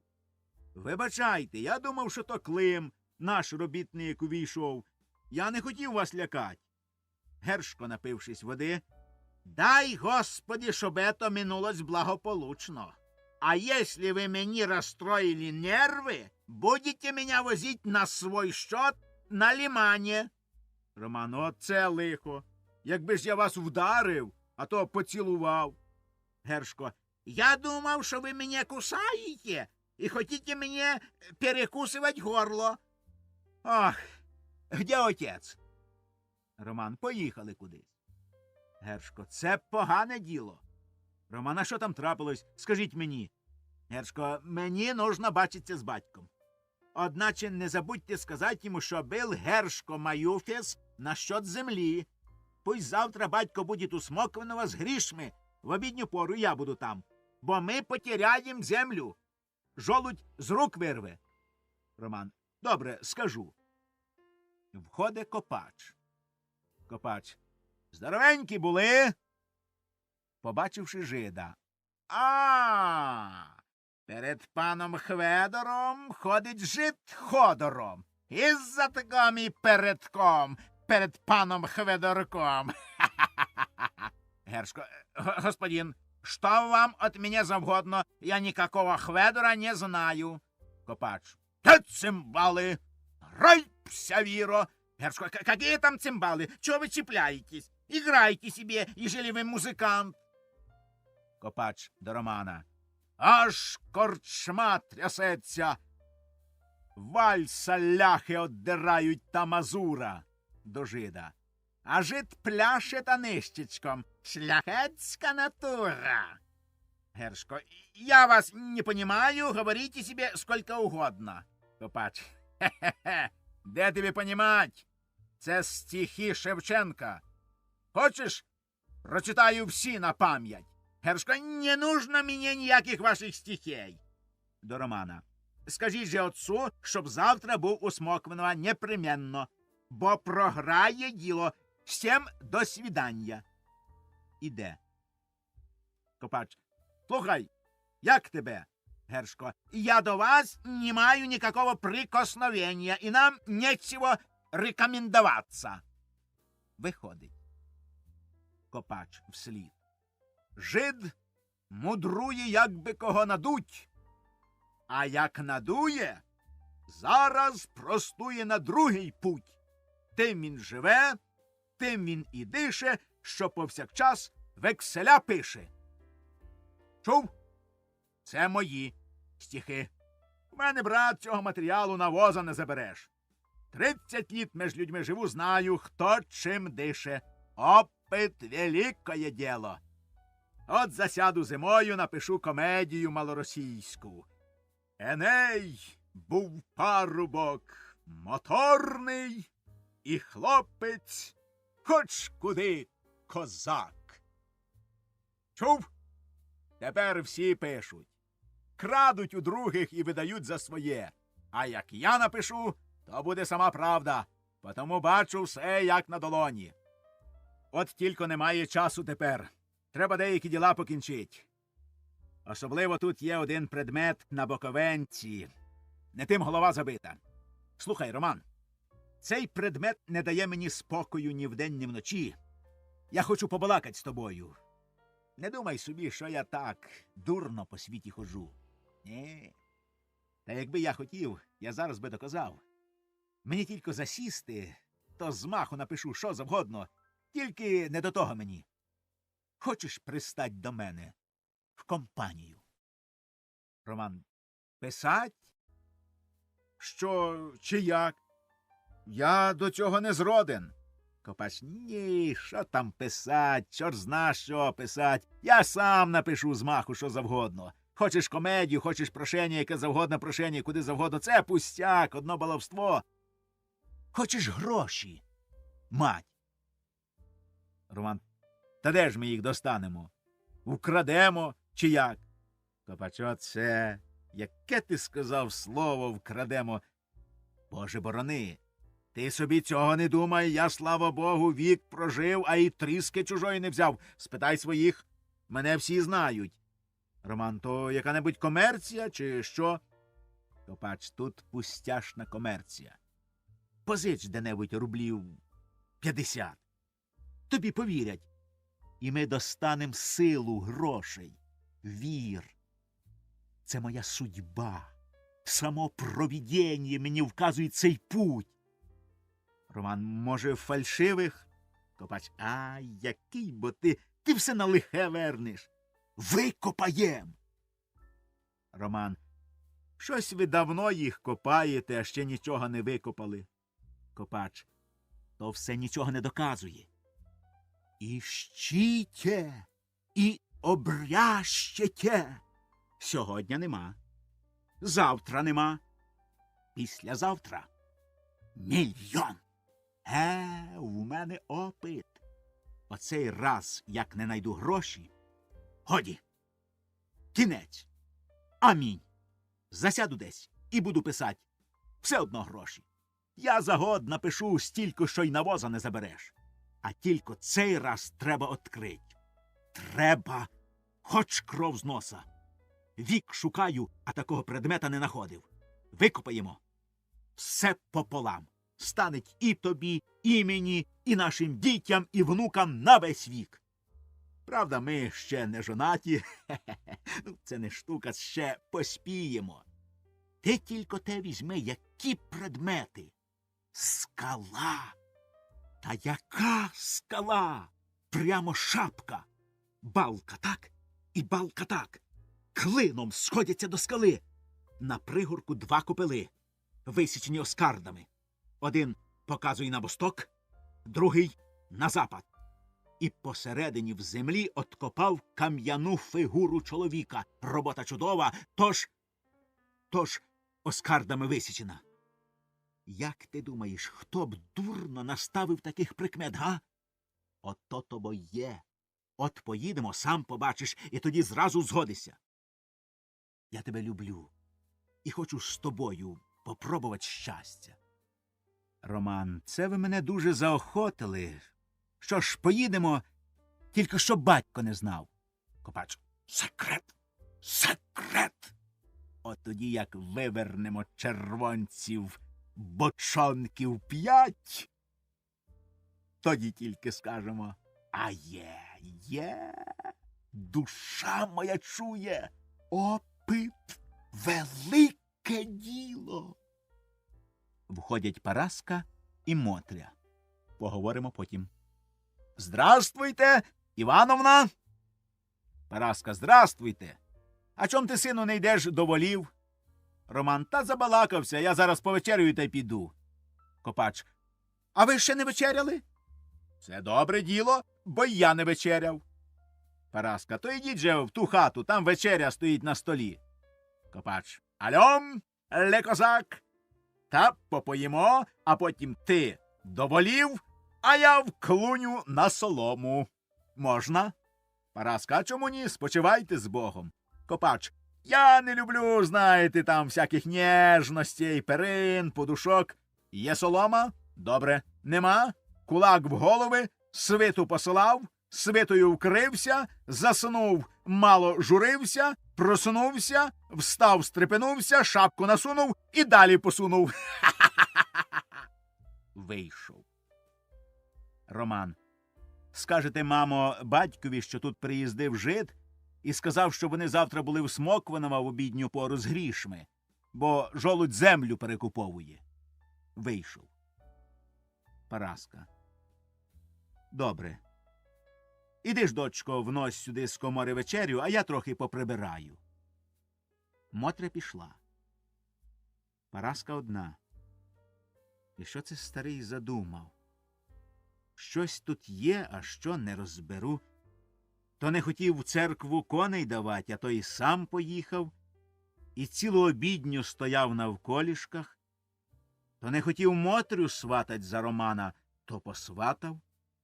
Ніколи не гуляв, а то так добре випили з кумом, та все радіє чогось, веселий такий.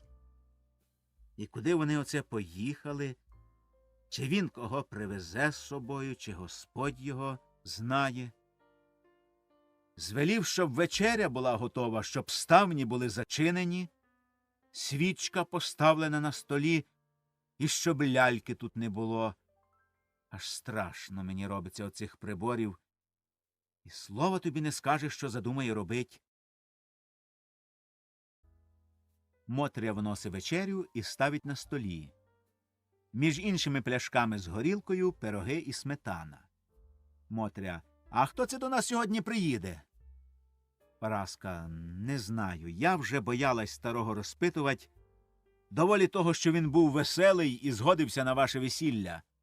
А сірники є? Мотря. Є. Параска. Ходім же. Отчиняються двері, з другої кімнати виходить Копач і Роман. Копач. Спасибі за вечерю. Тепер залізу на солому, як у пуховики. Виходять. На кону, яке врем'я, пусто. Входить тихо Герасим, а за ним Савка несе на плечах здоровий мішок з кожі. Герасим. Ідіть же ви, куме, розпряжіть коней і поставте їх біля фургона. Савка. Ходім удвох. Герасим. От тобі і маєш. А хто ж буде біля грошей? Савка. Хіба ж їх хто візьме тут? Герасим. Куме, на гріх майстра нема. Краще я тут посидю.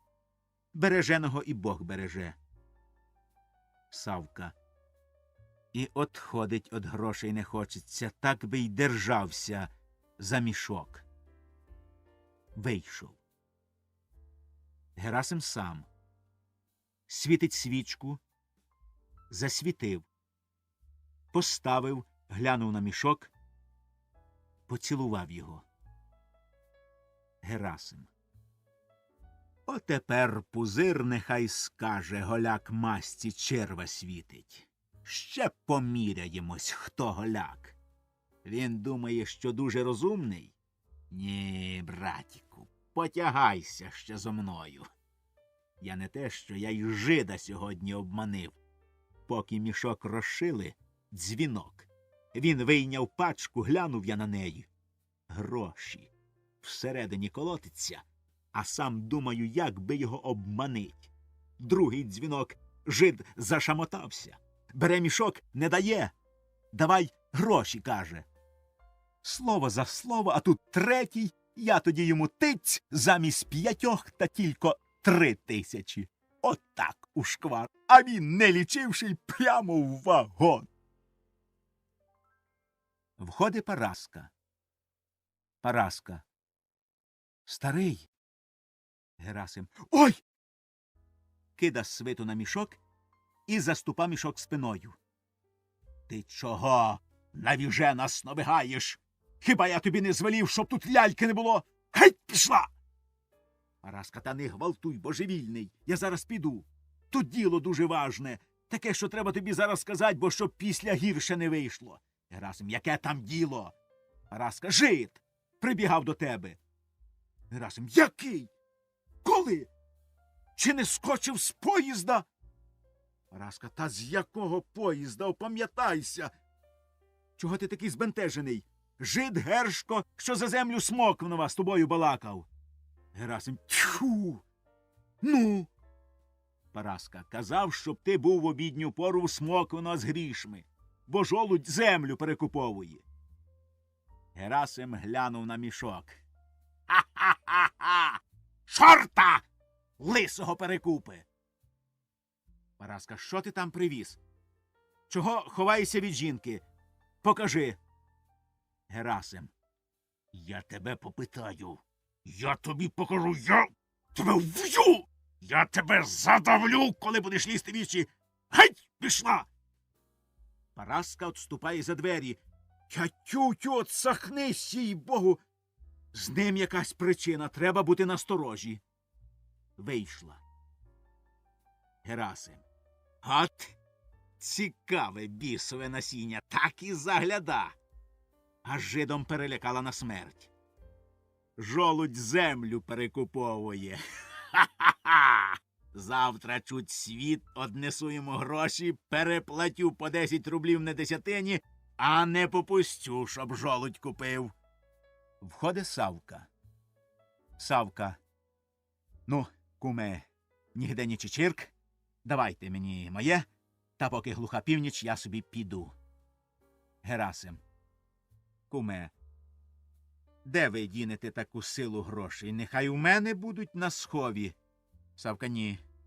Так не буде. Я знайду, де своє сховать, а ви ховайте своє. Герасим, візьміть собі яку 1000, бо зараз попадемось, а решту через год.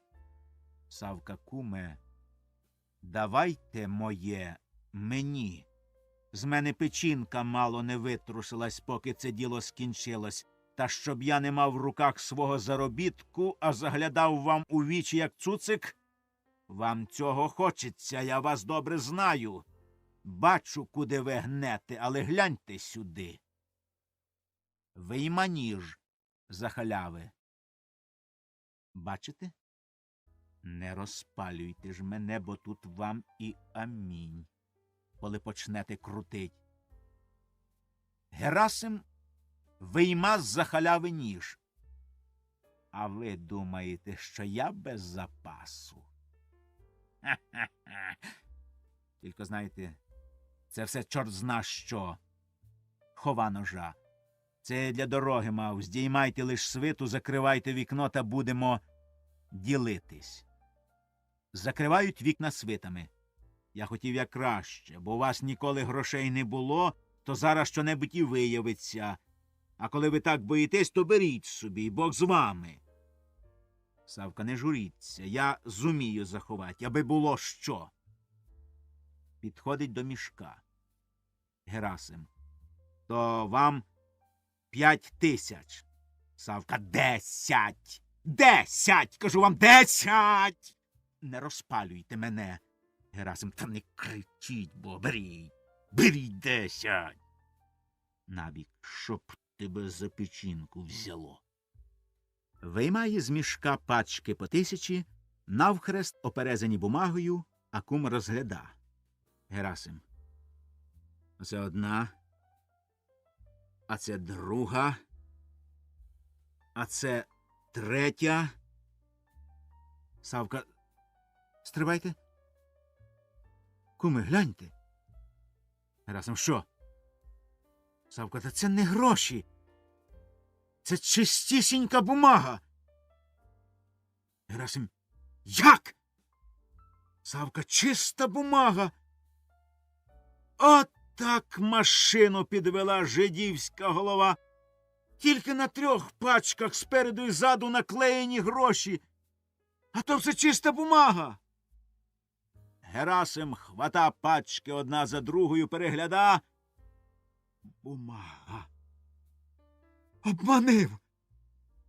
Куме, він же гроші давав, я ж сам бачив. Хвата знов бумажки, розриває і кида. Сама бумага. Чистісінька бумага. 100 тисяч! Савка отже збожеволіє. Куме, заспокойтесь. Що з воза впало, те пропало. Герасим озирається, хватає пояс на лаві і біжить з хати. Куме, куди ви? Господь з вами! Схаменіться, що з воза впало, те пропало. Входить Параска. Параска, що тут таке? Боже мій милостивий, кажіть, куме, куди він побіг? Чого він так галаснув? Савка, сором признатись. Гляньте, оце добро ми купили за 5 тисяч. Параска, як? Савка, от так. Обманив жид. Дав чистих бумажок замість грошей. А може, то й не жид був, може, нечиста сила перекинулась в жида і отуманила нас так, що ми не роздивились і прийняли бумагу чисту за гроші. Параска, ай, Господи, Господи, бач, яке нещастя скоїлось. Чула моя душа, що з ним щось недобре діється. Та чого ж він побіг? Савка, я й сам до пам'яті ніяк не прийду. Всередині все колотиться. Чути Копача. Поможіть! Рятуйте! Савка, чуєте? Хтось кричить. Параска. Ох, куме, голубчику, в мене і руки, і ноги тремтять. Ходім. Копач несе Герасима на плечах. Та поможіть, бо. Помагають і кладуть Герасима на ліжко. Параска, що з ним? Що з ним? Скажіть на милость Божу. Копач. Це я вам скажу реприманд. Качайте його. Отак, отак. Качає Герасима. Ну, реприманд. Параска, то що воно, що? Ради Бога, скажіть, що то за болість така? Копач, яка там болість? Тривайте, я розкажу. Ви тим часом тріть груди. Добре тріть. Так, так. Ви мене слухайте. Стоп! Прислухається до серця. Тріть, тріть, тріть. Опит – велике діло. Серце наче ворушиться. Та й перелякав же ти мене, Никодимович. Мало не умер від страху. Ну, йому б не жить на світі, якби не мій опит. Савка, та кажіть, що трапилось? Копач, все по порядку. Коло одного центра. Ножа? Дають ножа. Івановна, лийте йому води ложкою в рот. Наливають води. Ковтнув. Їй-богу, ковтнув. Не журіться. Щастя маєте, що я ліг в клуні спать. Ліг, знаєте, я в клуні спать. І так мене один предмет зайняв, що й задрімав з думкою про нього. Коли це сниться мені, що Роман позабирав копили кам'яні, пам'ятаєте, я вам розказував, що на Боковенці. Позабирав ті копили та й повісив надо мною їх. Тільки що це сниться, щось мене поносить. Чирк, чирк. Я рукою лапнув вгору, піймав за ногу. Нога гойднулась, задригала і вирвалась та як захарчить. Я схопився, мов несамовитий, але зараз опам'ятався. Запалив сірничок, дивлюся, і в очах потемніло. На перекладині висить Никодимович. Параска, Боже мій. Боже, яке тяжке нещастя. Копач. Но! Опит велике діло. Я зараз виняв перечинний ніж і перерізав пояса. І Никодимович упав на землю. Гляньте, дише. Герасим поворушився і спазматично в себе потягнув воздух. Підводьте, підводьте. Підводять Герасима. Він ще потягнув у себе воздух і ніби позіхає, дрижить і витирає піт. Параска. Старий, старий. Герасим. Де я? Копач. Пийте воду. Подає. Герасим п'є. Копач. Що з вами? Що це ви вигадали?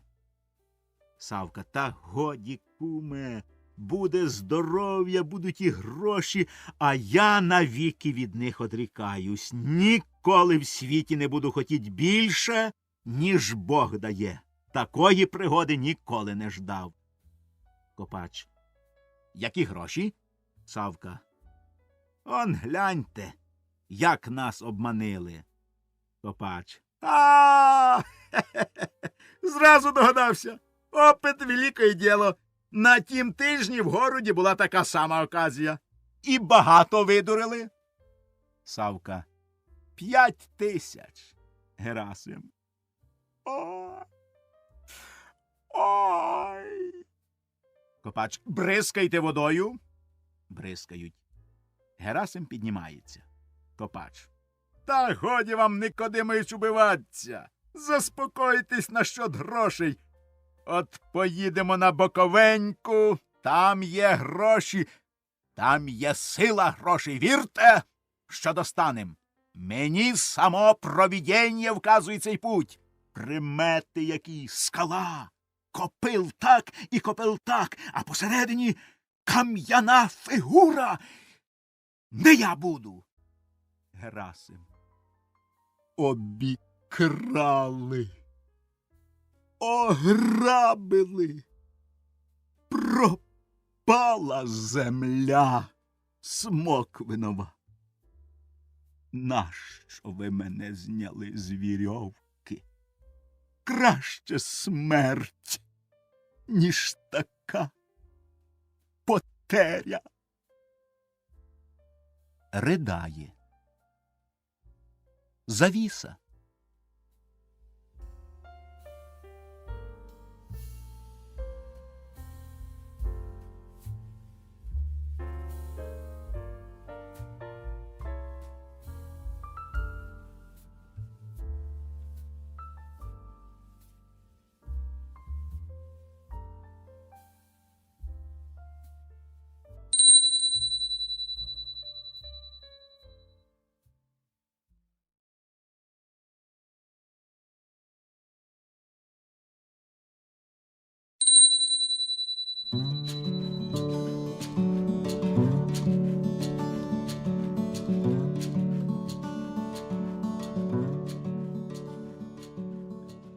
Хазяїн. Комедія в 4 діях. Дієві люди. Терентій Гаврилович Пузир, хазяїн, мільйонер. Марія Івановна, його жінка. Соня, їх дочка. Феноген, права рука хазяїна. Маюфес, фактор. Павлина, кравчиха з города. Зеленський, Ліхтаренко, економи. Курц, шахмейстер.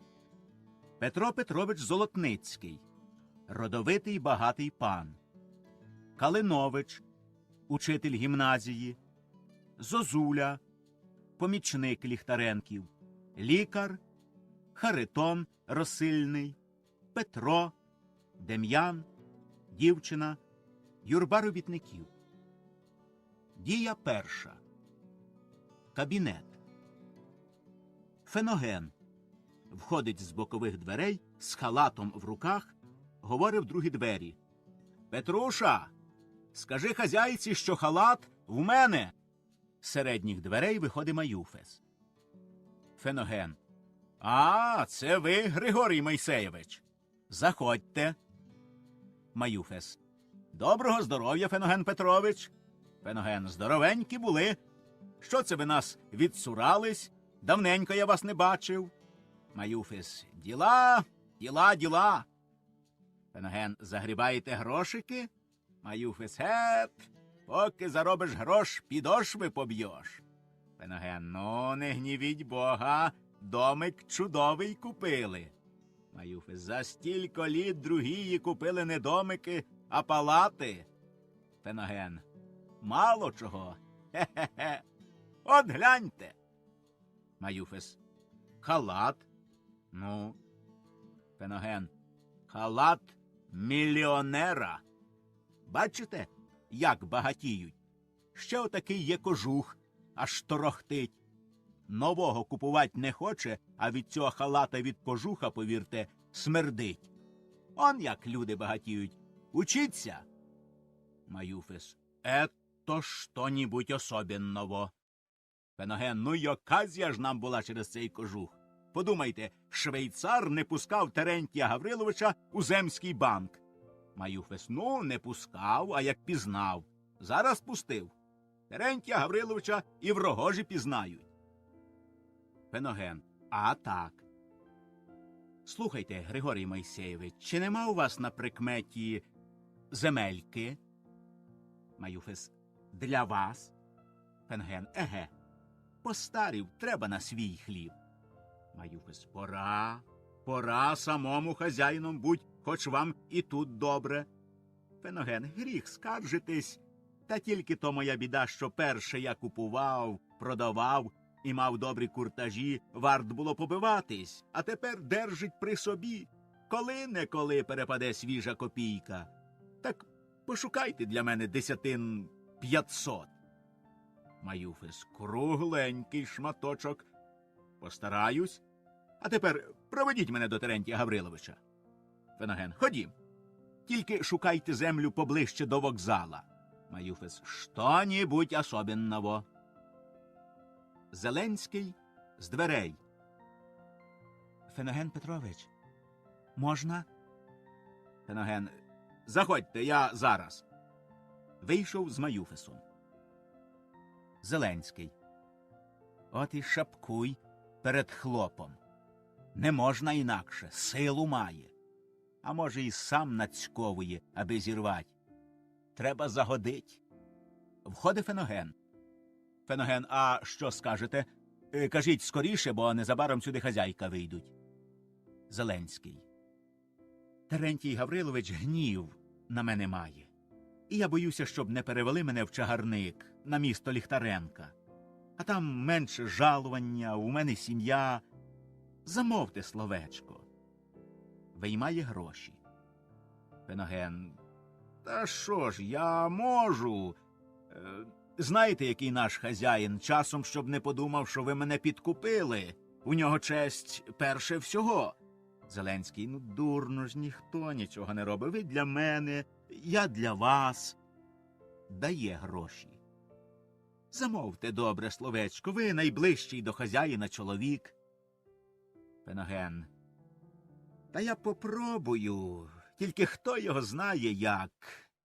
Бере гроші. Це ви мені позичаєте. А якщо нічого корисного не вийде, я віддам. Зеленський, ваше слово все переборе. Нехай і в чагарник переводять, та хоч би жалування не поменшили. Я крадькома сюди, а тепер в контору. Вийшов. Феноген сам лічить гроші. 25. Якби не давали, то я б і не брав. А коли дають, бери. І сам хазяїн наш всіх навчає, з усього, каже, треба користь витягать. Хоч би зубами прийшлось тягнуть, тягни. Так він робив, і так робить від юних літ, а тепер має мільйони. А чом же мені не тягнуть, щоб і самому стать хазяїном? Та я і не тягну, дають, тут і гріха немає. Голос пузиря. Феноген, давай халат. Феноген у двері. Ще не зашили. Зараз принесу. Феноген, Марія Івановна, Соня і Кравчиха. Феноген. Нате та скоріше латайте, бо вже кричали, що подавать халат. А я піду до них, скажу, що ви взяли позашивать дірки. Вийшов. Марія Івановна, ну лиш приймаймось разом. Ось дірка, ти, Соню, тут латочку наклади, а ось порвалось, тут я зашию. Ви ж здіймайте тим часом мірку. Всі прийнялись за роботу. Марія Івановна, хоч ти що хоч, говори, не хоче купить нового. Так оце я грошей крадькома наскладала, і ми йому такий халат справимо, що він і сам ним любоватиметься. Бачте, через 2 місяці рівно будуть іменини Терентія Гавриловича. Треба, щоб халат поспів якраз на іменини. Я не можу йому від себе подарувати, бо буде страшенно гнівати, що такий розход зробила, та ще й гроші брала крадькома. Халат, голубочко, буде дуже дорогий. 15 аршин ліонського бархату по 9 рублів аршин, і 20 аршин шовку по 3 рублі, шнур товстий, шовковий, чисто шовку з китицями 30 рублів, вам за роботу 50 рублів, всього 275 рублів. Це вже Соні так захотілось. Вещь цінна і хоч кому кинеться вічі, а ви запросите тільки 50 рублів. Розумієте? Терентій Гаврилович, як побачить, що таку дорогу вещь можна купити задешево, сказати за безцінь, зараз і купить. Так от ми й діждемось хоч хитрощами, що цей халат він скине і буде носити такий, що хоч куди не сором. Ви ж, голубочко, настягайте підкладку густо-густо узорами. На полах вишийте владь буряки з розкішним бадиллям, а на бортах вишийте барана і овечку. Та зробіть так, що він зразу побачив, що вещь дорога, а продається дешево. Розумієте? Кравчиха: ох, матінко моя Марія Івановна, це то все розуміє, тільки навряд чи поспію таку дорогу вещь скінчить за 2 місяці. Робота велика, вишивка копотка, та ще, знаєте, зразок овечки і барана у мене є на подушці, а буряків нема. Марія Івановна: я вам дам і узори. А щоб поспішить з роботою, візьміть помічницю. Я ж і гроші платю немалі, 50 рублів. Кравчиха: та вже і день, і ніч будемо вдвох з дочкою стягать і вишивать, тільки прибавте 5 рубликів. Марія Івановна: як гарно зробите, то й 10 дам. Входить Феноген. Феноген: готово? Марія Івановна: готово. Феноген: давайте, бо гніваються, там якийсь чоловік з важним ділом. Взяв халат і пішов. Марія Івановна: ну, ідіть же, голубочко, я дам матеріали і узори. Кравчиха вийшла. Соня: мамо, а по-моєму вівці і буряки вишивать не годиться. Це буде смішно. Краще на полях і на борту квітки та гарні мережки, фрески. У мене є узори. Марія Іванівна: ні, Соню, квітки то інша річ, то для молодого. А вівці і буряки татові, як хазяїнові, будуть приятніше. Я вже ж тата добре знаю. Ходім. Соня: як хочете, а я б не раїла, бо буде смішно. Ідуть. Мамо, як ви думаєте, чи не сказать би татові про предложення Івана Миколайовича? Марія Івановна: ні, дочко. Нехай на іменини приїде і сам скаже. Іван Миколайович вчитель гімназії, чоловік розумний, то зуміє з татком побалакать. А я тим часом попробую випитать. Пішли. З других бокових дверей входить Пузир, Маюфес і Феноген. Пузир: Феноген, не знаєш, зібралися економи в конторі? Феноген: одного Зеленського бачив. Ох, усердний чоловік, з коня не злазить. Пузир: якщо зібралися, клич. Феноген вийшов. Пузир до Маюфеса: сідайте. Мовчать. Пузир: трудне діло ваше.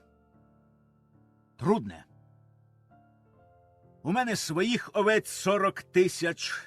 Боюся, що паші не стане.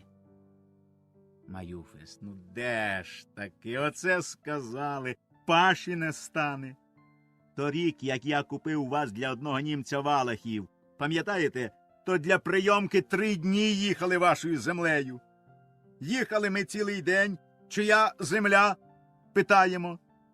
Терентія Гавриловича Пузиря. На другий день знову питаємо, чия земля?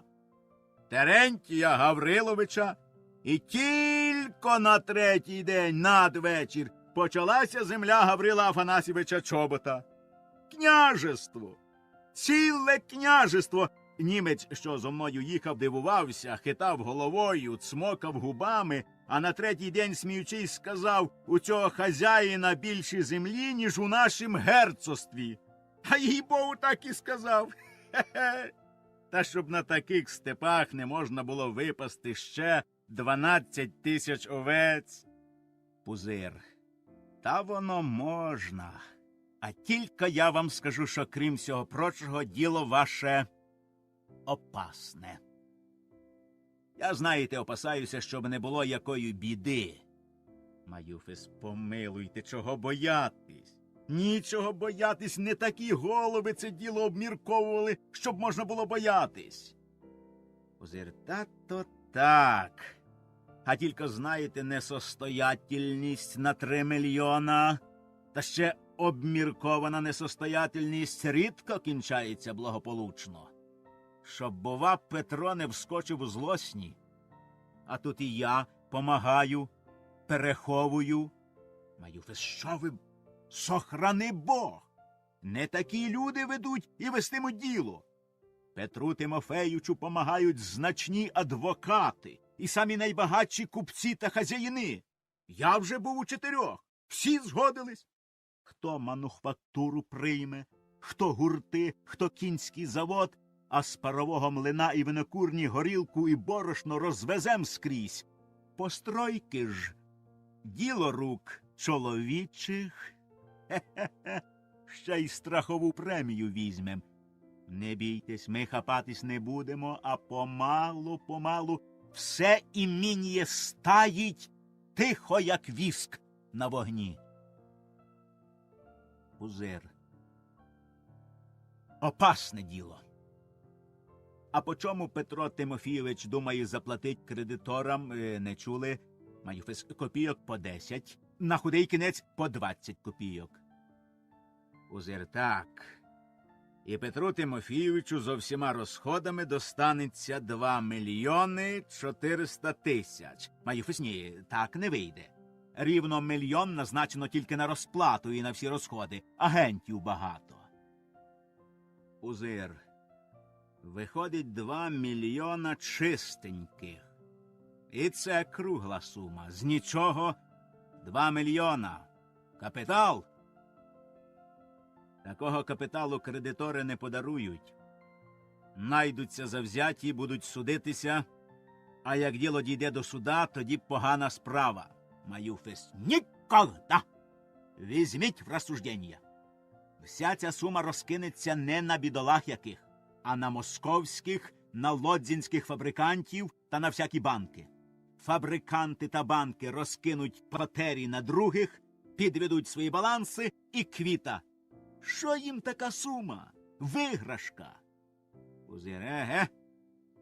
Для багатьох, мовляв, виграшка, а для одного капітал. З миру по нитці голому сорочка. Маюфис. Ха-ха-ха! Істина глибока. Пузир, ну добре. Я переведу на свої степи 12 тисяч ваших овець до осені, а восени на Салган разом своїми. Це все добре. А яку ж я матиму користь за поміч? Маюфис, от за цим же мене й послано до вас, щоб ви сказали свої умови. Пузир, трудне діло. Страшне, опасне діло. 20% з валової виручки. Менше не візьму. Маюфса, чом же не з чистої прибилі?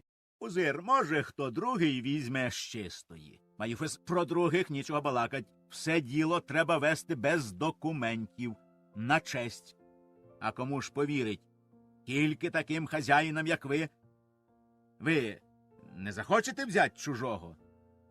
Пузир, а навіщо мені чуже, коли в мене й свого доволі? Так 20% з валової виручки. Коли согласні, переганяйте овець на мої степи. Маюфес, ваше слово для всієї околиці – закон. І вже коли не можна взяти 20% з чистої прибилі, нехай буде з валової виручки. А дозвольте знати, які розходи будете лічить? Пузир, випас, чабани, догляд. Маюфес, ваше слово – закон. А на які степи переганять овець? Пузир, на суху балку – 3 тисячі. На роздолля – 5 тисяч. І на кам'яний брід – 4 тисячі. Маюфес, завтра всі розпорядки зробимо. Терентій Гаврилович. Я чоловік бідний, служу і вам, і Петру Тимофеєвичу. Самі знаєте, скілько ваша ласка. Пузир, поки не буде видко мого заробітку, я не можу назначити вам нічого. А восени після салганів я вас не обділю. Заплатю по-хазяйськи. Маюфес, ваше слово – закон. Ваша честь вище всяких векселів і розписок. Надіюсь, що не обділите бідного чоловіка. Прощайте, треба поспішить, щоб не пропустить поїзда. Пузир, ще поспієте. Маюфес, а чи на вашім вокзалі можна пообідать? Пузир, я нігде на вокзалах не обідаю, бо возю свої харчі. Феноген! Входить Феноген. Чи на нашому вокзалі можна пообідать? Феноген. Бухвет є. Маюфес.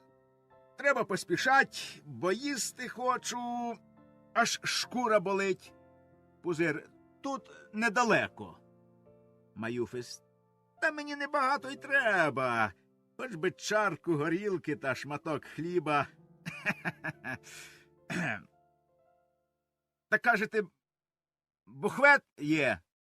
Феноген є. Маюфес. Прощайте. Вийшов.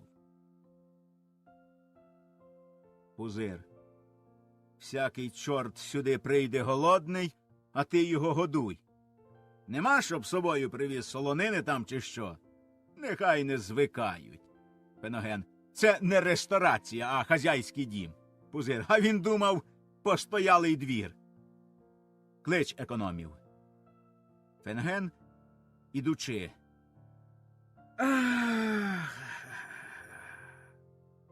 Пузир. А чого це ти так тяжко зітхаєш? Феноген. Та. Пузир. Ну що там, кажи. Феноген. Зеленський наш дуже стривожений тим, що ви на нього гніваєтесь. А він чоловік усердний, сім'я велика. Жаль мені його, а коли обидите той гріх, він для вас і вогонь, і в воду, з коня не злазить цілий день, побивається. Пузир, оцього я вже не люблю. Краще ти не мішайся не в своє діло. Феноген. Де ви мішаюсь? В собі питаєте, чого зітхаю? Я й кажу, бо в мене болить, а зовсім я не мішаюсь. Ви хазяїн, ваше діло, хоч і без хліба зоставить вірного слугу. Пузир, та годі вже, годі. Клич. Феноген в двері. Заходьте. Входять Курц, Зеленський і Ліхтаренко. Увійшовши, кланяються. Феноген, пропустивши економів, сідає на стулі так, що йому все чуть і видно. Пузир. Доброго здоров'я. Ну як таки ви, пане Зеленський, і досі не загнуздали мануйлівських мужиків? Де ж це видано, щоб на буряках платить робочому по 35 копійок в день? До Ліхтаренка. Порфирій, по чому в тебе в чагарнику робили і роблять поденно? Ліхтаренко. Спочатку весни по 15 копійок, потім по 20, тепер в гарячу пору по 25 на їх харчах. Пузир, чуєте? І по 25 копійок багато, але все ж таки не 35. Та ще, либонь, ви й харчуєте? Зеленський. Харчую. Пузир, боже мій, І харчуєте? То це ж вийде по 45 копійок. Добре хазяйнуємо. Робочі все заберуть, а нам же що зостанеться? А чим же я вам буду жалування платить? Так не можна. Ви не вмієте зробити дешевого робітника. Зеленський, у нас умови одні, а в чагарнику, де Ліхтаренко, умови другі. Пузир, умови люди роблять. Зеленський, околиця до околиці не приходиться. У Мануйлівці люди більш зажиточні, ніж де. Окрім своїх наділів, держать оброчну казенну землю в оренді, артілі почали заводить, а робочі й самі знаєте, тільки там дешевий, де землі нема, де нема за що рук зачепить, де бідність. Пузир, так ви зробіть у Мануйлівці бідність. Зеленський, це не од мене залежить. Пузир, вибачайте, пане Зеленський, це від голови залежить. От побачите, що там зробить Ліхтаренко. Слухай, Порфирій, я тебе переведу в Мануйлівку, а вас, пане Зеленський, в чагарник. Феноген за дверима. А-ха-ха-ха. Зеленський, помилуйте, завіщо ж?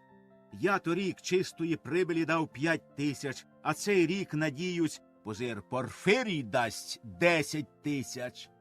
Ви не вмієте з народом, а Порфирій вміє і дасть 10 тисяч, побачите. От що, Порфирій, Мануйлівці запустили недоїмку і не заплатили. Через тиждень та оброчна земля, що держать в оренді Мануйлівці, віддається з торгів на новий строк. Треба, щоб казенна земля зосталась за мною. Чуєш? Ліхтаренко. Попробую. Пузир, це тобі не борщ, тут пробувати нічого. Треба взять. Ти розумієш? Взять! Казенну оброчну статтю взять. Наділи мужицькі на 10 літ в оренду взять. А як мужик зостанеться без землі, роби з ним що хочеш. А поки при землі мужики все одно що бури, нічого з ними не зробиш. Зеленський. Я вже пробував, Пузир, а ви ніколи не пробуйте, а просто їжте. Зеленський. Мануйлівців не вкусиш. Ліхтаренко. Аби зуби. Пузир. Правда. Ти вже у чагарнику взяв крестьянські наділи в оренду. Тепер стежка протоптана, опит є, починаю Мануйлівці. Зеленський.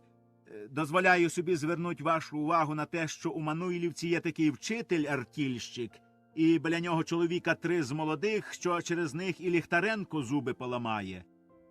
Пузир, Порфирій. Настали зуби. Опит є, стежка протоптана, шквар. Ліхтаренко. Срібними та золотими зубами можна не то Мануйлівку, не то уїзд, а губерню можна з'їсти. Пузир. Нам нужен дешевий робітник. Розумієте, без дешевого робітника хазяйство вести годі. Так ви, пане Зеленський, приймаєте чагарник. Від Ліхтаренка він прийме Мануйлівку. Від вас. Зеленський, ну помилуйте, в чагарнику менше жалування, у мене сім'я. Феноген за дверима. Ах. Дія друга. Сад. На сцені нема нікого. По хвилі за сценою чуть голоси. Ми не собаки. І собак краще годують. Може, хазяїн і не знає. Входить юрба робочих. Петро. Ходім до хазяїна. Нехай побачить, яким хлібом нас годує Ліхтаренко. А ось і борщ, голощак. Дем'ян. Нічого не поможе. Краще знімемось отак, як єсть усі. І другі за нами, та ноги на плечі й гайда. Петро, не вигадуй. Ніхто не прийме на роботу, а тим часом Ліхтаренко приведе нас сюди силою. Дем'ян. Так ми знову покинемо. Петро. Тоді посадять. І ми тільки літо прогайнуємо. Ні. Будемо скаржитись. Коли хазяїн нічого не зробить, поїдемо до начальства. Я ходи знаю, торік у чобота було те саме. Дем'ян. Ну і що ж? Помогло? Петро. А все ж таки у борщ почали кришить картоплю. а борошно для хліба сіяти не густіше сито і краще випікати. Дем'ян, поки обробились, а після Семена так почали годувати та морить роботою, що ми покидали заслужені гроші та й повтікали. А він тоді й не скаржився, бо йому ковінька на руку. Мед собі зоставив, а бджіл викурив з улика. Тікаймо краще, поки ще скрізь робота є. Феноген.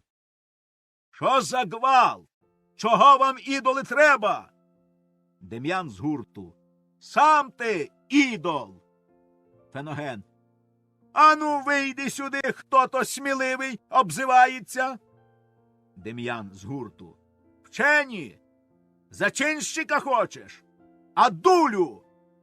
Краще ти йди в гущу, то, може, розм'якнеш. Петро до гурту. Та цийте. Діло є до хазяїна. Викличте хазяїна. Феноген. Що за бунт? Чого вам треба? Всі. Хазяїна. Феноген. Та не кричіть так, бодай вам заціпило. Хазяїн в городі. Петро. Ну то хазяйка, може, є.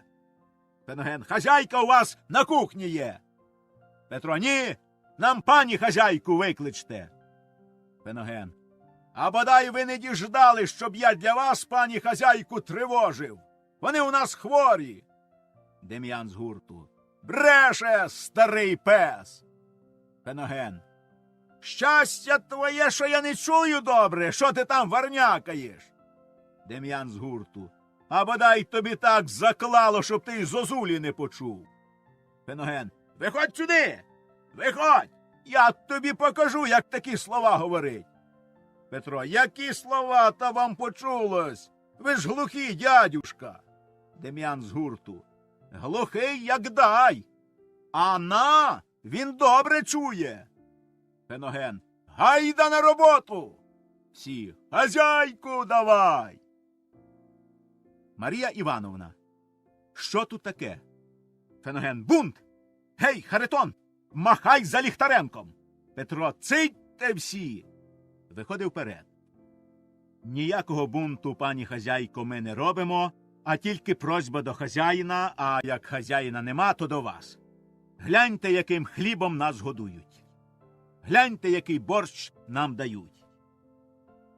Соня, взявши хліб. Боже мій! Мамо, невже це хліб? І такий хліб у нас люди їдять? Марія, я не знаю, доню. Перший раз бачу. Мені до цього нема діла. Петро, згляньтесь, пані і панно, хіба це хліб? Це потембос, пополам з половою, поки свіжий, то такий гливкий, що тільки коники ліпить, в горло не лізе, заліпляє пельку. А зачерствіє, тоді такий твердий, як цегла, і собака не вкусе. Дем'ян. Таким хлібом можна з пушки Маркели стрілять у неприятеля. Соня. Мамо. Марія Іванівна. Я не знаю. Соня до Феногена. І ви, Феноген, не знаєте? І ніхто не знає? Чого ж ви мовчите? Феноген. Це не ваше діло, Софія Терентівно. Соня. Як не моє діло? Як ви смієте так казати? У мене все тіло труситься від жаху, що у нас таким хлібом годують людей. Може, й тато не знає, а на нього будуть говорити, що велить таким хлібом годувати робочих. Зараз мені йдіть і веліть, щоб хліб був хороший. Я сама буду ходити на кухню. Я не знаю, як його зробити, щоб він був добрий, але я розпитаю, навчуся, я не дозволю, щоб так людей у нас годували. Всі. Спасибі вам, панночко. Петро. Пошли ж вам, Боже, щастя, що ви заступаєтесь за нас. А ось борщ, гляньте. Сірівець зварять, посолять, замнуть пшоном і готово. Ані бурячка, ані картоплі в ньому нема. Соня, я все зроблю, щоб вас годували краще. Всі. Спасибі. Ідуть. З гурту. Добра душа. А старий чорт язика прикусив. Вийшли. Соня до Феногена. Зараз прикажіть, щоб на завтра і хліб був хороший. Мамо, що йому треба, щоб він був хороший? Марія Івановна. треба сіять. Це не сіяне, і зерно було нечисте. Соня до Феногена: щоб чистили, щоб сіяли і в борщ, щоб картоплю і буряки клали. Феноген: як тато приїде, то ви йому скажете. Я не смію переміняти його приказу. Соня: неправда. Неправда, я не вірю, щоб тато приказував так людей годувати. Мамо, ну скажіть ви своє слово. Марія Івановна: я не знаю, дочко, я до економії не мішаюсь. Соня: мамо, голубко, треба мішатись, бо люди нас проклянуть. У нас стільки всякого хліба, як води в морі, і весь хліб люди заробляють, вони повинні їсти за свою працю найкращий хліб. Адже ж так, мамо? Марія Івановна: так, дочко, тільки я не знаю. А от і тато приїхав. Феноген про себе: от він тобі, щеня, покаже хліб. Іде назустріч. Пузир несе покупку. Феноген, поцілувавши його в руку, бере покупку. У пузиря борода підстрижена і видно на шиї орден. Марія Івановна: не говори, дочко, про хліб. Може, тато з дороги гнівний, а ми виберем час і скажем йому. Соня: не можу, мамо, ждать. Треба зараз говорить, щоб люди завтра їли і добрий хліб, і кращий борщ. Пузир: здорові були, грієтесь на сонечку, ну і я посидю з вами. Соня цілує його в руку. Як вам їздилось, таточку? Нічого, добре. Марія Івановна: що це ти зробив?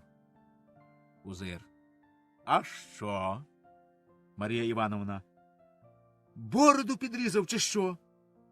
Соня: і справді. Для чого ви, таточку, підрізали бороду? Пузир: для чого підрізав? Ха-ха-ха. Хіба ж ви нічого не бачите? Соня і Марія Івановна: нічого.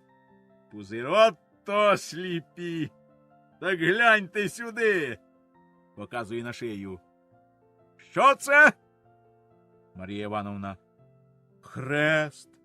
Пузир: хрест. Та який хрест? Соня: орден. Пузир: Станіслава второй степені на шию. Феноген підходить: дозвольте поцілувати. Цілуй. Феноген цілує орден. Получив награду за приют. Марія Івановна і Соня: поздоровляємо, поздоровляємо, цілуй. Марія Івановна: а все ж таки я не розумію, для чого ти бороду попортив? Пузир: ніколи ти не догадаєшся, все тобі треба в рот покласти. Орден на шию, розумієш? Розумію і бачу, що на шиї. Тепер і ти бачиш, і всяке побачить, що на шиї орден. А як була довга борода, то закривала, ніхто б не побачив. Для чого ж його носить, коли його не видко? Прийшлося підрізати трохи бороду. Розумієш?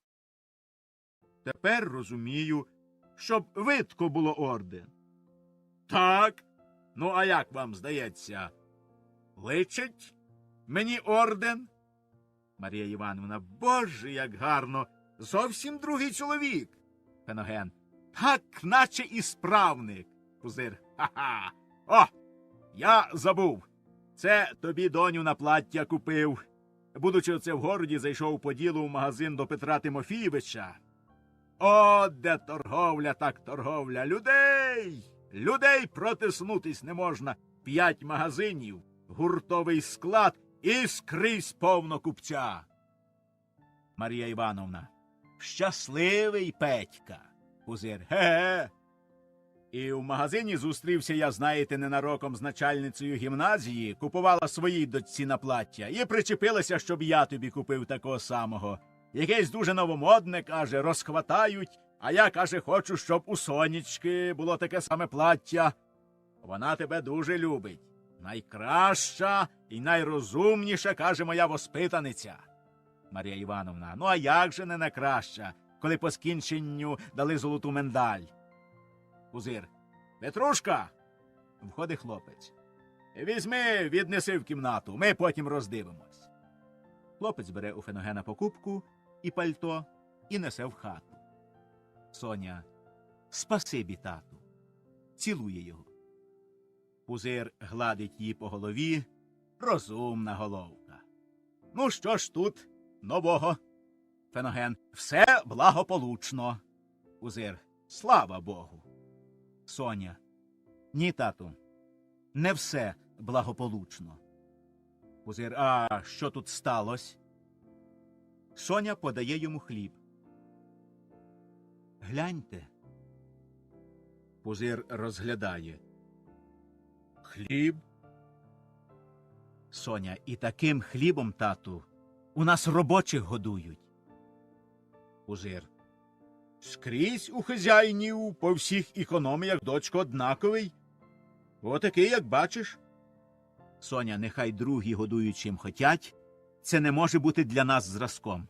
Таким хлібом гріх годувати людей, тату. Пузир. Робочого чоловіка не можна, моя дитину, нагодувати іншим, білішим хлібом. Він буде раз у раз голодний. Робочий чоловік, мужик, не любить білого хліба, бо він і не смачний, і не тревний. Оце самий настоящий хліб для робочих. Питательний, як кажуть лікарі. Соня, та це не хліб, тату, це кирпич. Пузир, Бог зна, що вигадуєш. Якого ще хліба треба? Хоче одламать – не ламається. Хоче откусить – не вкусе. Соня, бачите? Ні вламать, ні вкусить. Пузир. Треба розмочить. Соня, тату, мій лебедику, не дозволяйте людей годувати таким хлібом. Недурно казали в гімназії, що у нас людей годують гірше, ніж свиней. Насміхались. Я плакала і запевняла, що то неправда, а тепер сама бачу. І вся моя душа тремтить. Тату, рідний мій, коли ви любите мене, шануєте себе, то веліть зараз, щоб людей краще харчували. А поки я буду знати і бачить, що у нас така неправда до людей, що вас скрізь судять, проклинають, мені ніщо не буде мило. Життя моє буде каторгою. Пузир, ну годі, заспокойся. Я звелю, щоб харчі були кращі. Іди, проходись по садочку, заспокойся. Стара, ідіть вдвох. Соня і Марія Івановна пішли в палісадник і зникли в саду. Феноген. Поки ще казенного назначать, а ми вже діждалися свого інспектора. Біда. Пузир. Ліхтаренко таки дуже вигадує на хлібові. По відомості, певно, показує чистий, а дає, бач, який. Справді не вкусиш. Та й не час тепер таким хлібом годувати. Ще покидають робочі, возись тоді з ними, а пора наступає гаряча. Скажи йому, що такий хліб можна давати тільки з 1 сентября, як обробимось. Тоді половина строкових не видерже, повтікає, а жалування зостанеться в кишені. Отак скажи йому, розумні хазяїни роблять. Перекажи зараз Ліхтаренкові, щоб такий хліб давав тоді, як доробимось.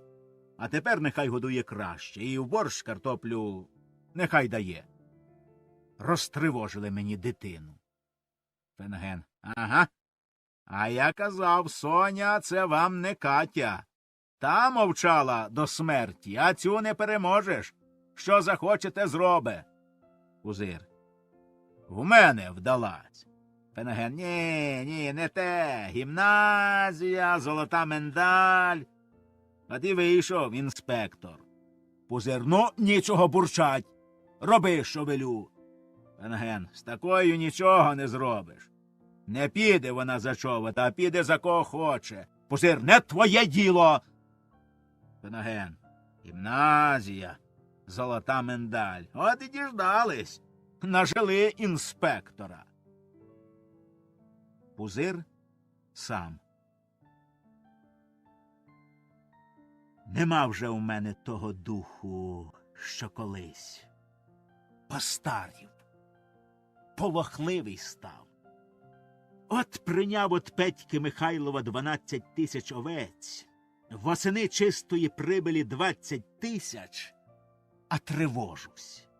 Нема, та й подумаю, а що як Петька вскочить у злосні? Не такий же й Петро, щоб вскочить, це ідол в комерції, а тривожусь.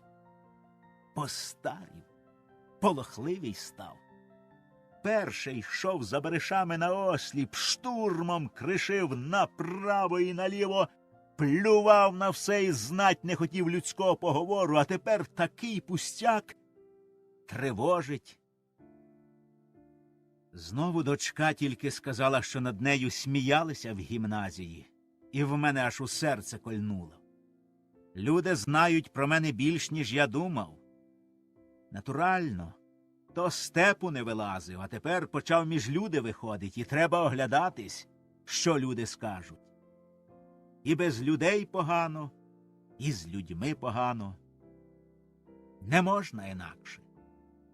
Помацав орден. Кавалер. Пішов. По лісаднику показуються Марія Івановна і Соня. Соня з Лійкою. Соня: я заспокоїлась, мамо. Буду поливати квітки, полоть грядочки, а ви йдіть, odpoчиньте. Марія Івановна: дитино моя кохана, від розмови з тобою я бадьоріша стала, ніж зранку. Ти така смілива, така розумна та так гарно говориш, що я, слухаючи тебе, молодію. І я така була, доню, не думай собі. А життя, знаєш, помалу перекрутило. Ми були так собі хазяїни, середнім достатком, а тепер де воно й набралось? Правда, 35 літ працювали, сильно працювали. Ми, дочко, ніколи не знали, що можна, а чого не можна. Аби бариш, то все можна. А от ти інакше дивишся. Може, й твоя правда.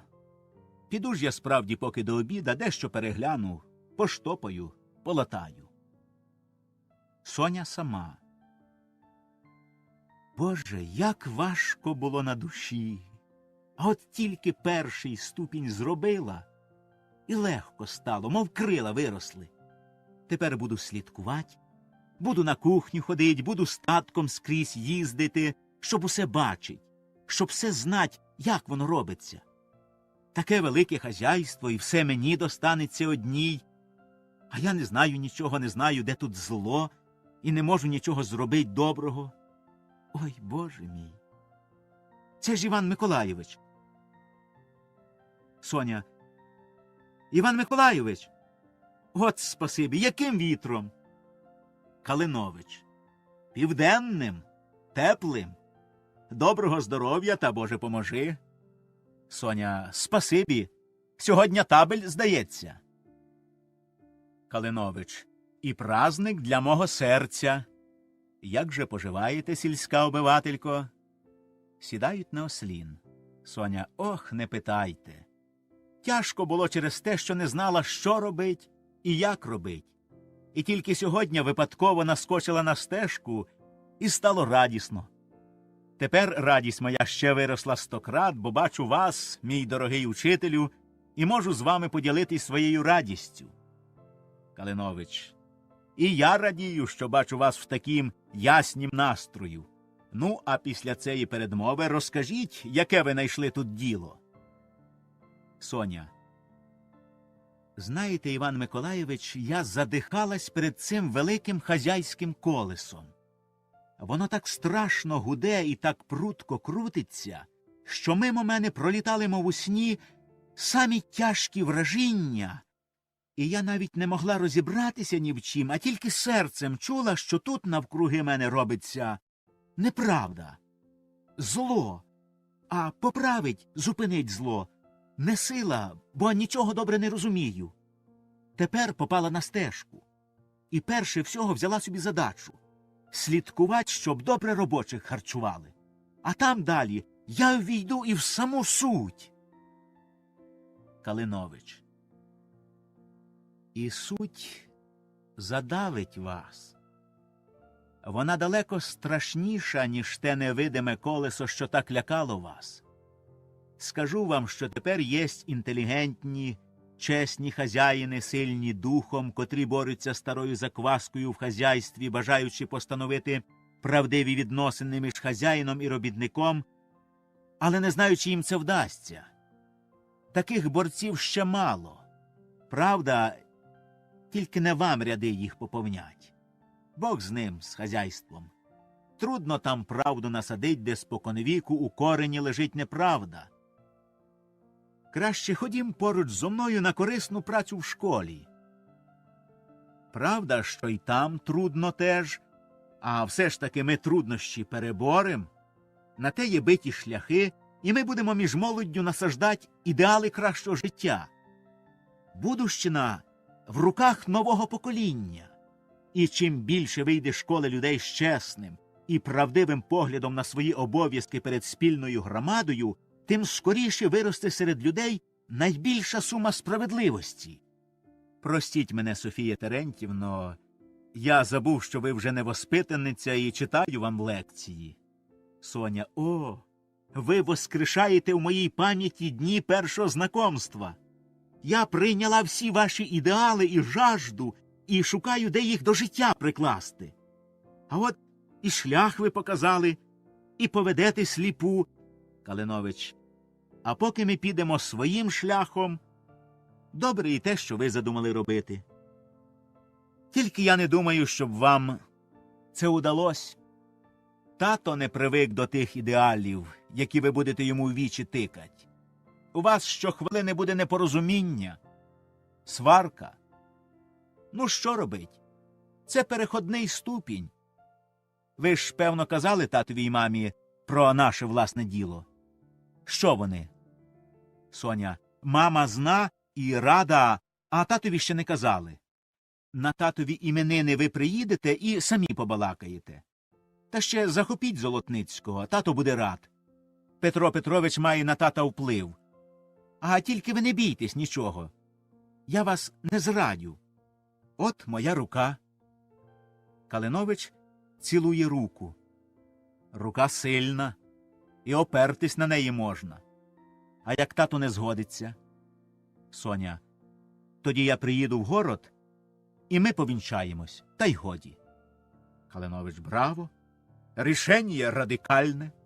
Соня: ходім вже поки що у хату. Я вам заграю, ви заспіваєте, а тато любить спів. Калинович: ходім. Ідуть. Калинович: я буду так співати,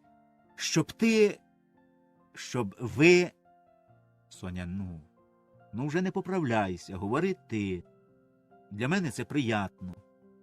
Калинович: щоб ти у кожній ноті чула моє до тебе щире кохання. Соня: отак само і я буду акомпанірувати, а старі наші будуть таять. Музика до всякого серця і до всякої душі однаково говорить своїм улесливим, чарівним язиком. Пішли. Ліхтаренко і Феноген за сценою. Феноген: ой-ой-ой-ой-ой! Ліхтаренко: ой-ой-ой-ой-ой-ой-ой! Феноген: я вас не боюсь. Ліхтаренко: і я вас не злякаюсь. Феноген: побачимо. Ліхтаренко: побачимо. Феноген: що ви можете мені зробити? Ліхтаренко: а ви мені що? Я не Зеленський. Феноген: я дещо знаю, скажу і полетиш. Ліхтаренко: і я дещо знаю, скажу і зостанусь, а Феногенові в потилицю. Феноген: ти про мене нічого не знаєш, худого. Ліхтаренко: і ти про мене нічого не знаєш. Феноген: а за буряки? Ліхтаренко: а за валахи? Феноген: що за валахи? Що? Ну скажи. Ліхтаренко: перше скажи за буряки, а я починать не хочу. Феноген: а хто при здачі буряків взяв з завода 500 карбованців? Ліхтаренко. Я взяв. Та не докажеш, не втів взувся, а ти взяв за Валахи з купця по гривеннику від Валаха 200 рублів, і я докажу, бо маю лист від Крачковського. Феноген, а я не брав, він сам дав. Ліхтаренко, ага, не вмер Данило, то болячка вдавила. Слухайте, Феноген Петрович, ви не сваріться зо мною, бо наскочила коса на камінь. Я не з тих, що бояться, ні. Так і знайте. Беріть. Я вам не заважаю. Не заважайте мені. Я не візьму по-дурному, а перше зроблю хазяїнові користь, а потім і себе не забуду. Краще зробимо між собою договор. Брать, де дають і де можна, а на менших звертать. От ви хотіли вигнать Клима, так і треба, щоб замазать очі за Валахи, бо й він дещо знає, тільки вам це не вдалося. Хотіли нашкодить за пшеницю мені, та нашкодили Зозулі, бо ви чули дзвін та не знаєте, відкіль він, постаріли, нюхало, зопсувалося. За пшеницю я взяв теж 500 рублів по півкопійки з пуда. Ану докажіть. Ото-то. А якби ви були в компанії зо мною, то я взяв би по копійці і вам дав би 300 карбованців, а хазяїн взяв би не 40 тисяч чистоганом, а 38. Чого ж йому ще? Дай Боже повік. Що, хіба не правда? Феноген. Правда. Дивлюся я на тебе і думаю, де ти такий взявся? От вік прожив коло таких діл, де кожний день одним великі бариші, другим гроші, а третім, як кажуть, шиші, а такого ідола, як ти, не бачив. Ми хоч крились і криємось, а ти говориш про те, що взяв чи вкрав, немов кому добро зробив. Ліхтаренко, а як же ж ти думав? Що то за слово? Вкрасти. Вкрасти можна тільки коняку, вола і все те, що є живого і що готове вже лежить на своєму місці. Я нічого такого не беру. Не краду, Боже сохрани. Я так роблю. Щоб все те, що є в хазяїна, було ціле, і щоб мені була користь. Це комерческий гендель. От я отберу від мужиків оброчну казенну землю, візьму на діле в оренду, і мужики, оставшись без землі, будуть робити на нашого хазяїна як кріпаки. Та щоб від такого комерчеського генделя не мать користі, тоді б я лічив себе посліднім дурнем. Хазяїн хоче заробити, і я хочу заробити. Всі рвуть, де тільки можна зірвать. А я буду дивитись та завидувати, як люди багатіють. Я не такий. Завидують тільки недотепи. Феноген. І розумно, і правдиво. І де ти такий взявся? Ліхтаренко. Хазяїни викохали. Бачите, колись, кажуть, були одважні люди на війні. Бились, рубались, палили, голови котились з плеч, як капуста з качанів. Тепер нема таких страховин, і вся одвага чоловіча йде на те, де більше зачепить. Колись бусурменів обдирали, а тепер своїх рідних. Як на війні нікого не жаліли, бо ти не вб'єш, тебе вб'ють, так тут нема чого слини розпускать. Не візьмеш ти, то візьмуть з тебе. Феноген. Ну, поцілуємося і будемо товаришами. Цілуються. Ліхтаренко. Так краще. Знайте, що Петька Михайлов дуту свою торговлю і все хазяйство хоче зірвати міною банкротства. Банкротство – комерческий гендель. Цим способом він обікраде багато людей, а сам наживе мільйон. Мені вже відомо, що і наш хазяїн взявся йому помагать, і переганяє на свої степи 12 тисяч овець. Курц еті нікогда, бо він дурень, а ми еті всегда. При солганах будете ви, не ловіть же гав. Коли перше брали копійку, беріть 10. Жалітися не будуть, нема куди. Тут вор у вора краде. Коли що треба, я поможу. За те, що б я не зробив, помагайте. Щоб ви не почули, кому і скільки я дав отступного на торгах за оброшену казенну землю, за скільки я підкупив повномочених і всю громаду віддать свої наділи в оренду, не ваше діло. Феноген. Я і сліпий, і глухий, і німий. Роби, як хочеш, та мене не забувай. Входить Зозуля.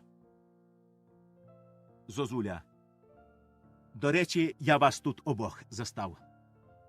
Ви, Феноген Петрович, хазяїнові наговорили, а Порфирій Аристархович не заступились, і я зістався осоромлений невинно і без хліба. Феноген. Тебе покарано для приміру, щоб другі бачили кару і боялись. А без страху один візьме, другий візьме, потім розореніє. А ми всі хліб коло хазяїна їмо. Бережи хазяйського добра, як ока. Гріх великий, потай брать з економії. Зозуля. Та я ж не брав. Бога бійтесь. Ліхтаренко. То хтось другий взяв, з пальця ж не висмоктали. Зозуля. То я за другого повинен страждать? Ліхтаренко. А так? От тепер тебе розчитали, гріх покрився, все затихло, і хазяїн заспокоївся, не буде гризти других. Потім, може, ще що пропаде, скажуть, Зозуля взяв, а тебе вже нема, і знов тихо, і для других полегкість. Тут колесо так крутиться. Одних даве, а другі проскакують. Зозуля. У мене волосся на голові піднімається від ваших речей. Невже вам ні крихти не жаль мене, моєї честі і моєї сім'ї? Я ж нічого не взяв. І ще навіть не навчився красти, бо тільки торік з земледільчицької школи вийшов. Ви ж цим псуєте навік у моїм житті шлях. Мене ніхто не прийме на службу. Феноген. Приймуть. Ні доброго, ні злого атестата тобі не дадуть. Публікації об тім, завіщо тебе розчитали, нігде не буде. То й місце Бог дасть найдеш собі. Тільки раю тобі. Служи чесно. Не паскудь своїх рук, то й вина ця тобі проститься. Коли ж нас хто запитає, чого розчитали, то й ми скажемо, сам не захотів. Зозуля. Та це й уся порада? То й хазяїн те саме скаже? Феноген. Хазяїн сам сказав розчитать тебе. Зозуля. Боже мій. Боже мій. Що ж я татові скажу? Що мати подума? Вони раділи, бідолахи, що я на хорошому місці, що буду їм помагать, і менших братів вивести в люди, і на тобі прогнали. Прогнали ні за що, а кажуть, вкрав, Боже мій, я вкрав. Та скоріше в мене рука відсохла, ніж простягнулась до чужого. Скоріше б мозок мій висох в голові, ніж прошептав мені думку вкрасти. Невже ні в кого з вас не поворухнеться серце жалем на мої правдиві слова, що я так щиро вам кажу? Ліхтаренко. Так говорять всі, кого приструнчить лихо. А звідки же мірку взять, щоб нею змірять, що те, що ти говориш, правда? Зозуля. Серця. Серця чоловічого повинна мірка виникать. Та тільки серця вас немає, а честь давно вже потеряли, бо ви самі злодюги і не повірите нікому, що він не краде так, як ви. Бодай же дітям вашим до всіх їх діл таку, як ви до мене, мірку прикладали. Кати бездушні ви. Пішов.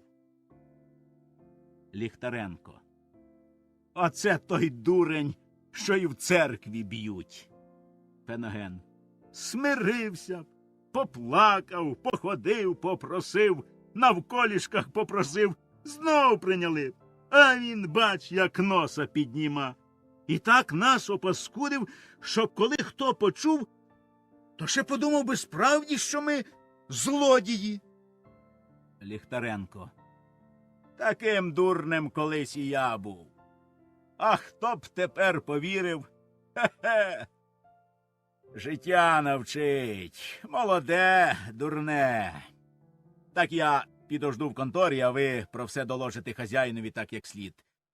Не забувайте тільки нашої умови. Тоді добре буде нам обом. Пішов. Феноген сам. Бачив я комерческих людей багато, а такого ідола, як Ліхтаренко, ще не доводилось бачить. Входять на крильце Калинович, Соня і Пузир. Пузир. Знаєте, я б на вашім місці з таким чудовим голосом у протодіякони пішов. Вічний і неважкий кусок хліба. Соня. Учитель гімназії, тату, більш обезпечений, ніж протодіякон. Пузир. Ні, дочко, протодіякон і обезпечений більше, і якось відніше місто. А приятно ви співаєте. Отакий у мене був колись чабан. Як заспіває, то всі плачуть. Що ж, неграмотний, а я вже його вибив би в діякони. Ах, співав. Як заведе було ой за гори за лиману, чудова пісня. Калинович. Де ж і голосам будь, як не в народі, що виростає на волі, серед степу широкого. А у вас, кажуть, є такі степи, що нагадують собою степ Гоголя. Пузир.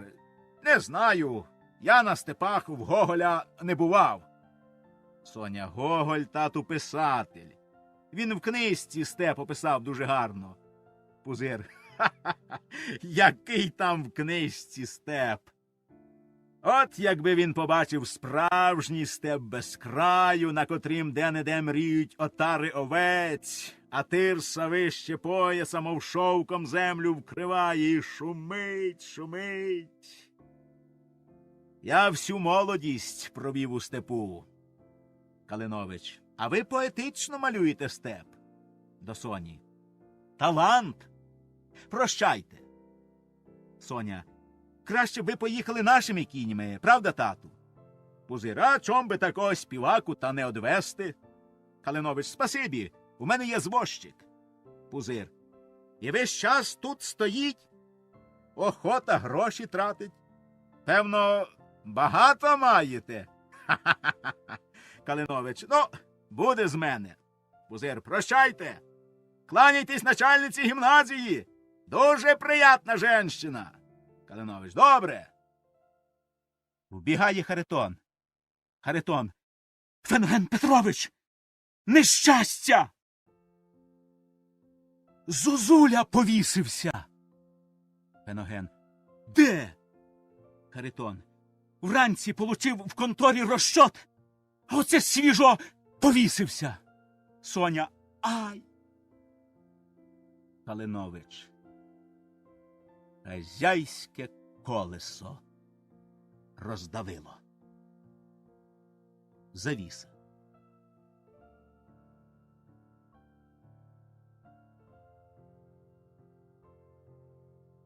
Дія третя. Кабінет. Феноген один читає лист. Многоуважаемый Феноген Петрович, поспешаю очень спешно уведомлять вас, что даже очень весьма хорошее и доходное имение для вас нашлось. 500 десятин, став рыбный, водяной млин на 2 постава з фолюшами, от станції 3,5 верстов. Ага, а де той не каже. Боїться, що обійдусь без нього. Хитрий з біса. Ну що ж далі? У городі новость. Сьогодні Петра Тимофеєвича посадили в острог. От така ловись. Банкротство не удалось? Большой скандал и многим людям несчастья. На днях буду у ваших местах, поговорим подробно, хозяину об острог пока не говорить. Ваш покорний слуга Григорій Мойсеєвич Маюфець. Погано. Ліхтаренко казав, що в це діло вскочив і наш хазяїн. Чи сказать йому, чи справді промовчать? Мовчать краще, щоб часом не виявились мої стосунки з Маюфесом. Марія Івановна. Ну, Феногенушка, що ж наш іменинник? Вже одягся? Феноген. Одяглися. Уговорив таки надіть крохмальну сорочку і новий сюртук. А при ордені зовсім не той чоловік. І Золотницькому не вступлять. Сидять і якусь комерцію на щотах викладають. Марія Івановна, слава Богу, хоч причепурився. Соня вчора цілий вечір умовляла, бо, може, хто з города сьогодні приїде. От що, Феногенушка. Я йому справила такий новий халат, що... Ах! Тільки ж ти знаєш, що Терентій Гаврилович буде сердиться, коли дознається, що я на халат багато грошей потеряла. Так ти йому не говори, а поможи. Халат принесе Павлина і запроси за нього тільки 50 рублів. Сам побачиш, що це все одно, що дурно взять таку дорогу і гарну вещь. На случай же Терентій Гаврилович не захоче брать халата. Говори його, ти вмієш. От тобі за це на чай 5 рублів. Феноген бере гроші. Спасибі, Марія Івановна. Ради того, щоб Терентій Гаврилович носили гарний халат, я й дурно, ховає гроші, все зроблю, аби халат купили. Марія Івановна, глядиш, Фіногенушка, Павлина тут же сидить і жде. Говорить у прихожу. Ви ж постарайтеся, Павлина, не жалійте слів, умовляючи. Павлина, будьте певні, я вже знаю, що говорить.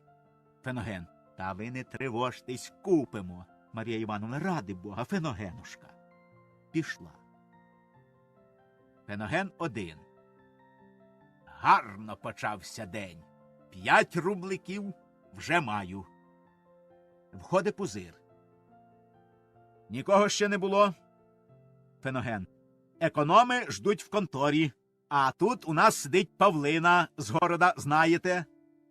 Пузир. Знаю. Чого їй треба? Це вже хоче покористуватися іменинами і здерти щонебудь. Терпіть не можу цієї бідноти. Як побачу старця, то, здається, тікав би від нього скілько сил. Феноген. Щось принесла, не дає й глянуть, каже, подарунок. Клич. Феноген у двері. Заходьте, Павлина. Входить Павлина з пакунком, закутаним у білу простиню. Павлина кланяється. З іменинами, дай Боже много літ, жить та багатіть. Пузир. Спасибі. А це що? Павлина розгортає. Вещь княжеська. Ночей не досипала. 2 місяці удвох з дочкою працювала. Прийміть від бідної вдови і не оставте своєю милостю. Пузир. Що там таке, показує мерщій. Павлина показує. Богом присягаю, що ні в кого такого халата немає. Заказний. Феноген. Ай, халат, оце халат, так. У таким халаті можна і на засідання в земський банк. Гляньте, буряки, овечки. Пузир розглядає. А скільки ж ти за нього хочеш?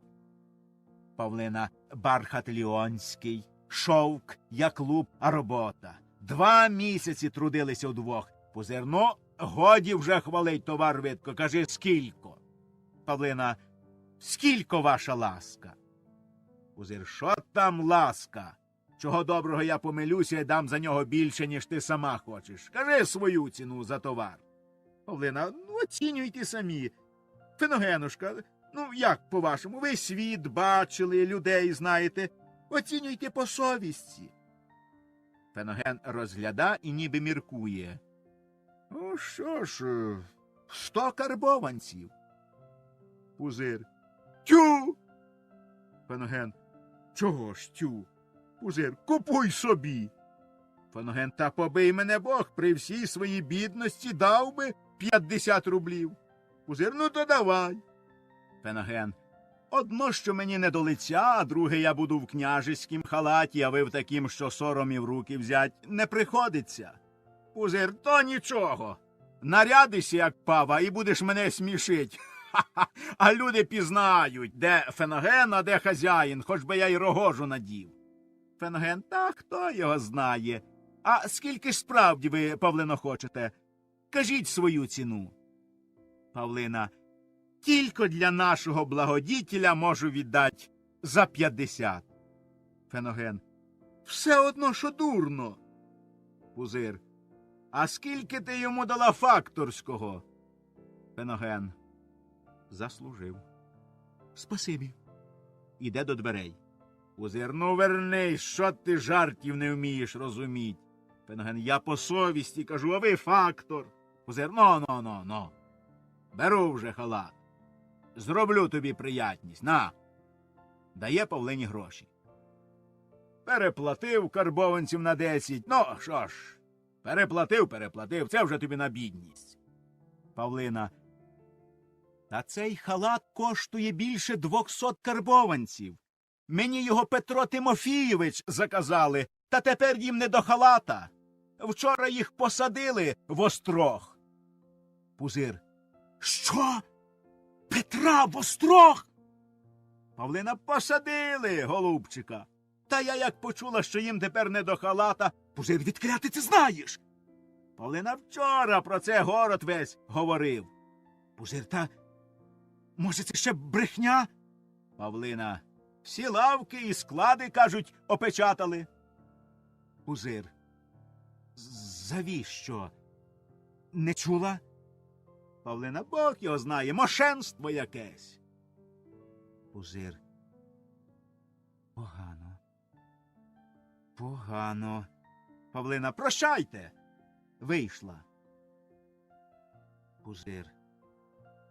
Погано. Чув? Феноген, чув? Так і ти чув? Від кого? Та що ви, Бог з вами, при мені, говорила женщина, та щоб не чув, хіба я глухий? Та ні, я думав, що ти від кого другого чув. А як ти думаєш, чи це правда, чи тільки поголоска? Феноген, мені здається, що це заздрощів, мелють язиками. Петро Тимофійович багатіє не по дням, а по часам. Люди заздрять і плещуть. Пузир, а звідкіля ж вона взяла?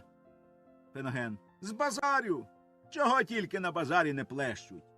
Глянув у вікно. О, пан Золотницький. Пузир, Петро Петрович. От спасибі йому, це велика честь для мене. Феноген, а з ним той, як би його, вчитель гімназії Калинович. І з Петром Петровичем в однім екіпажі? Еге. А, вже за це я не вхвалив би Петра Петровича.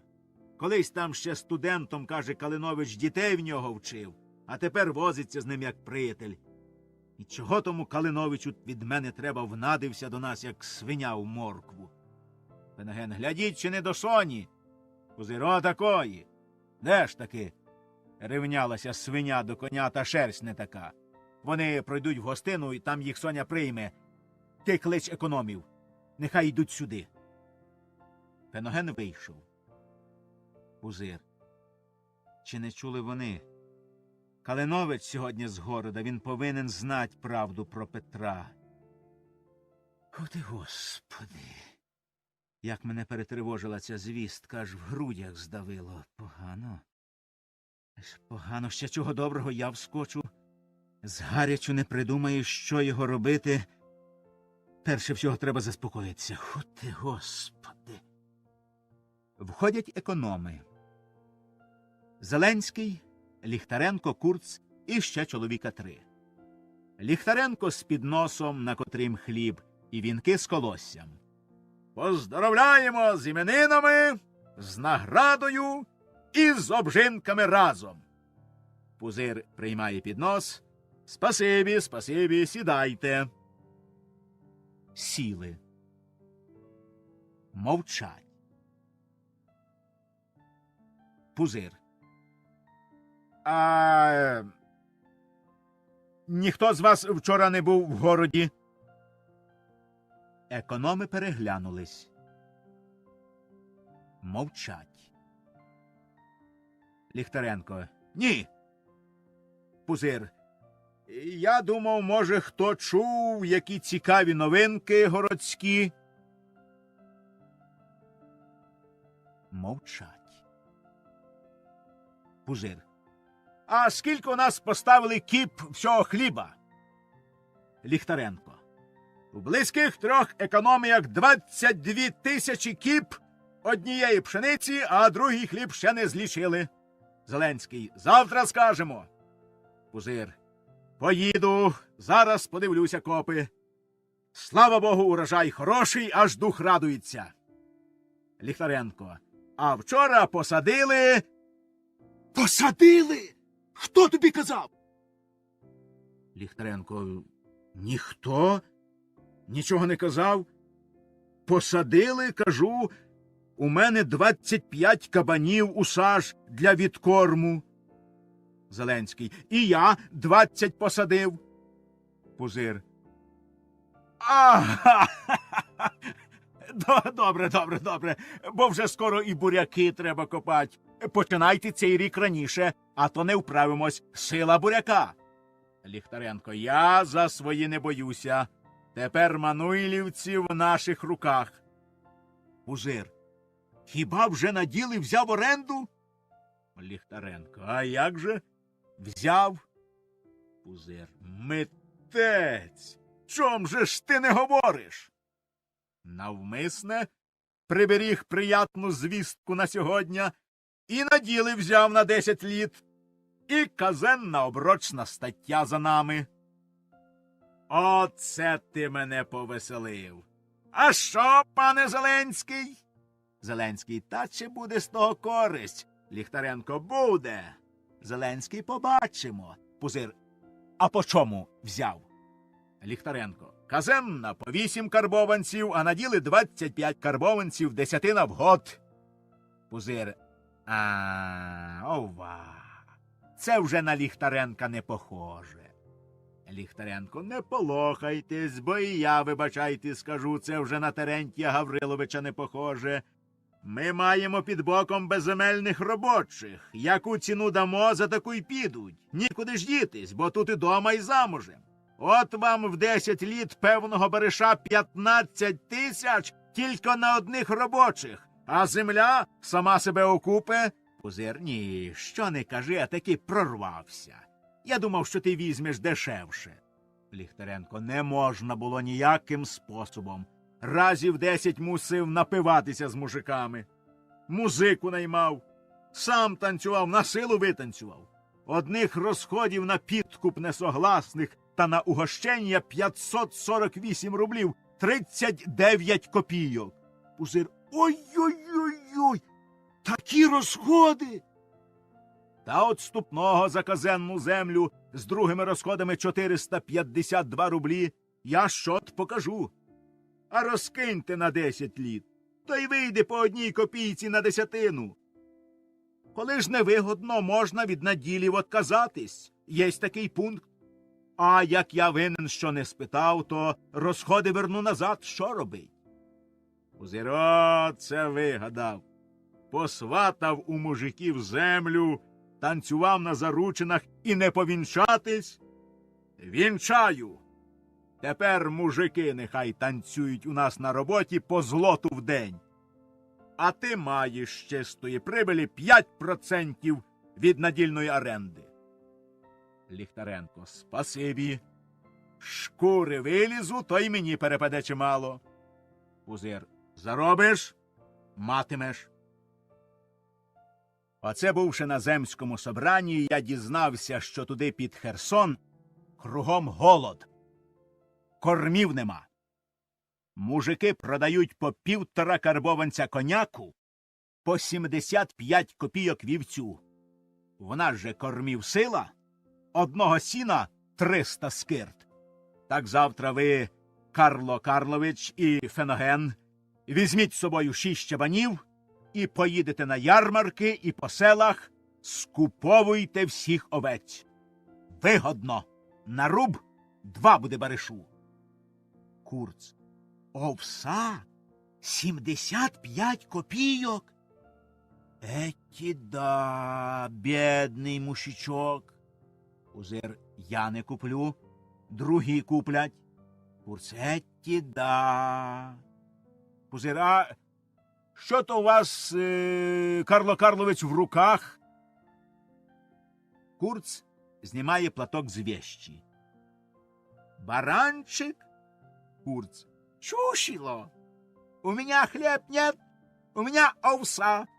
И я поздравляет хозяин, баранчик, чушило.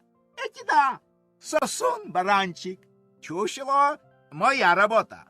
Парижская выставка, миндаль можно получал. Эти да, будет стоял 100 лет. Эти немножко камфор пересыпал, и моль эти нет, эти никогда. Эти да, антик, чушило. Пузир розглядає. Чудово, як живе і очі дивляться. Спасибі. Ліхтаренко. Карло Карлович не тільки шахмейстер, а ще й чучел-мейстер. Курц. Эти да, Курц, спеціаліста чушило. Я имею миндаль за роботу чушилов. Пузир. Чудово, чудово. Однеси Феногену в мою кімнату. Вибачайте, там мене гості ждуть. Та й у вас, певно, в кожного діло є. Пішов. Феноген несе чучело. Курц його придержує і показує на шию чучела. Курц. Модель моя, миндаль, еті да. Ліхтаренко. І у вас миндаль, і у чучела миндаль. Всі сміються. Курц. Ну, эти меня совсем не смешивает. У меня миндаль эти да, а у чушела эти нет. У чушела эти модель.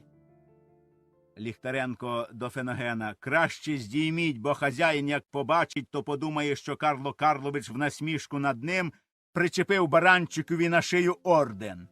Всі сміються. Феноген і справді пішов. Курц. Эти Лихтаренки, эти маленький мальчик, эти да, серьезно, эти нет, рассудов эти никогда, насмешивал эти да. Фи, это паскудство, эти большой мужик, эти зубоскаль. Вийшов. Всі сміються, виходять за Курцом. Феноген і Ліхтаренко. Ліхтаренко. Заробив дещо. Дає гроші. Нате й вам. А може й ви що заробили? То давайте мені. Феноген. Де там я зароблю? Побий мене Бог гнидію отут. Колись бувало. Ліхтаренко. От поїдете овець купувати, то підживитесь. Феноген. Трудненько буде через Курца. А це ж від кого ви взяли і завіщо? Ліхтаренко. І охота вам допитувати. Даю, беріть. Така умова. Феноген. Правда. І де ти такий взявся? Ліхтаренко. Чорт зна, що розпитуєте. А ви де взялися? Підходящий ґрунт. От і родять такі люди, як ми з вами. Феноген. Куди мені? Против тебе. Ліхтаренко. Ну. Не прикидайтесь сиротою. Ви вже он поміщик. 500 десятин будете мать. Феноген. Тю, бий, тебе сила Божа, відкіля ти знаєш? Ліхтаренко. Я все знаю. Що ж, поможи, Боже, купить? Ну, прощайте. А орден з чучела зняли? Зняв. Ліхтаренко. У хазяїна на шиї орден, А він взяв, причепив миндаль вівці. Феноген і Ліхтаренко сміються. Ліхтаренко вийшов. Феноген один лічить гроші. Як в аптеці виважив. З копійками 148 рублів 39 копійок. А скільки ж то Ліхтаренкові досталось? От промітний чоловік! Прослуживши з таким ідолом при великій комерції 35 літ, можна було б і 1000 десятин купити. Змій, а не чоловік. Скрізь здере і всіх спокусить. Входять Пузир і Золотницький. Пузир. То ні ви, ні Калинович в городі, кажете, не були, то ніяких городських новинок не знаєте? Золотницький. Я ж тобі вже казав, що не чув нічого. Та що тебе так цікавить в городі, скажи? Пузир. Особого нічого, так собі. Феноген цілує Золотницького в руку. Золотницький. Здоров, здоров, Феноген. З іменинником тебе. Дає йому в руку. Феноген. Спасибі. Іде. От щасливий день. Дають і дають. Вийшов. Пузир. І що за охота розбещувати отак людей з іменинником і зараз тиць в руку гроші? А через вас і я мушу щось подарувати. Про себе. Наказання Боже з цими панами портять людей. Золотницький. А хіба ти ще нічого не подарував? Ай-яй-яй-яй, 35 літ чоловік служить, права рука. Пузир. Та я ще вспію, ще подарую, тільки для чого ж портить людей? Золотницький. Феноген! Пузир. Та навіщо ви його кличете? Входить Феноген. Золотницький. Ну, даруй же вірного слугу. Пузир. Я думав ввечері, а вам хочеться таки зараз. Набік. Наказання Боже з цими панами. До Феногена. Маєш від мене, Феногенушка, одного валаха. Хотів тобі на добраніч про це сказати, так Петру Петровичу хочеться зараз. Феноген цілує Пузиря в руку. Господь воздасть вам сторицею. От щасливий день! Дають і дають. Вийшов. Золотницький. Оце по-хазяйськи. Пузир. Баловство. Золотницький. Всього, брат, з собою не забереш. Так кажеш, 22 тисячі кіп пшениці? Добрий урожай. А я ще не знаю, скільки у мене. Хотілося б подивитись твої копи. Пузир. Поїдемо, подивимось. Тут і верстви немає. Поїдемо. Пузир. Чудесно. Перед вашим приїздом я сам хотів їхати. Золотницький. О, а це що? Халат? І який розкішний, диво. Певно, дочка примусила справить. Пузир. Простісінько купив сам. Золотницький розглядає. Та воно й видко, що сам. Софія Терентівна овець та буряків на халат би не посадила. Пузир. А що, хіба вам не до вподоби? Золотницький. Як можна? Чудово, вівці, буряки, символи хазяйства. Оригінальний смак. Хоч на виставку. Може б ти мені продав цей халат? Пузир. Купіть. Золотницький. Невже продаси? Пузира чого ж? Все продається. Золотницький. Скілько? Пузир. 100. Золотницький. А багато заробиш? Пузир. По-хазяйськи. Золотницький б'є руку Пузиря. Ну, халат мій. Феноген. Пузир. Носіть на здоров'я, я куплю собі у татар бухарський. Ходить Феноген. Золотницький. Візьми халат і віддай моєму Дмитрію. Нехай гарненько обгорне в плед і запре в екіпажну скриню. Отходить і дивиться у вікно. Феноген до Пузиря. Як? Пузир. Продав за 100 карбованців. Феноген бере халат, до Пузиря тихо. Бачите, а ви мені не вірили, що халат варт 100 карбованців. Пузир. Честь. За півгодини заробив руб на руб та ще мало запросив. Такі люди, коли їм заманеться якої дурниці, втроє заплатять. Феноген про себе. Добре заробив. Бідна Марія Івановна даремно турбувалась, даремно раділа. Пузир. А я забув, скажи, Феноген, щоб мені запрягли бурого в бігунки і пару в шкарабан. Ми поїдемо на копи дивитись. Феноген вийшов. Золотницький. Чудові квітки, клумби. Все переродилось, і ти сам переродився. Сьогодні на вид ти вже не просто хазяїн, а настоящий обиватель. Пузир. Все дочка чепурить. Золотницький. А знаєш, Терентій Гаврилович, дочка твоя дорога дитина. Пузир. А як же? Золоту медаль получила. Золотницький. Просвіта, брат, велика сила. Признаюсь тобі, що перший я заїздив до тебе тільки по ділу. Тепер мені приятно будь у тебе і без діла. Пузир. А що ж тут справді так перемінилось? Золотницький. Не те повітря. Книги, газети, піаніно. Освічена молода людина, та ще до всього артистка, гра, співа. О! Ти, брат, цього не розумієш. Пузир. Ну, це вже даремно. Я сам любив і люблю спів, у мене був чабан. Золотницький. Ах, Бог з ним, що там твій чабан.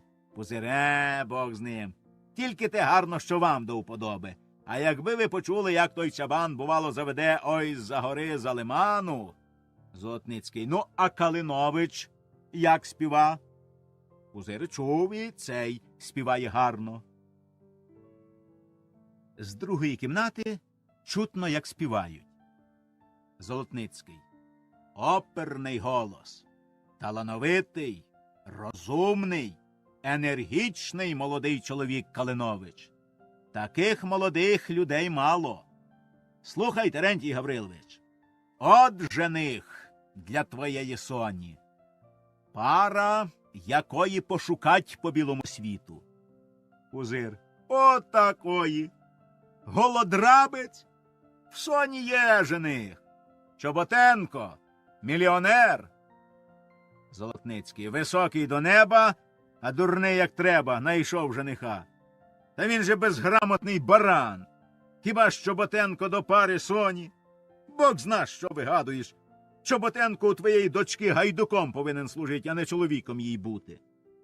Пузир. Я вас, Петро Петрович, шаную, поважаю, але немало дивуюсь. Вискіпали якось учителишку і носитесь з ним. Золотницький. Не учителишка, а учитель гімназії. Чудак ти, Терентій Гаврилович, їй-богу, чудак. Ну навіщо тобі багатий зять, коли ти сам багатий? Пора вже ж тобі шукати того, чого у тебе бракує. Пузир. Я так і роблю. Шукаю, де б більше купить землі, бо скільки б чоловік її не мав, все бракує. Золотницький. Добре. Ну, а скажи мені, тобі приятно мать орден? Приятно, кажи, не гунайся. Пузир. Я й не криюсь, заслужив, і носю. Золотницький. Так. А якби тобі дали орден з широкою червоною стрічкою через плече, а збоку звізда, то це було б ще приятніше. Пузир. Ха, широка, кажете, червона стрічка і звізда на боці бачив. Не крию, ще приятніше, а що з того? Золотницький. А коли б до всього цього тебе возвели в генерали? Ваше превосходительство, га? Ще було б приятніше. Пузир. Я не розумію, до чого ви все це говорите. Золотницький. А от для чого, що ні ти, ні твій Чоботенко ніколи такої честі не добудете. Звізди вам збоку не носить, генералами вам не будь, хоч би ви всі свої добра і маєтки за таку честь віддали. А Калинович, Пузир, буде генералом звіздою. Ай, бодай у вас! Золотницький. Та ти, брат, не смійся. Ви з Чоботенком зостанетесь навіки чабанами та буряковими генералами, а Калинович може бути професором, директором гімназії. От і ти, і твій Чоботенко будете говорити йому «Ваше превосходительство». Пузир, чи буде він генералом, чи ні, я не знаю, а чим він є, я бачу. І дочки своєї за нього не віддам. Входить Соня і Калинович. Соня. Годі вам про діла балакать. Ходім до нас. Золотницький. Дорога Софія Терентівна, я тут обстрелював позицію. І бомбами, і гранатами, і шрапнеллю сипав. Не помагає. Неприятелю вперто не здається. Давайте візьмемо його в перехресний вогонь. Соня, догадуюсь. Ви за нас з татком говорили, і, певно, тато не згоджується. Я вже бачу. Пузир, ні за що в світі. Це ти мене, дочко, хочеш в труну покласти? Соня, хіба моє щастя для вас, тату, труна? Я цього не знала. Пузир, так знай. Щастя, якого тобі заманулося, мені труна. Тебе сватає Чоботенко, я вже тобі говорив. Соня, тоді я промовчала, а тепер скажу вам, що я за нього не піду. Пузир, та ти ж його ще не бачила. Подивися перше, з лиця хоч у воду пий, бува королевич, росту, показує Сажень. О, плечі, розводи руками скільки можна. О, Золотницький, а голова, показує кулак. О, Софія Терентівна вибрала собі людину в подружжя, а ти їй раїш Першерона. Навіщо тобі Чоботенко? В тебе, слава Богу, є чим копи возить? Пузир, ви не туди стріляєте.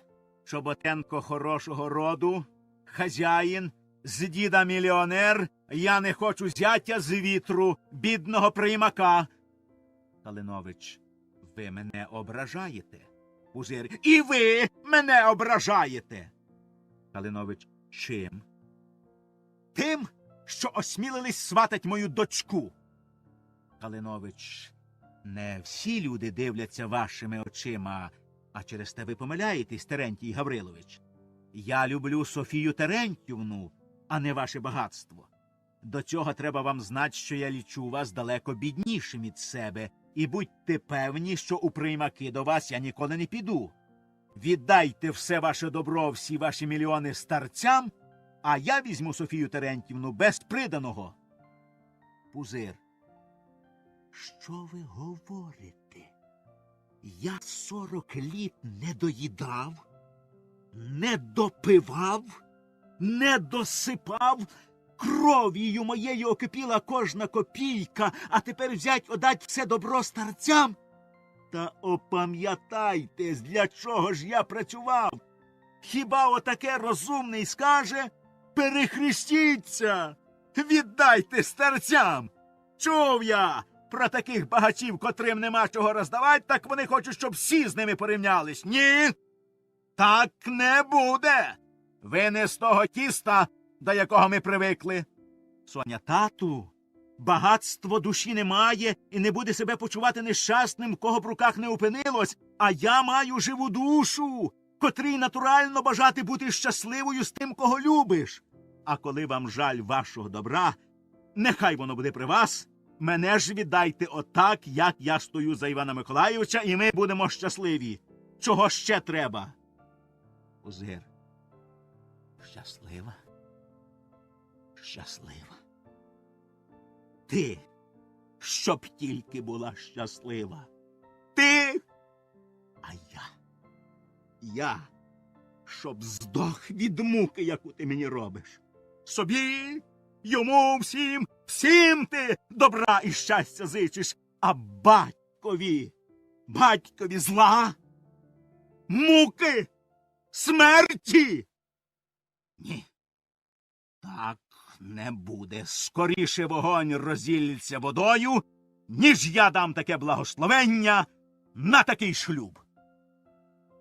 Вийшов. Золотницький. Дика, страшенна сила. Нічого з ним не зробиш без боротьби. Калинович, краще було б не зачіпати цього питання сьогодні на іменини. Соня, я цього не ждала і Тепер стою німа, не знаю, що сказати. Калинович до Золотницького. Порадьте. Золотницький. Тут сам Соломон розвів би руками. Феноген! А ви йдіть, я попробую з ним по-своєму, сам побалакать. Входить Феноген.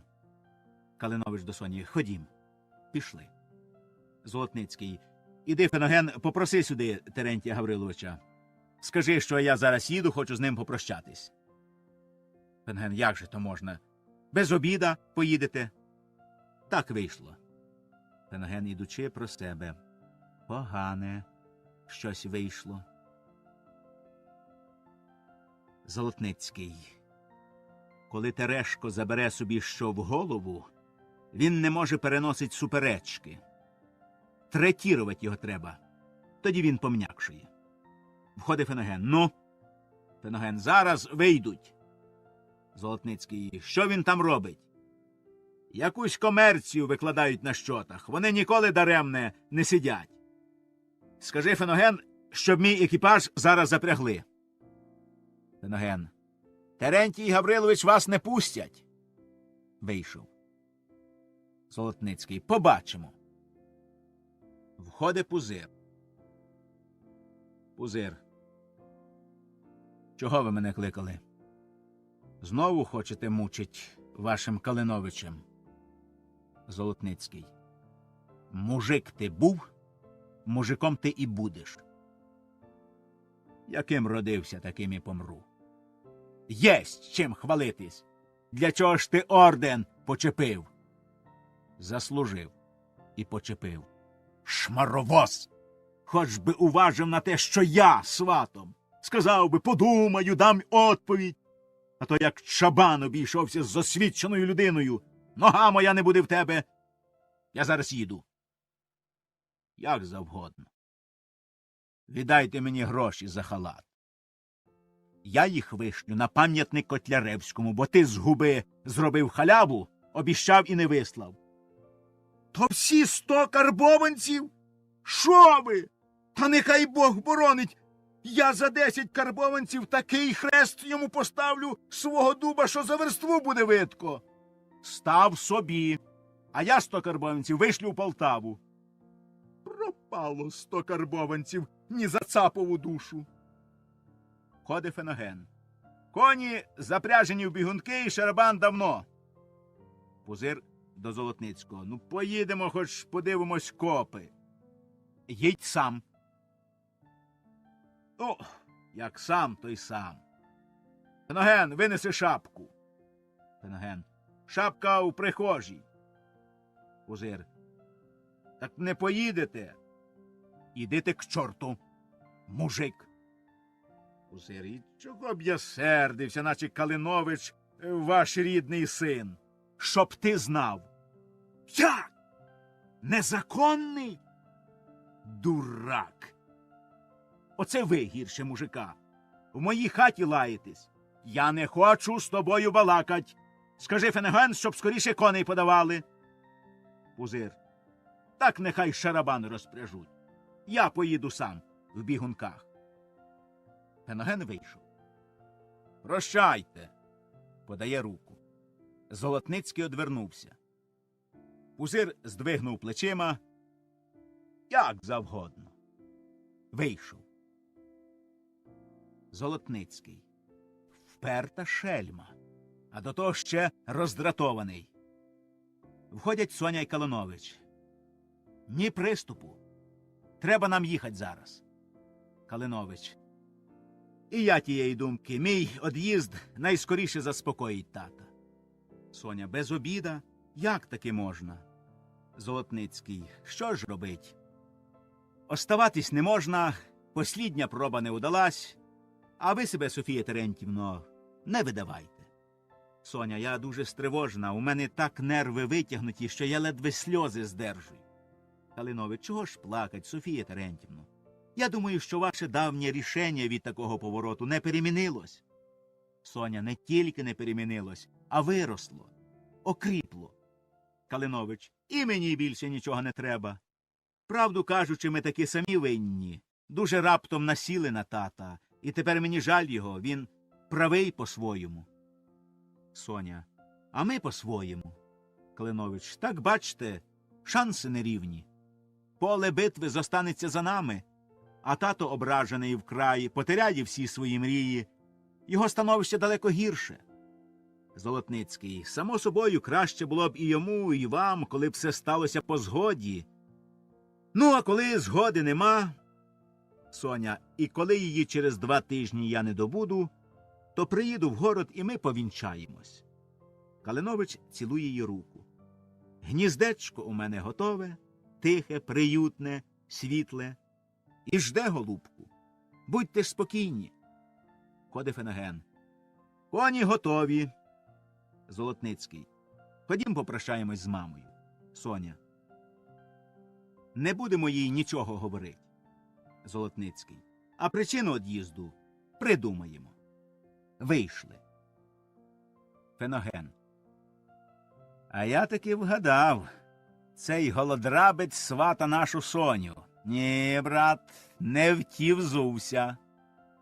Входить Маюфес. Здоровенькі були? А, Григорій Мойсейович. Чоломкаються. Маюфес. Що це у вас з іменин так рано гості роз'їжджаються? Чи не дізналися про діло? Феноген. Яке діло? Маюфес. Я ж вам писав, що Петро Тимофеєвич в острозі. А тепер слідователь по важним ділам посадив в острог таких хазяїнів, як Зенделевич і Петренко. Феноген. Ой, і Петренка посадив?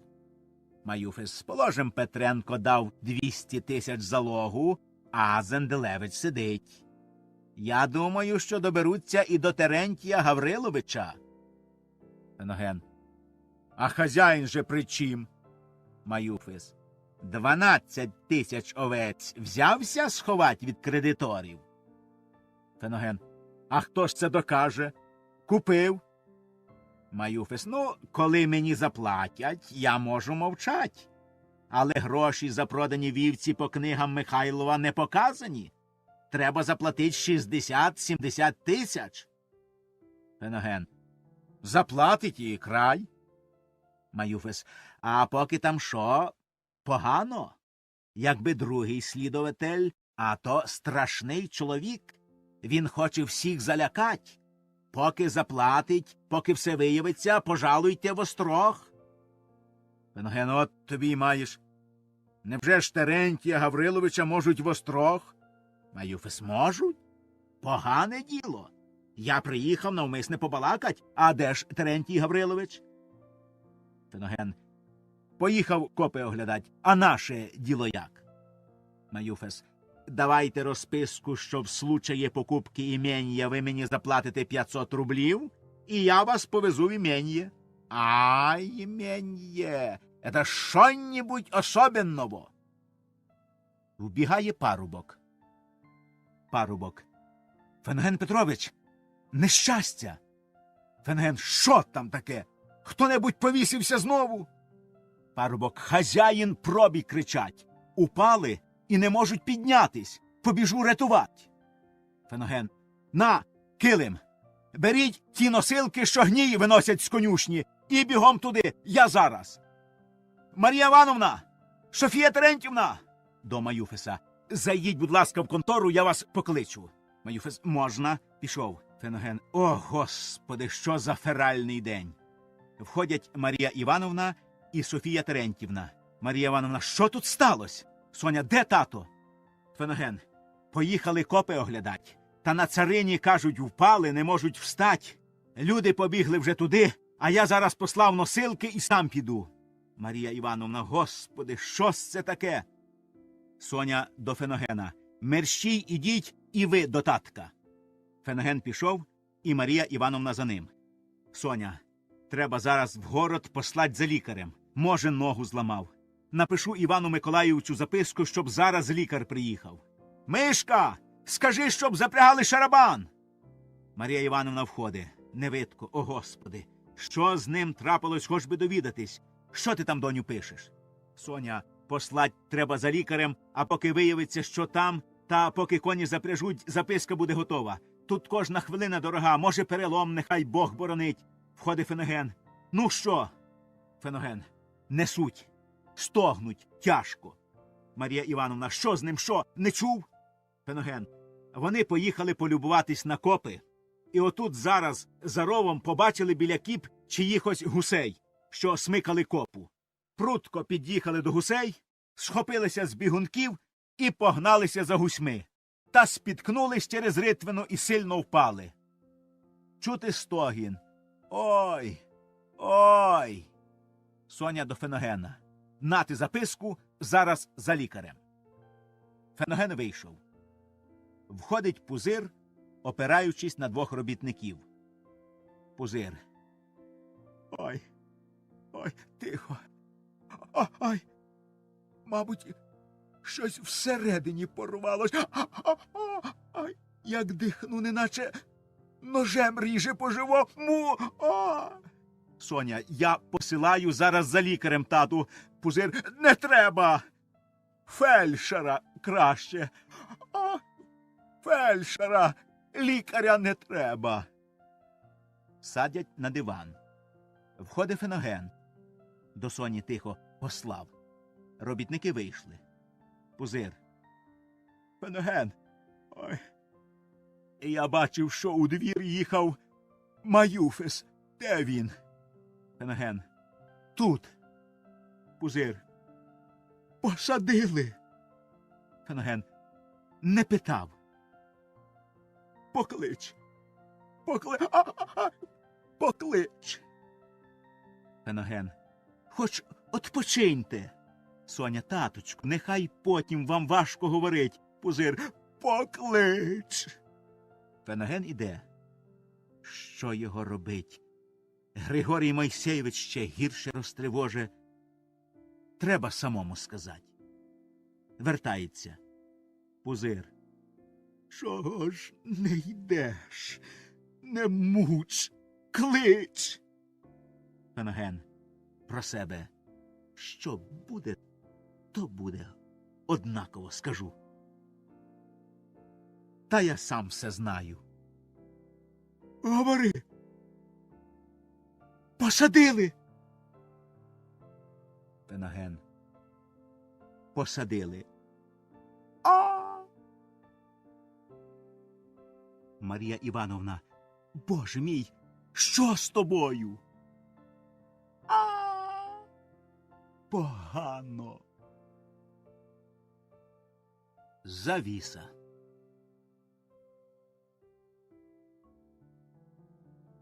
Дія четверта. Кімната та ж. Соня, Феноген, Марія Івановна і Пузир. Соня, odчинивши обидві половини дверей, стоїть на порозі. Після паузи. Помалу, помалу. Марія Івановна і Феноген ведуть Пузиря під руки і садовлять у крісло, обложивши подушками. Соня, таточку, голубчику, краще б ви лежали. Лікар говорив, що вам потрібен спокій, що вас ніщо ані крапельки не тривожило. Пузир. Хазяйство, дочко, не можна лежать. Соня, здоров'я дорожче хазяйства. Пузир. Мені легше. Соня, то й добре.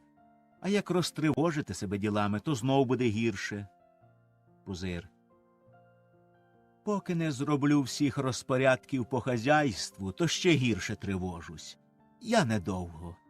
Побалакаю об важнім ділі і ляжу. Доню, напиши Петру Петровичу, щоб приїхав. Він сердиться на мене, а ти напиши при смерті. Хоче помиритись. Соня. Я вже тату написала. Пузир. Хіба ти думаєш, що я справді помру? Марія Івановна. Господь з тобою, ніхто не думає, що ж з нами, сиротами, станеться, а з хазяйством. Краще нехай я помру. Пузир. Годі, стара, я так спитав. Я й сам знаю, що не вмру. Рано ще, рано. хазяйство не пускає. Соня, я, тату, і сама нічого такого не думала, просто догадалась, що вам хотілося би бачитись з Петром Петровичем, і написала. Пузир, іди сюди. Соня підходить, Пузир гладить її по голові. Розумна головка. Я не вмру, не бійтесь. Чого я буду вмирать? Завтра або післязавтра поїду з Феногеном вівці купувати. Феноген, поклич Маюфеса. Феноген вийшов. Капосна хвороба причалила мене до ліжка, а тепер кормів нема. Можна купить по 75 копійок вівцю. О! Марія Івановна, Бог з ним, старий, з тими вівцями. Пузир, що ти тямиш? Феноген купив 3000 по карбованцю, а курця досі нема. Вони переплачують. Я б купив по 75 копійок. Марія Івановна, Бог дасть, поправишся, тоді й сам поїдеш та й купиш скільки хочеш. Пузир, пропустимо гарячий час, і чобіт все скупить. А коли ти діждешся, щоб вівця була 75 копійок? При такій ціні 2 карбованці чистої пользи на штуці. Марія Івановна, а може й на той рік буде недород. Соня, ох, як тяжко слухать таку розмову і мовчать. Пузир, о! Соня, лягли б ви краще, тату. Входить Маюфес. Пузир, от, побалакаю, з чоловіком і ляжу. А ви йдіть. Марія Івановна, ходімо, дочко. Вийшли. Пузир до Маюфеса. Ну що? Кажи коротко, я не здужаю, довго не можу сидіти. Маюфес. Ваше заявлення слідователь уже одібрав з почти. Писар його мені казав, що поки на слідстві не буде доказано, що вівці тільки на випас, заявлення не поможе. Пузир. Ох, ак страшенно заболіло в спині, мов огнем пече. Ну? Маюфес. Всі кажуть, що треба адвоката, а без адвоката швах. Ох, а скільки адвокат візьме? Я ходив до найкращого, діло він знає, ну скільки ж? 10 тисяч. Що? 10 тисяч? Не дам. Щоб потім не каялись. Не дам. Ваше діло? Пузир. Нехай 300. Маюфес. Це йому на один сніданок. Ну, 500. Маюфес здвигує плечима. 1000. Маюфес, скривившись, чухає голову. Більше не дам. Ваше діло. А тільки менше 10 тисяч не візьме. Та бійся ж ти Бога! Тепер за ті гроші можна купити 10 тисяч овець. Це правда. А тільки вівця тут не поможе, треба адвоката. Господи Боже мій, 10 тисяч! Це грабіж! Завіщо ж? Завіщо? Таке діло. Яке діло? Ти покажеш, що я нічого не знав і прийняв овець тільки на випас. Покажеш? Покажу. От і все діло. А скільки ви мені дасте за таке показання? Тобі 100 карбованців дам. А, то краще мені сказати, що я нічого не знаю. Навіщо мені клопіт? Будуть тягати на допроси, на слідстві, на переслідстві, а чоловік зайнятий ділами. Одна потеря. 200 дам. Ні, Терентій Гаврилович, не таке діло. 300. Як я візьму за таке діло 300 карбованців, ви самі скажете, що я дурень. Ну, 500. Як не дасте 1000, то я не свідок. Дам. 1000. То давайте зараз. Ти ще ж не показував. Бо ще не питали, а спитають, покажу у вашу пользу. Так тоді й дам. Як не дасте зараз, я не свідок. Хіба ти мені не віриш? Таке діло. Ідол же ти, проклятий Феноген, вижени його в шию! Маюфе, зачем же в шию? Я і так піду. В шию! Ай! В шию! В шию! Хапається за поперек, наче щось порвалось всередині. Маюфес одходить до дверей. Феноген Петрович, ви чоловік розсудочний, не зділаєте скандала. Зникає за двері. Пузир. Ах, ти ідол проклятий. Маюфес вигляда у двері. Я навпротив покажу теперечки, що ви вівці ховали і помагали злосному банкротству. Феноген кидається до дверей. Та йдіть ви к бісовому батькові. Маюфес зникає. Пузир. Ах ти ж гадина! Ах ти ж грабитель! Ріже живого чоловіка і в рану пальцями тикає. Феноген, заспокойтесь. Я вам пораю таких свідків, що під присягою скажуть все, що вам завгодно, і що бачили, і чого не бачили, і що знають, і чого не знають, а ви їм дасте тільки по 200 карбованців. Дам. Зараз дам, з радістю дам. Кажи, хто вони? Я і Ліхтаренко. Вірний слуга, спасибі тобі. Кращих свідків і не треба. Ти і дурно покажеш, щоб врятувати свого хазяїна від сорому. Я тебе знаю. Феноген. Покажу. Єй покажу. Дурно покажу. А ви свого вірного слугу подаруєте. Дасте на дорогу до слідователя 200 карбованців. Дам. Посилай за Ліхтаренком. І сам з ним побалакай, бо я не можу. Феноген у двері. Петрушка! Звели, щоб Харитон зараз їхав в Мануйлівську економію і покликав сюди Ліхтаренка. Пузир. Каторжний жид. Жили вимотав. Де ж? 1000 карбованців. А? Люди вдвох за 400 карбованців хрест поцілують, а він один хотів зцупить 1000. Дай води. Феноген подає. Пузир п'є. Входять Марія Івановна і лікар. Лікар. Що ж це ви робите? Знову встали. Пузир. Я вже зібрався йти полежать. Марія Івановна і Феноген беруть його під руки. Лікар. Не смійте вставать.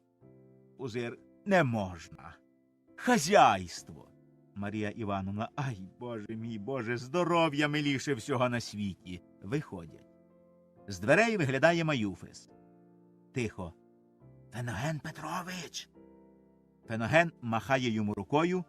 Коли Пузиря вивели, Маюфес входить. Маюфес сам. Ах ти ж хам! Ні сорому, ні совісті немає. За таке діло 500 карбованців дає.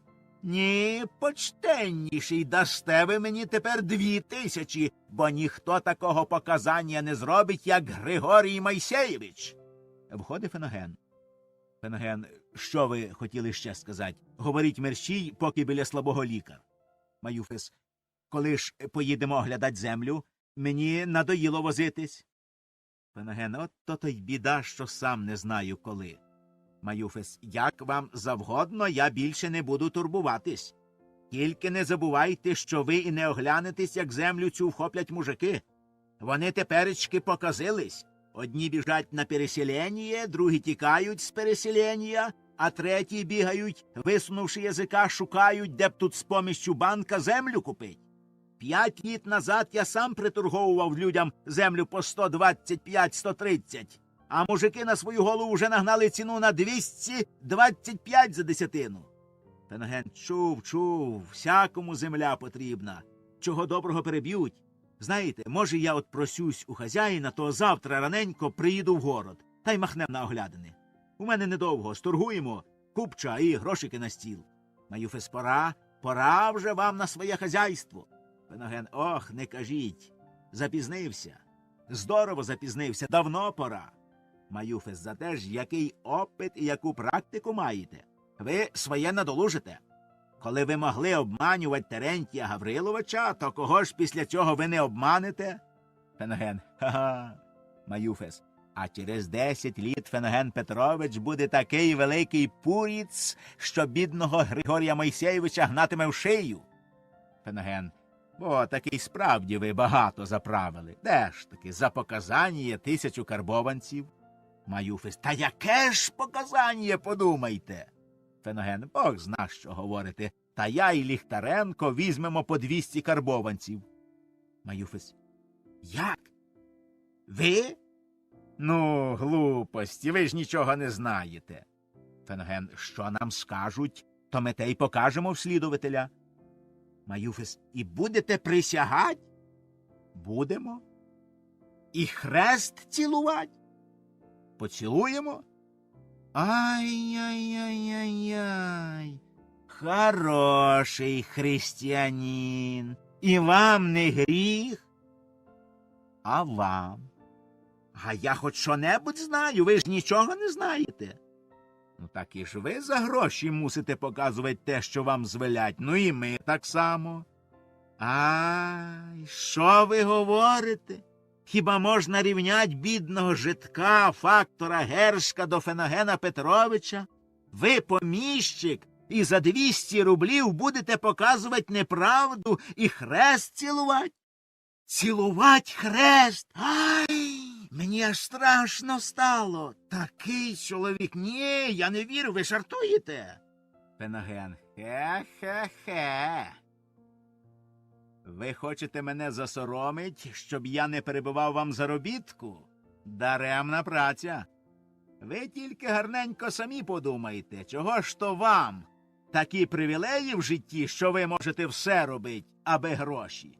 А я то вже і не можу. Та коли б я не так думав і не так робив, як думаю і роблю, то не мав би де під старість голову прихилить.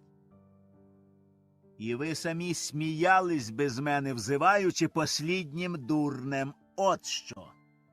А тим часом прощайте. Піду до хворого. Іде й обернувшись. Завтра ждіть мене. Вийшов. Маюфес. Ай-яй-яй, нещасний я чоловік. З рота вирвали такий зарібок. І як його теперечки жить на світі? Ой, весь мір, весь мір. Вийшов.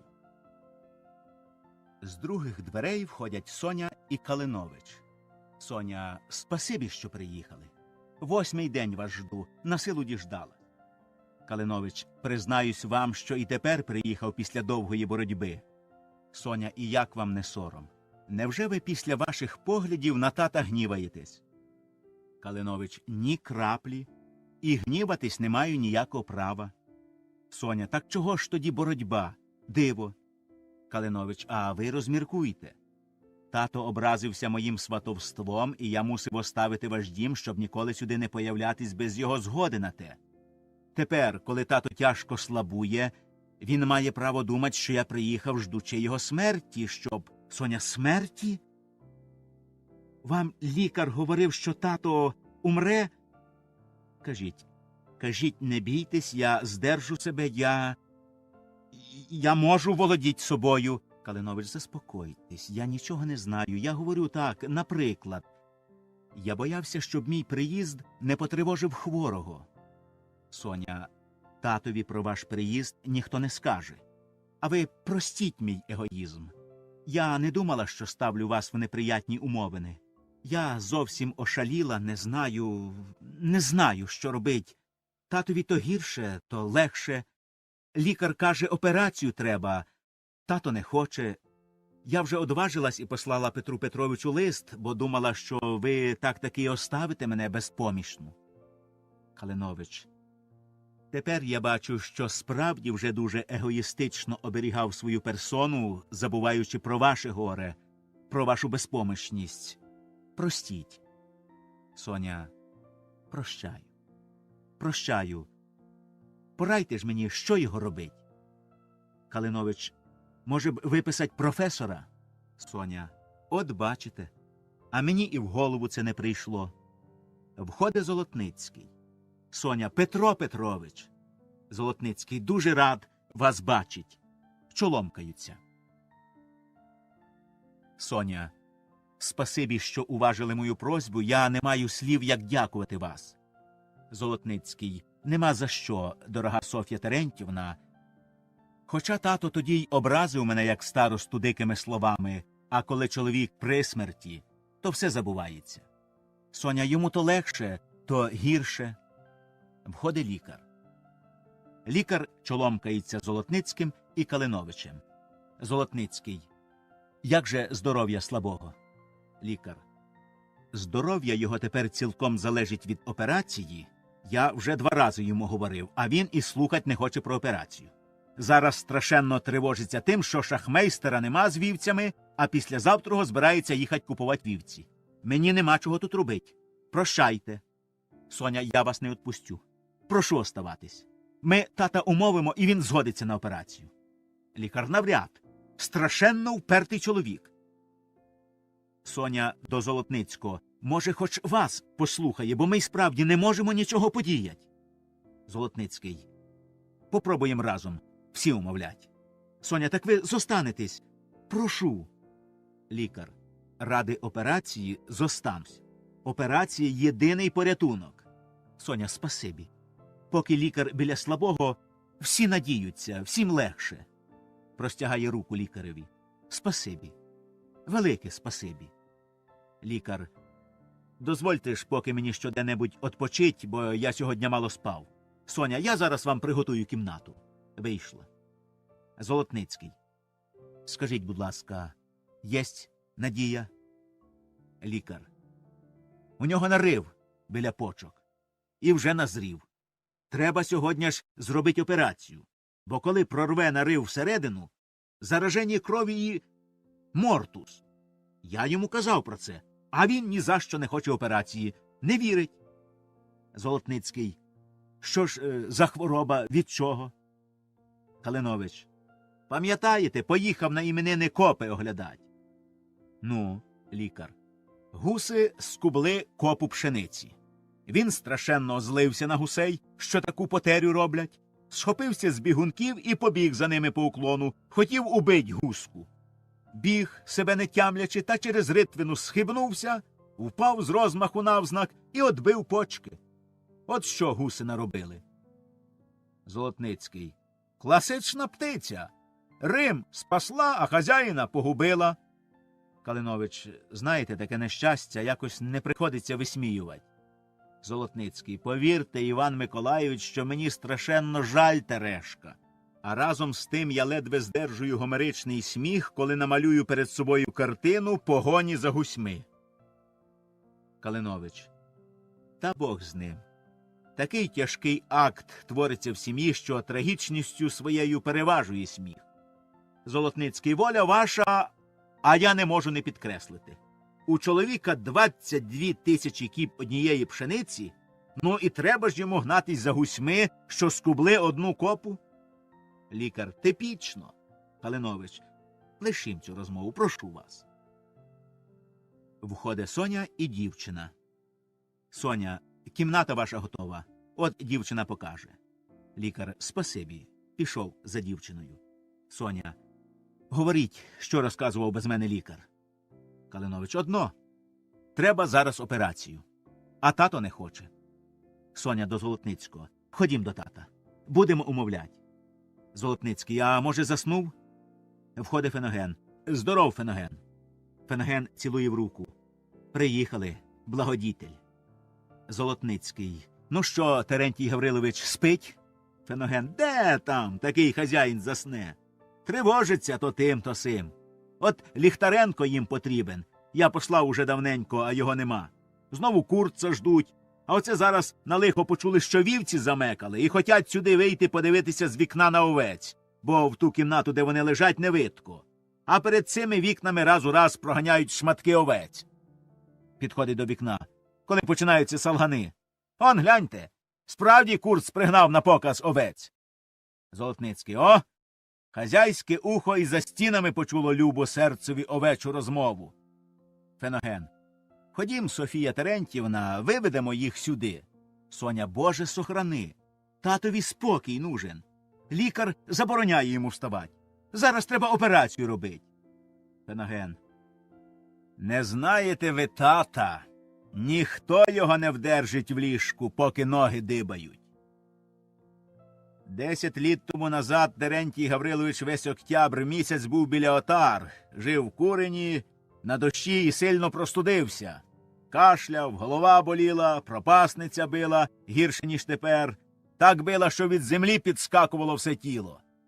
А ми таки поїхали на ярмарок гурт скуповувати. І 1000 биків. Купили. Та хіба це раз було? Не знаєте ви тата. Таких хазяїнів мало світ родить. Соня до Золотницького. Ходім до тата. Ні, ви йдіть, а я покличу лікаря, та разом не пустимо і умовимо згодитись на операцію. Золотницький. Добре. Я уговорю його. Пішов в одні двері, а Соня в другі. Феноген сам. Вони умовлять. Вони не пустять. Діти. Щоб Терентій Гаврилович не побачив новий товар. Та він рачки сюди прилізе, та скоріше він умре. Де ж таки? Жде тих овець, як свята, зна, що вони тут, і він їх послухає, буде лежать. Ніколи в світі. Входить Соня і лікар. Лікар. Я, їй-богу, не знаю, що робить з таким чоловіком, як ваш тато. Не пускать його, коли він так уперто хоче вийти, це для його натури однаково, що навмисне дратувать, тривожить, і він цим самим ще гірше себе розіб'є, ніж тим, що вийде. Феноген. Свята правда. Їх вдержать не можна. Я 35 літ з ним не розрізнявся, знаю їх більше, ніж себе. Лікар, от бачите. Соня, а господи, невже ж вівці йому миліші, ніж життя? Лікар. Хазяйство або смерть. Такий девіз. Соня, там Петро Петрович, тато його послуха. Ходім, попробуємо умовить. Лікар. Попробуємо. Вийшли. Феноген сам. Розумні слова. Або хазяйство, або смерть. Велика правда. Земля, скот, вівці, хліб, комерція, бариші. Оце життя.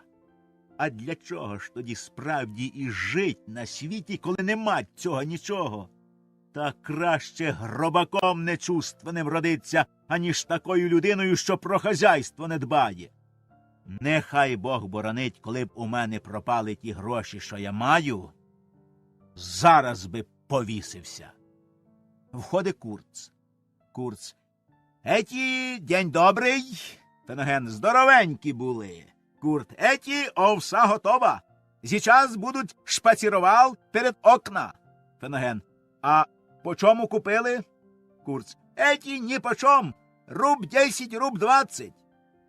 Феноген набік. Виходить, Карло цапнув більше за мене, а я його лишив дурнем. Входить Золотницький і лікар. Золотницький. А? Смерть за плечима, а він плаче, що його не пускають подивитись на овець. Лікар.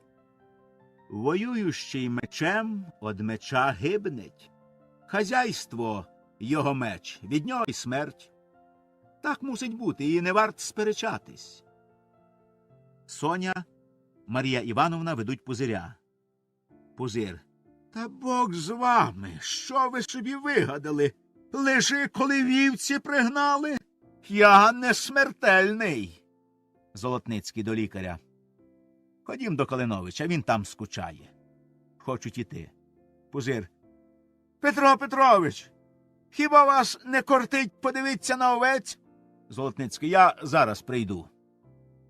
Виходять з лікарем. Пузир. Здорові були, Карло Карлович?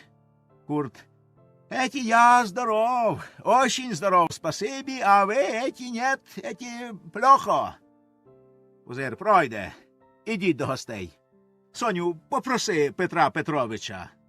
Соня і Марія Івановна вийшли. Багато купили? Курц. Еті 800. 800? Тільки? А чого ж так мало? Курц, я эти не может покупал. Ярмарка эти, да, и село эти нет. Дома эти мужик продал руб 10 овса, а эти берет овса. Мужик берет руб 10, плачет. Жена плачет, дети плачет. Пузир, як? По рублю 10.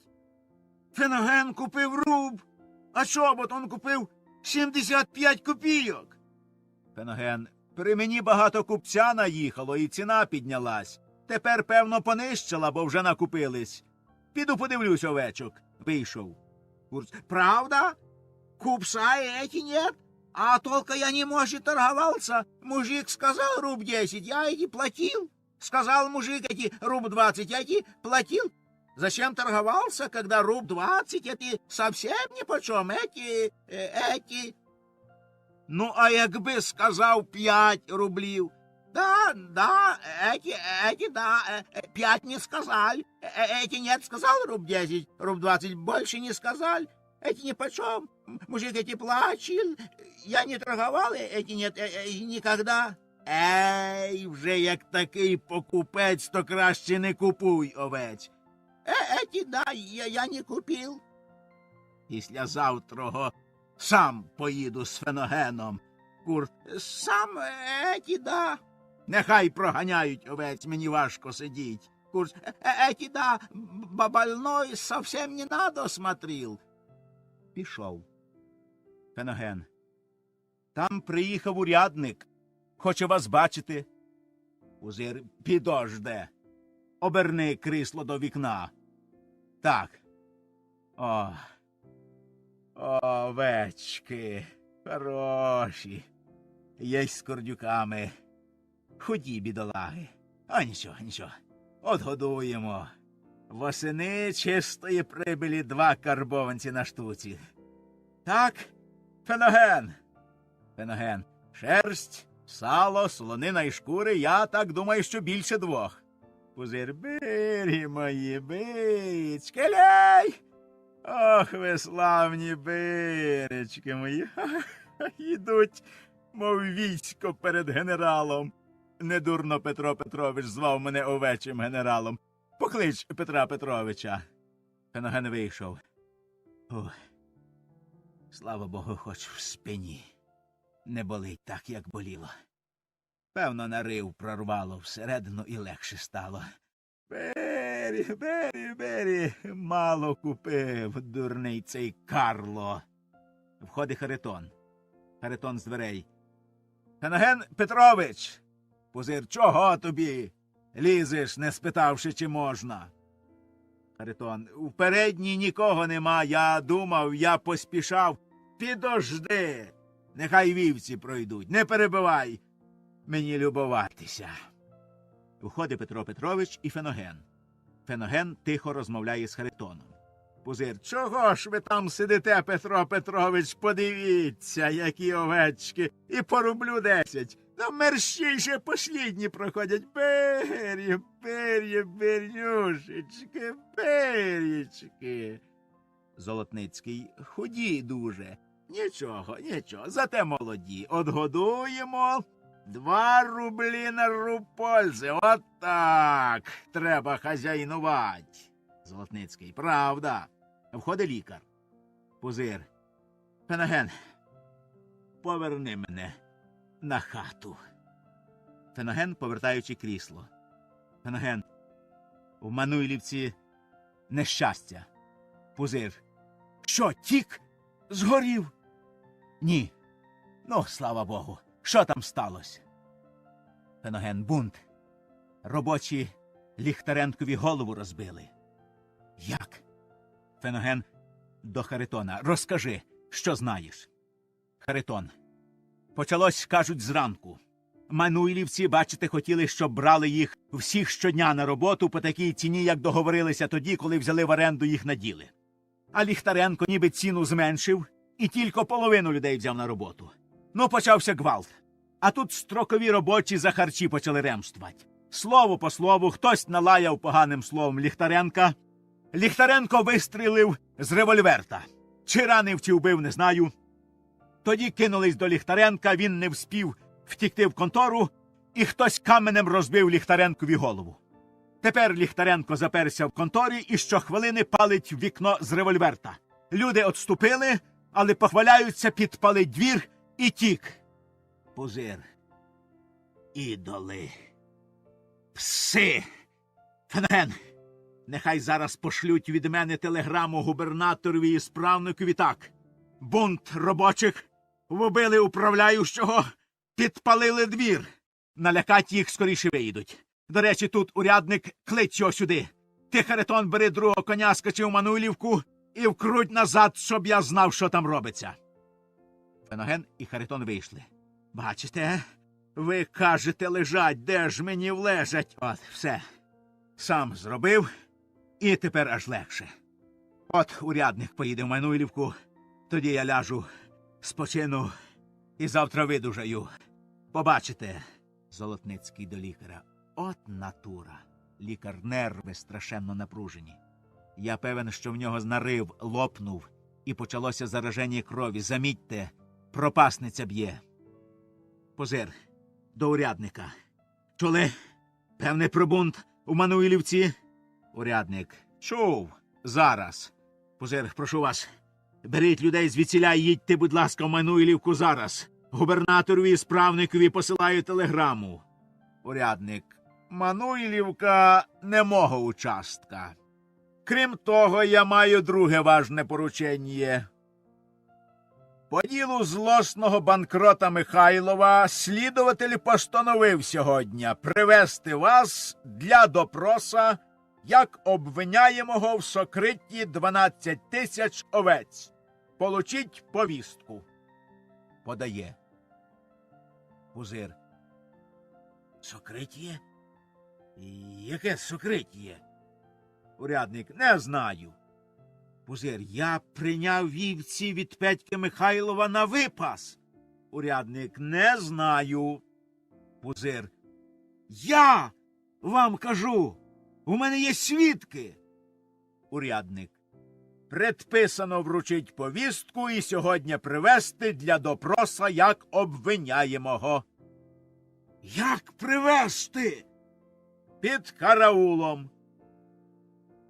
Під караулом? Що ж це? Світ перевертається. Послідні часи наступили, а? На випас дав 12 тисяч овець, а слідувателеві показав, що я переховую його вівці. Ах ти ж ідол! Ах ти ж прахвост! Золотницький, та у тебе ж свідки, певно, єсть. А як же? Ах ти ж ідол! Феноген! Ти ж свідок! Феноген своїми вухами чув, своїми очима бачив і знаю. Я присягну, що на випас. Чуєте? Чуєте? Он які люди понаставали. Прахвости із прахвостів, анафеми із анафем. Обмане, обікраде, заріже, ограбить, чортові душу продасть, аби гроші. Ні сорому, ні честі. Чи чувано, коли про такі діла?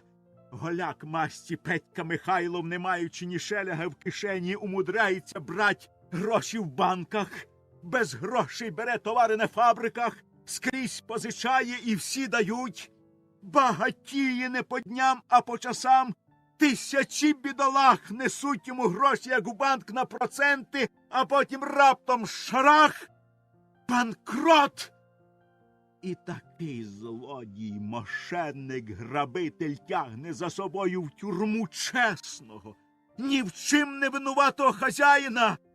Ідольське, прокляте діло! Золотницький, на тобі лиця нема. Іди приляж, ми діло обміркуємо. Петро Петрович, рятуйте. Рятуйте мою честь. Честь. Честь мою топчуть в болоті. Я 200-300 тисяч дам залогу. Золотницький, все зроблю, заспокойся. Брат Калиновича прокурор, він поможе. Справедливо полегшить твоє становище. Так! Ох! Скажіть, нехай рятує. Я надіюся, певен. Золотницький, зараз візьму Феногена, і я їду до слідовителя. Що можна, все зроблю. Пузир, просіть від мене Калиновича, нехай вибачить. І я дам благословення на шлюб з дочкою. Тяжко переводить дух. Пропасниця його б'є. Він витирає піт і говорить про себе. Обіщать можна все, аби вирятував. Обіцянка, цяцянка. До всіх. А ти будь проклят! Вельзевулів ти син Петька, ти анафемович, бодай твоє тіло так розпалось, як твоє крадене багатство. Лікар, годі вже, ідіть приляжте, заспокойтесь. Пузир, піду. Опираючись на Феногена, підводиться. І ви, заспокойтесь, обійдеться без операції. Нарив прорвало. Одно погано пропасниця причепилась. Нічого, пройде.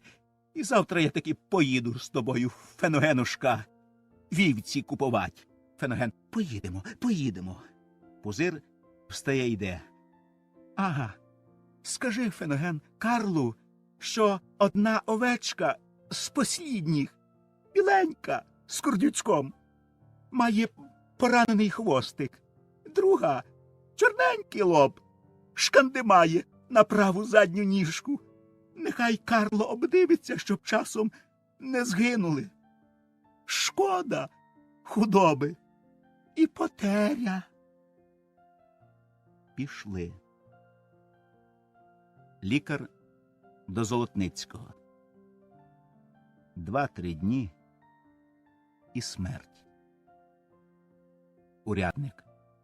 А що ж мені робить? Що я скажу слідувателеві? Золотницький. Скажіть слідувателеві, що Терентій Гаврилович одібрав повістку від смерті і скоро дасть показання перед Богом. Завіса.